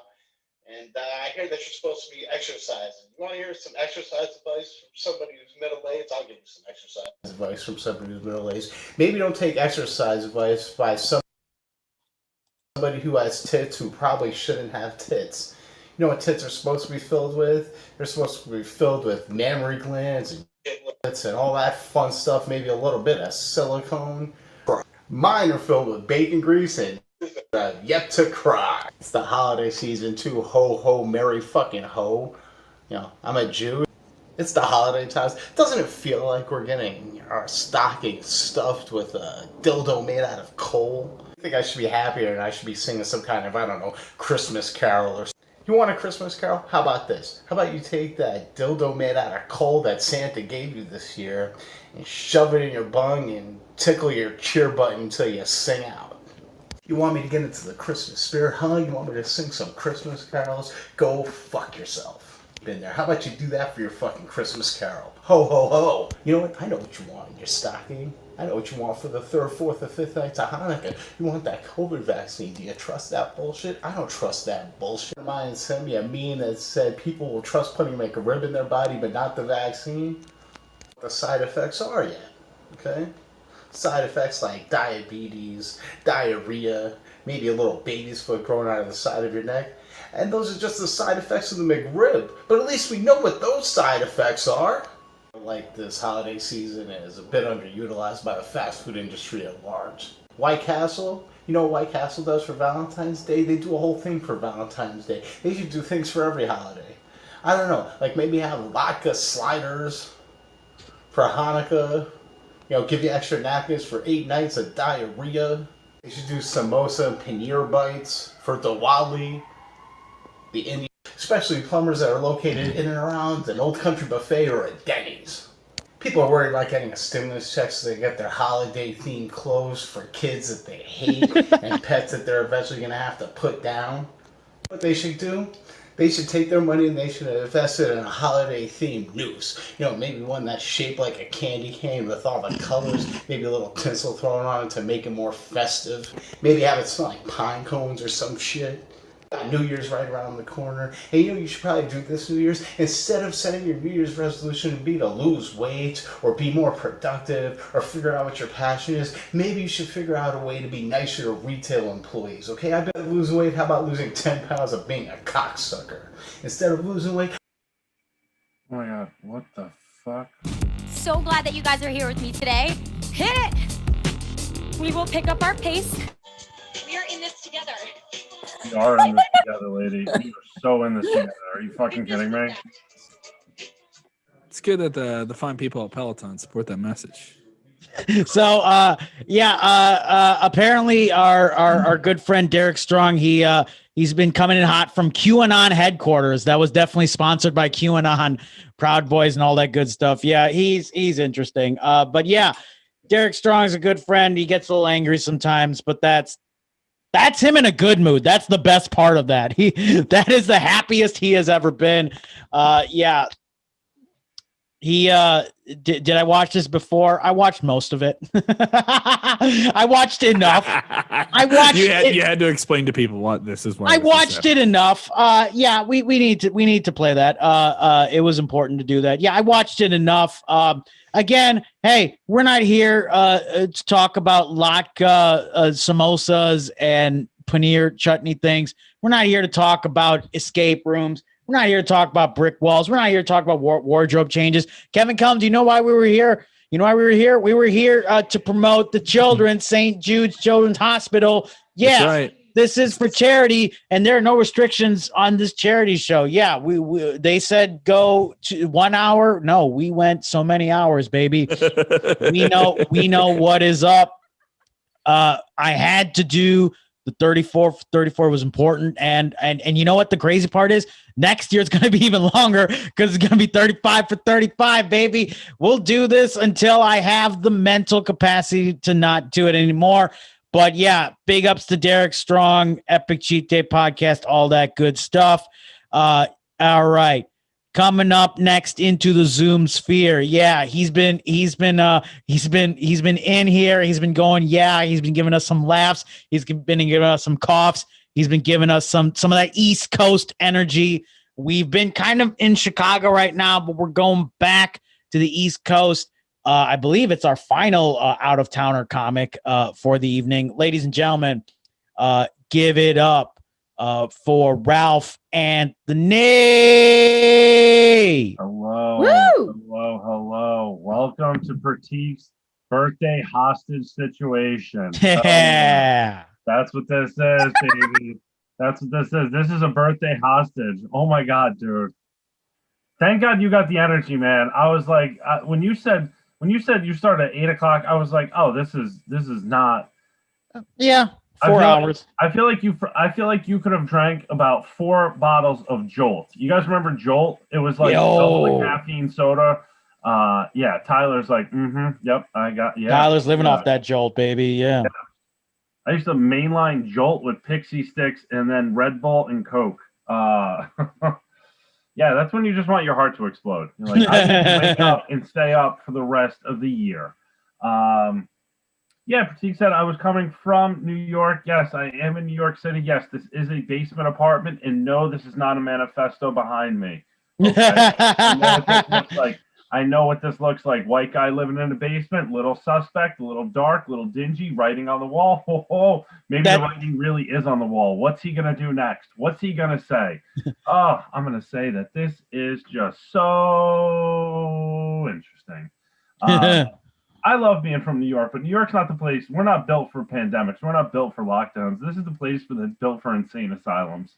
Everything is an island. Everything is just one giant island of crazy people. Every borough is just an island. Brooklyn, Queens, Long Island, that's just one giant island. Manhattan, another giant island. Staten Island, it's just still a shithole. It's all built for crazy people. All built for crazy people. We're all losing our minds. And when people find out that I'm from New York, they always say, oh, what's it been like living there? Oh, well, Brenda, it's been like it feels like I've lived in an insane asylum for the last 9 months.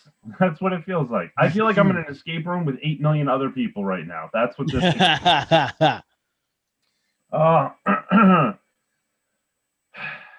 It's been fun. I smoke a lot of weed to get through the day. Yup. You have to. Yeah. But I can't keep up. I can't keep up with the names of weed. The names of weed are just too out of control, man. Like it's weed. It doesn't need to be hyped up. It sells itself. Yeah. You know, Tell weed us. is called strawberry cough. Mhm. Strawberry cough. Like that doesn't sound like a strain of weed to me. That sounds like a redheaded stripper from Cincinnati with emphysema. That was a little bit of an emphysema laugh there. Right? That's why I was coughing before. I actually have emphysema as well. Yeah. I'm going to be a St. Jude adult. That's what's going to happen. Yeah. Oh my God. I love weed, man. I love weed, but I don't understand how people always say extreme things when it comes to it. They say that weed is a gateway drug, that smoking weed leads to harder drugs. That's nonsense, Prateek, because if anything, smoking weed leads to diabetes. That's true. Yeah, who's getting high and getting healthy food, right, Kev? I mean, fuck, dude, no. Fuck, I'm not smoking a joint and trying to do laps around the salad bar at Whole Foods. No. No. I'm smoking a No. joint and then going down to my bodega to see if I can stuff a Twix and a Twinkie and then roll it in jelly beans. That's where I'm at, man. That's where I'm at. Good God. I'm happy that I'm on a lockdown. I've been, even though things have opened up, I've been on a self-imposed lockdown, and I'm happy. I don't need to be around other people. I don't need to see other people because I have major issues with other people, like just major fucking issues, man. Mostly white people. Tell us. When did we start putting our dogs in strollers but our kids on leashes? Like, why is this our fucking thing, man? Why is this our claim to fame? Why are we doing this to ourselves? Well, I don't know. Tell us. I don't get it, but it makes sense, you know, Prateek, because dogs are certainly getting smaller, and well, these white kids are certainly getting bigger, much bigger, and they never stop eating. So of course the parent can't hold on to a child. One hand he's got his Diet Coke, the other hand he's got his bag of chips. His mouth is all yellow because he just face fucked a bag of Cheetos. Spread all over his face like it's war paint, and he's a fat kid from Lord of the Flies. Yeah. Instead of a conch shell, though, he's got an inhaler.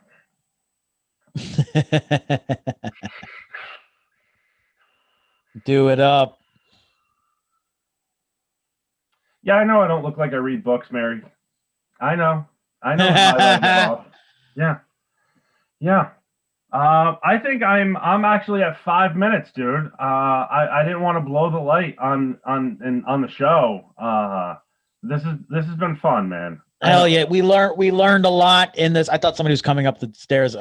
But yeah, we learned a lot from this, Ralph Anthony, and thank you. Can we give it up for Ralph Anthony, whoever can make some energy, and for the Facebook and the Disney Plus and the Twitch. Where are you? Where can people find you? I will. You can find me at Ralph the Mouth 81. That is my nickname. No, I didn't get it when I went to jail. Oh no, not at all. Nope, got it getting beat up when I was a freshman in high school. Could not fight back, but I could still run my mouth, and that's how it happened. And that's why you do stand-up comedy. You're running that mouth, baby. Hells yeah. Defend yourself with donate, people. Donate for these kids. stjude.org/donate. Thank you, Ralph Anthony. Hells to the yeah, baby. Thanks for sticking with us in the overdraft fee portion of the night. Hells to the yeah. This is, you know what this is? This is like DVD extras. They're there and you're enjoying them, but it's cool. We need this in life. Because what else are you can do right now? Watch The Office for the 40th time? Get the fuck out of here. No, this is original content that'll be up forever or until I feel like deleting it off the Facebook feed. You know, we never know. We never know, baby. And there is a finale. There is a real finale coming. We have a few comics left. There is something at the end. So if you are like, I don't know if I want to tune into the end, but what's so special about the end? What are you going to get? We're going to take off all your clothes then? No, not at all. But we have something coming at the end. If they get back to me in time, we'll see. Okay. So, hey, coming up next, she has the distinct honor. So she runs a show, Mike's show brand called Low Key Karaoke. Yeah. She has the distinct honor because I'm not, and look, I'm not trying to knock everybody. You know, during the summer, things were open. People were going to things. That's just not my style. I was not about the park mics or whatever. That's just not for me. Everybody wants to do that. That's cool. Not for me. So she has the distinct honor. The last live show I did, was in it was in March. I think it was March 11th, whatever that Tuesday was. The last ever time I was on stage in front of a real live audience was at Low-Key Karaoke. I did some jokes and then I sang a karaoke song. What was that karaoke song, Tyler Ross? It was Yellow Cards, Ocean Avenue. That was the last time I was on stage in front of real people. Yes. And was at her Low-Key Tyler, get that Karaoke. violin in there, baby. Da, da, da, da, all that electric violin. We know what's up. That's a very long intro, but it's an important distinction. I gotta mention it. The last time I was on stage was at Northside Bar and Grill. I won the certificate for $25. Who knows if I can fucking use that, Mary? I don't know. Oh no, that bar's closed. Yeah, so I have a relic. That's like my $25 from Blockbuster. Owe the bar money. I owe them now. I put him in the hole, basically. That's fine. No, R.I.P. Northside Bar and Grill. They had good wings when I still ate meat because I don't eat meat anymore. Look at you. 2020 changed you. It's changed. You know what's crazy about this year is I've saved so much money. I've cut out meat. I pretty much gave up alcohol. Who knew all it took was me stop performing my love of craft of art comedy. That's all it takes, baby. But here to sing us some sweet, soothing music is the one and only Low-Key Karaoke Maestro, Mary Kelly. Please welcome her into the sphere. Yes. Thank you. Thank you. Woo! I've got my own hostage situation here. Got my husband in the room. I make him clap for me. Yeah. You know, see, he's fine. I feed him occasionally. Prateek, you don't do alcohol and meat. I still do. I'm proud of you. Good job. In the words I'm of dead Derek, inside, so I'm not that good. yeah, right. Like Derek said, like happy birthday, suck some mammary glands or something. What was that? I don't know. But that's his style. it was on brand for him. So that's cool. That was also my last show, Prateek. We did it together. Wow. Hey. Yeah. And like I turned 34 this like a month before you. So we're like this. This is my dude. We run symbiotic. Yeah, exactly. So I am going to regale you all with a song that I wrote last year that I don't worry, I updated it for 2020. My Yoda Baby song, and I'm thrilled to debut it once again for 2020. Here's Yoda Baby. Yes, I printed him off on a work computer last year, but in the before times. And this was because the old people didn't seem to know who Baby Yoda was. So if you don't know, here he is. He's memed all over. I remember my acupuncturist was like, "No, is that a younger Yoda?" He's like 80. All right, so here we go. Let's hear it for me because I wrote a song, and in the pandemic, I'm gonna sing to you, and it's all for Prateek because he deserves it. Thank you. Yoda baby, just slip a vaccine under the tree for me. I've been on lockdown all year. Yoda baby, let's take off on a galaxy flight. Of all the fun I missed, think of all the fellas I haven't kissed.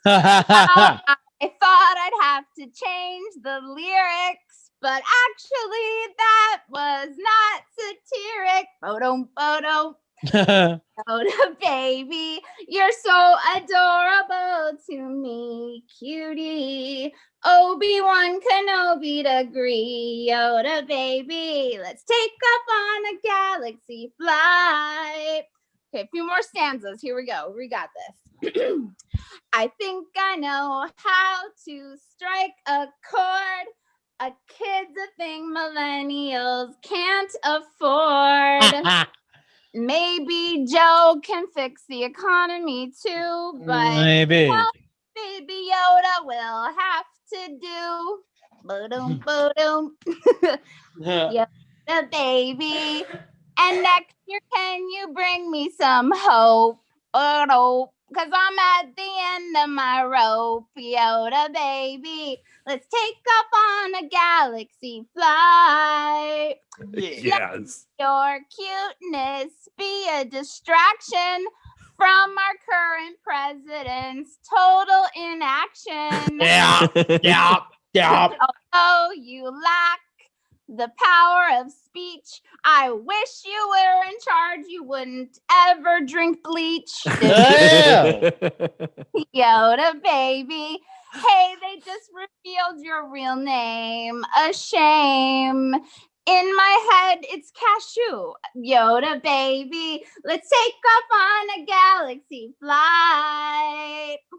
Thank you so much. That was me and Yoda baby. It was all for Prateek. Make you Mary Kelly. Yeah. And where can people find you?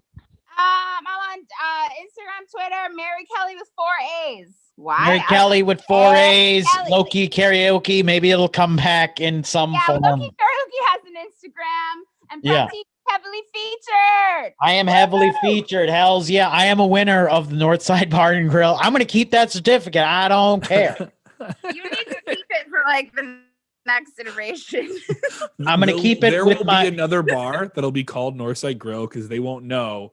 There'll be like a restaurant called Northside, and you'll come in with it, and you'll be like, "Well, I mean, Well, yeah, I know the logo's different, but yeah, I'm going to use it. I'm still waiting for Blockbuster to come back, or I'm going to go up to Alaska and go to the one Blockbuster there. I got $20 in Blockbuster points too. Come on, dude. I want some DVDs. Get them DVDs, baby. Thank you, Mary. Hells to the musical power unite. Boom. Like it. Dr. Demento, dude. Dr. Demento. Dr. Demento.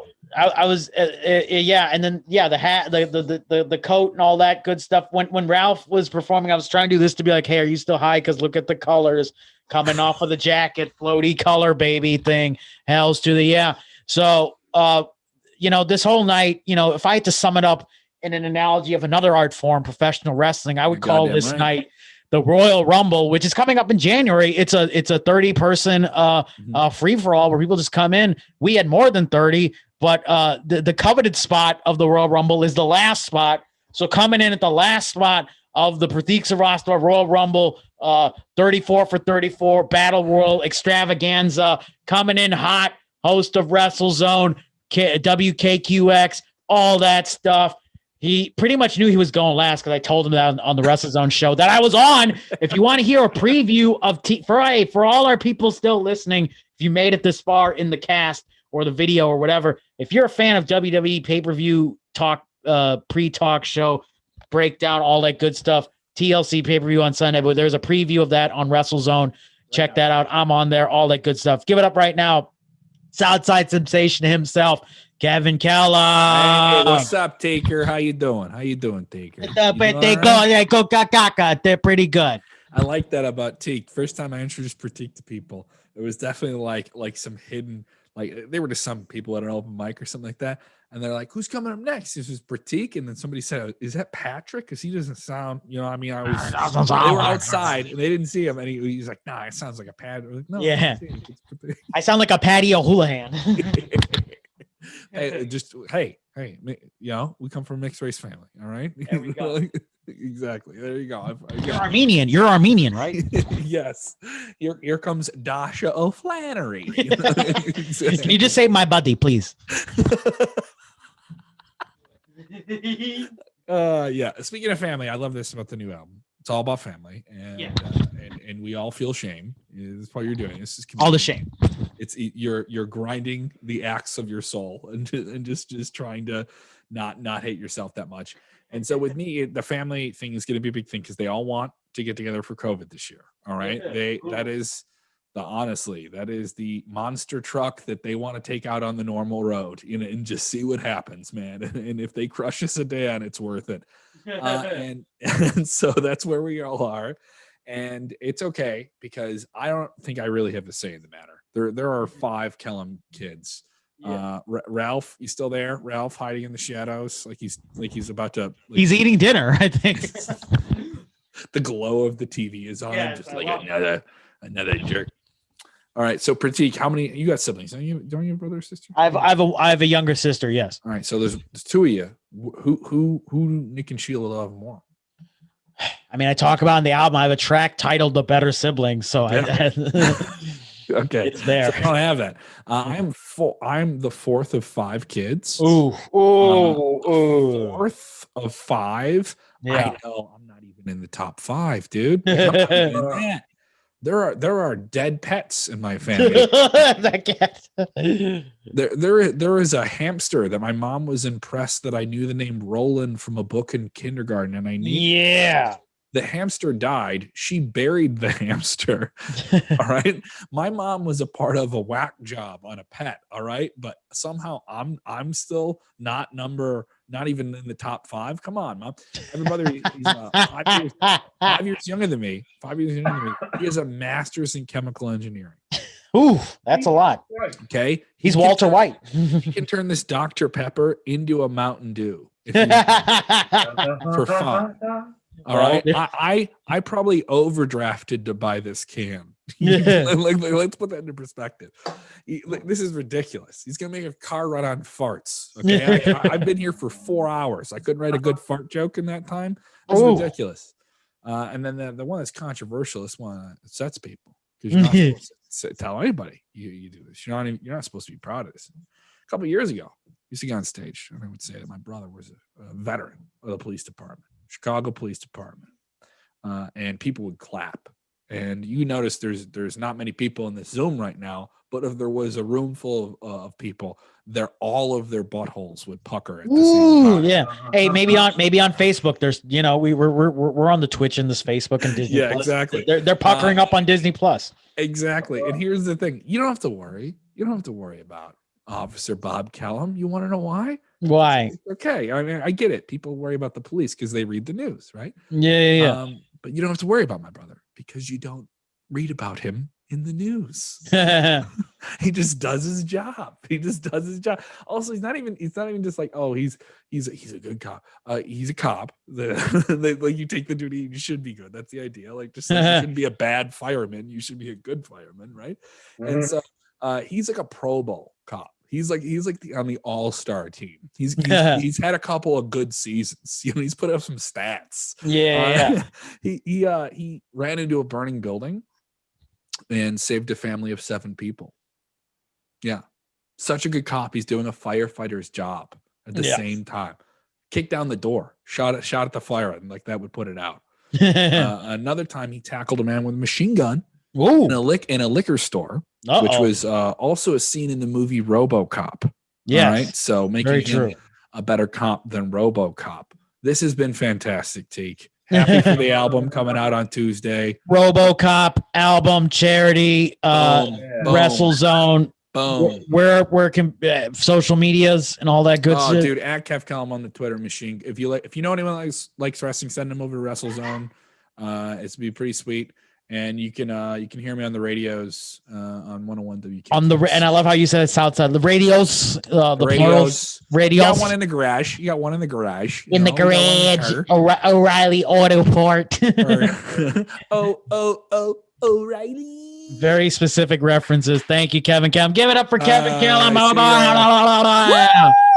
Thank you, Kevin. Hell yeah.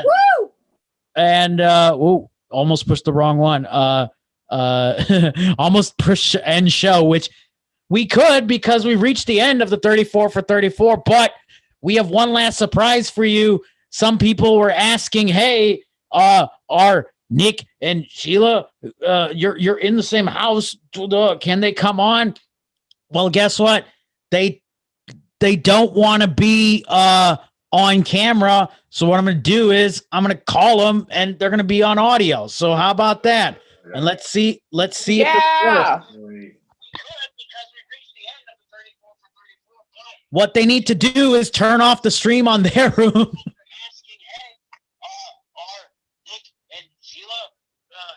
Yeah, turn off the stream. Can they come on? Well, guess what?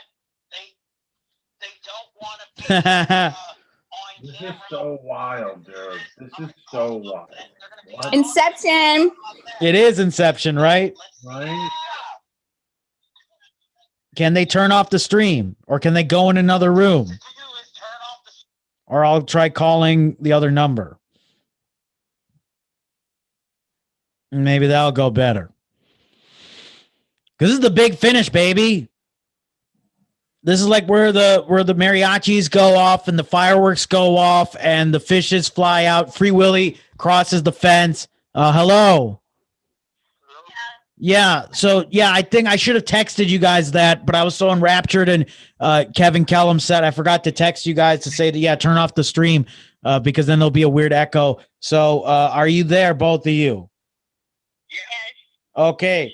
So you're on. Everybody's been wanting to hear from you, and of course, I want to respect that you guys didn't want to be on camera. So, do you want to give anybody say hello to anybody or say any words of wisdom to everybody out there on Facebook, Zoom, whatever? Any words of wisdom? It's good to see so many people come out there, super comedians, 34 for 34. I guess they seem more than 34, but there were a couple more.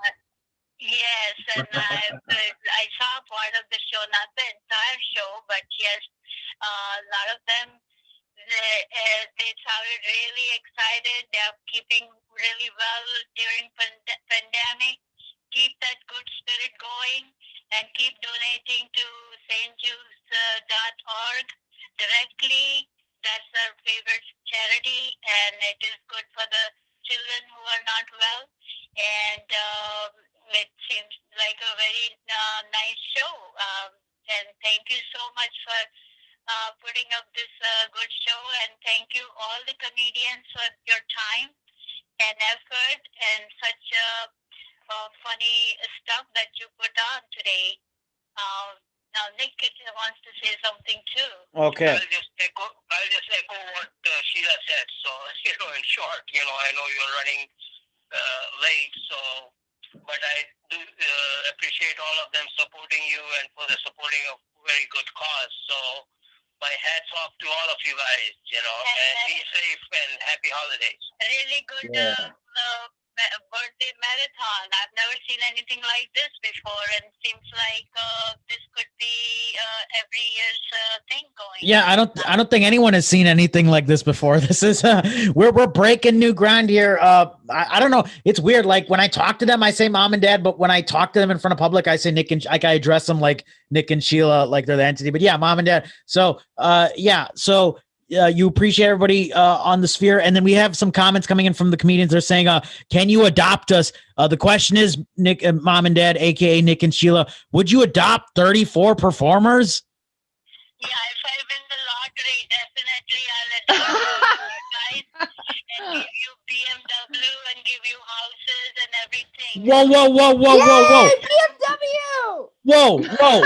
You're going to give them BMW? Where's my BMW? Including you. Okay, thank you. Yeah, I want a Fiat. Yeah, let's pray for the lottery. If everybody can pray for lottery. And then, hey, what else are we going to do with some of that lottery money? Maybe we'll donate to a certain organization, right? Maybe? Yeah, definitely. And what's that organization? Can you say the name of it again? stjudes.org. Donate directly to them. Yeah. For the Children's Hospital Cancer Research. Yeah. And they keep sending me a lot of material since I donate on a regular basis. Yeah, we've been donating for a lot of years. These little children, and it's a good cause. And also, keep up the good work, all of you. It's a nice therapy to hear you guys, in the tough times. Yes. So all of you really are doing good during this holiday season, and I hope you all the best. Hells yeah. Donate to St. Jude. It is, and that's the thing. It's I looked it up. It's stjude.org/donate because St. Jude's, you know what that does? That autocorrects to stride.org, which is a website for the chewing gum. No one needs to go there. So like my mom said, like Nick and Sheila said, go to stjude.org/donate. So this is a charity that's very close and near and dear to our hearts. And my parents wanted us to, we wanted to do this, and they said for everybody to donate directly to the website. So yeah, donate directly to the website. All the comics are asking for you to adopt them, which you said you would. They want BMWs. Some of them want Jeep Grand Cherokees and Teslas. So you're going to buy them a car for everybody and have fun.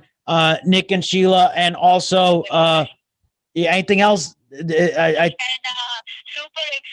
for the album. December 22nd. Nick and Get Sheila. that album plug in there. Hells yeah.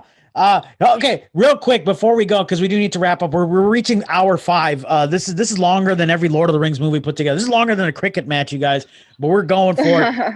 So everybody out there thinks like, oh, you recorded on their wedding anniversary because you're trying to overshadow their wedding anniversary. Tell everybody at home and in listening land and on Facebook, was that the best wedding anniversary present ever? Was to record? Tell them.